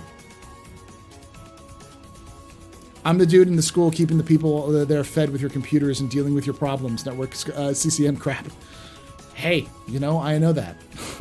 I do my best to not fuck over with those people but every so often something just breaks and I'm just like, I have no fucking idea what I'm doing.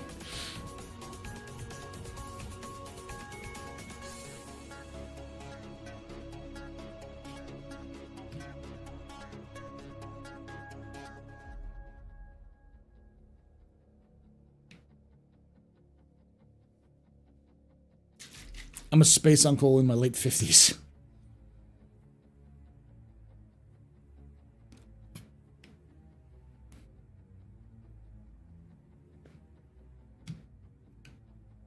Hate to break it to you, but nothing you did in your 20s was cool. You were just too stupid to have naive to realize that. No, what I did was very cool. I was just boring. Cool and boring.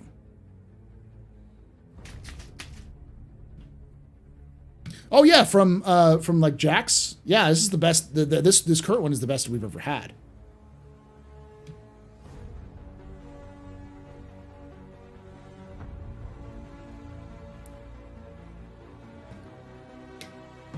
Back to the topic on hand, though.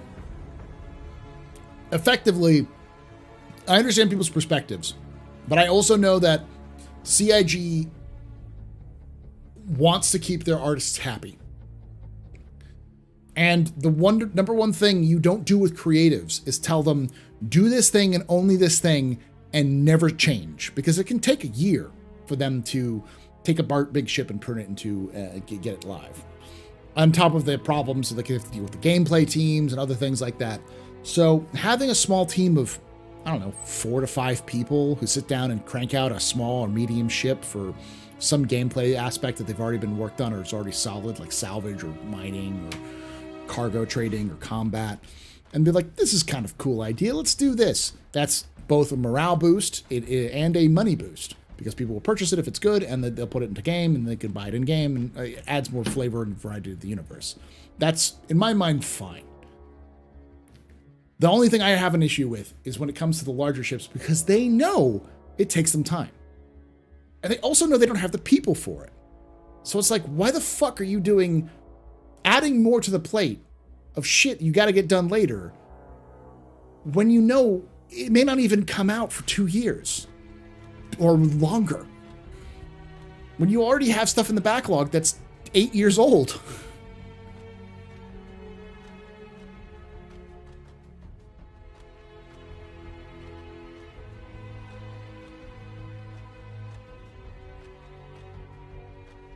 Yeah, and you also have new staff that come in who need to have some tutorials, and small ships are perfect for that.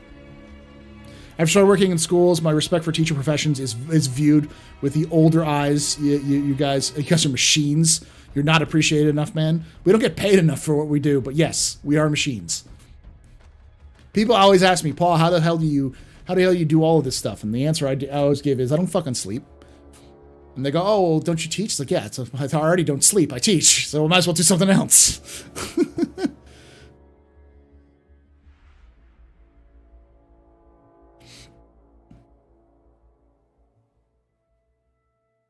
They are expanding the team, but you can't always rely on oh yeah, we're going to hire 17 people for the ship team, because you don't know when they're going to get onto the team, B, when they're going to get up to speed to work on the team, and C, if they're even going to stay on the team for longer than a year. You don't have any of those aspects. The Galaxy isn't that big. That's true. It's not as big as like, say, the Odyssey. But I actually accidentally sleep all the time. How do they get away with making Jax look so much like Jeremy Clarkson? Isn't that trademark infringement? No, it would be using someone's likeness without their permission, but it's not explicit, but he's also a parody of Jeremy Clarkson. He's not exactly like Jeremy Clarkson. He's also definitely a parody. He's definitely more silly than Jeremy Clarkson. The way they could get away with it is definitely that if Jeremy Clarkson actually decided to sue, which he probably wouldn't, he'd have an uphill legal battle on that top of that. Besides, we don't even know if Jeremy Clarkson knows about it. Someone may have told him about it and be like, that's funny, and then moved on. We don't know who does his voice, no. Jack Jones hasn't been fired for punching someone. You didn't read the second part of my statement for a better point. They're building one ship and filling 2 or 3 needs. True, but they also, the problem I have with the Odyssey I keep saying that, the Galaxy, is that they're working on modularity, but we have no idea where modularity is. They're basing it off of the idea that modularity will be available soon. We know they're working on it. We just don't know when it's going to come out. And as an old hat at CIG estimations, I know that CIG always underestimates how much work anything takes, sometimes by years. They're getting better at it, but even if they think, okay, 6 months away, I'd add another year or 2 to that. Easy. No, the testbed for modules is the Retaliator, not the Galaxy.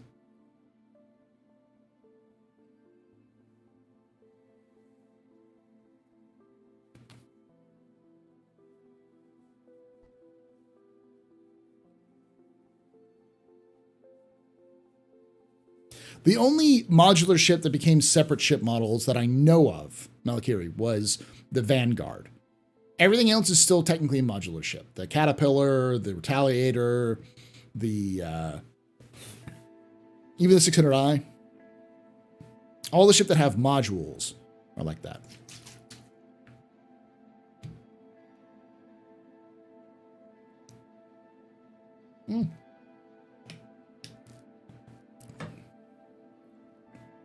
The Cutter wasn't a module. The Cutter was a straight up ship that disappeared.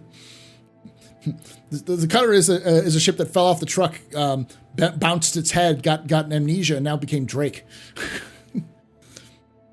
I don't think the Penguin was ever. I don't know if the Avenger was ever claimed to be modular, in the same sense of being modular as like actual swap out the modules.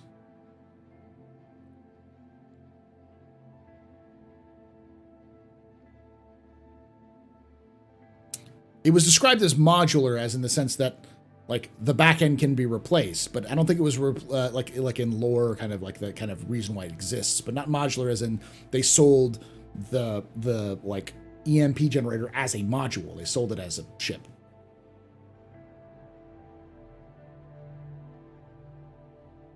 Argo shuttles, the MPUVs. Yeah, the MPUVs are sold as modular, but you don't buy them as modular. You buy them as like what they have. But in theory, those little like cargo pods or the personnel pods can drop out and you can attach some new pod underneath it.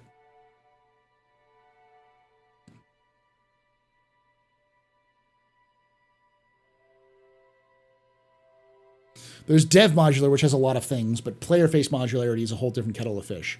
Yes.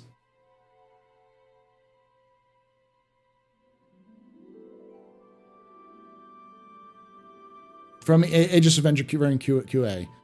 The MP and cargo versions of the Avenger are currently being offered as single unit ships because the system that allows the captains to switch modules is not yet active in 2.0. Once the system goes live, separate cargo, bounty hunter, and EMP modules for those were offered. Concept would, Lictos and Coffer will be available. Okay, so they're planning on doing it eventually.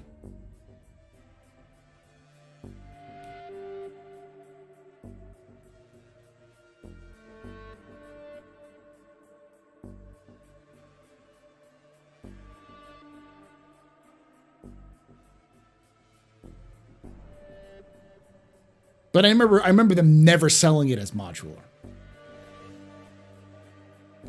Yeah, I think the Vanguards were the only ones they explicitly sold modules for, that they said, yeah, we're not going to do that anymore.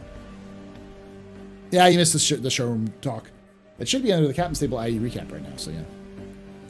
Oh, they quietly stopped selling the bucks and then gave everyone with the bucks the kits, basically the weapons upgrades that that each of their ships had. So like if you bought a Harbinger upgrade, you got all the Harbinger weapons for free. Not the missiles, but the weapons. Yes, they have sold the modules for the tally.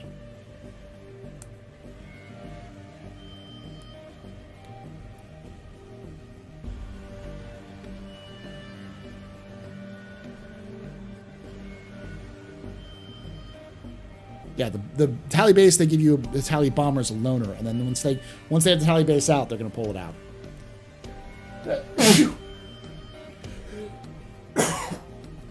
Sorry. Oh, weirdest combination. Whew.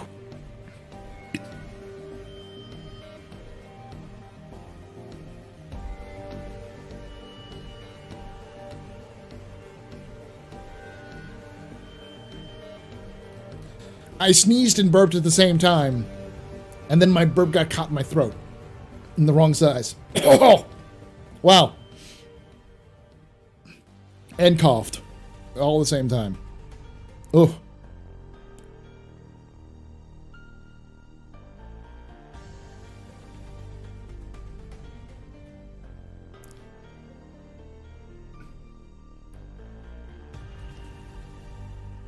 My mom just retired from teaching. It's become a much more stressful job because VPs don't support you. When parents complain, you practically need to be your own attorney. Yep. The CIG. Okay, I saw that one.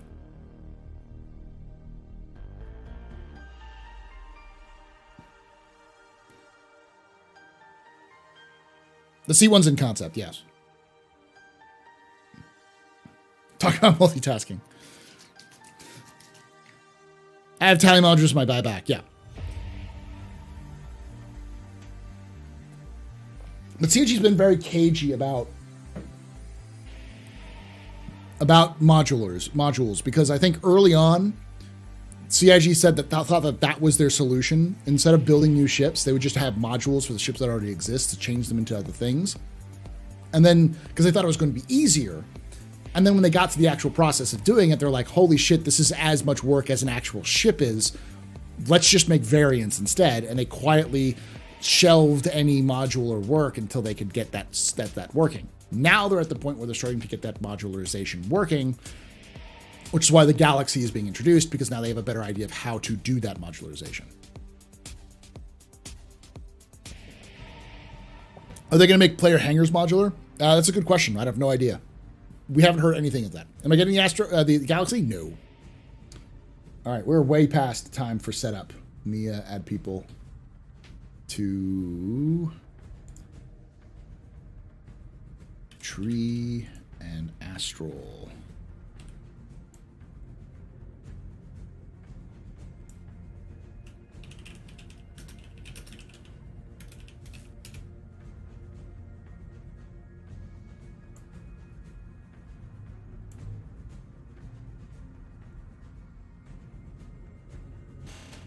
I don't know if Astral's here, so.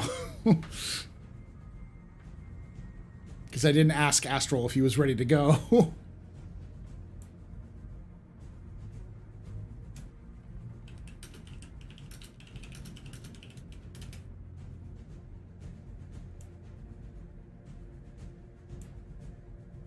right.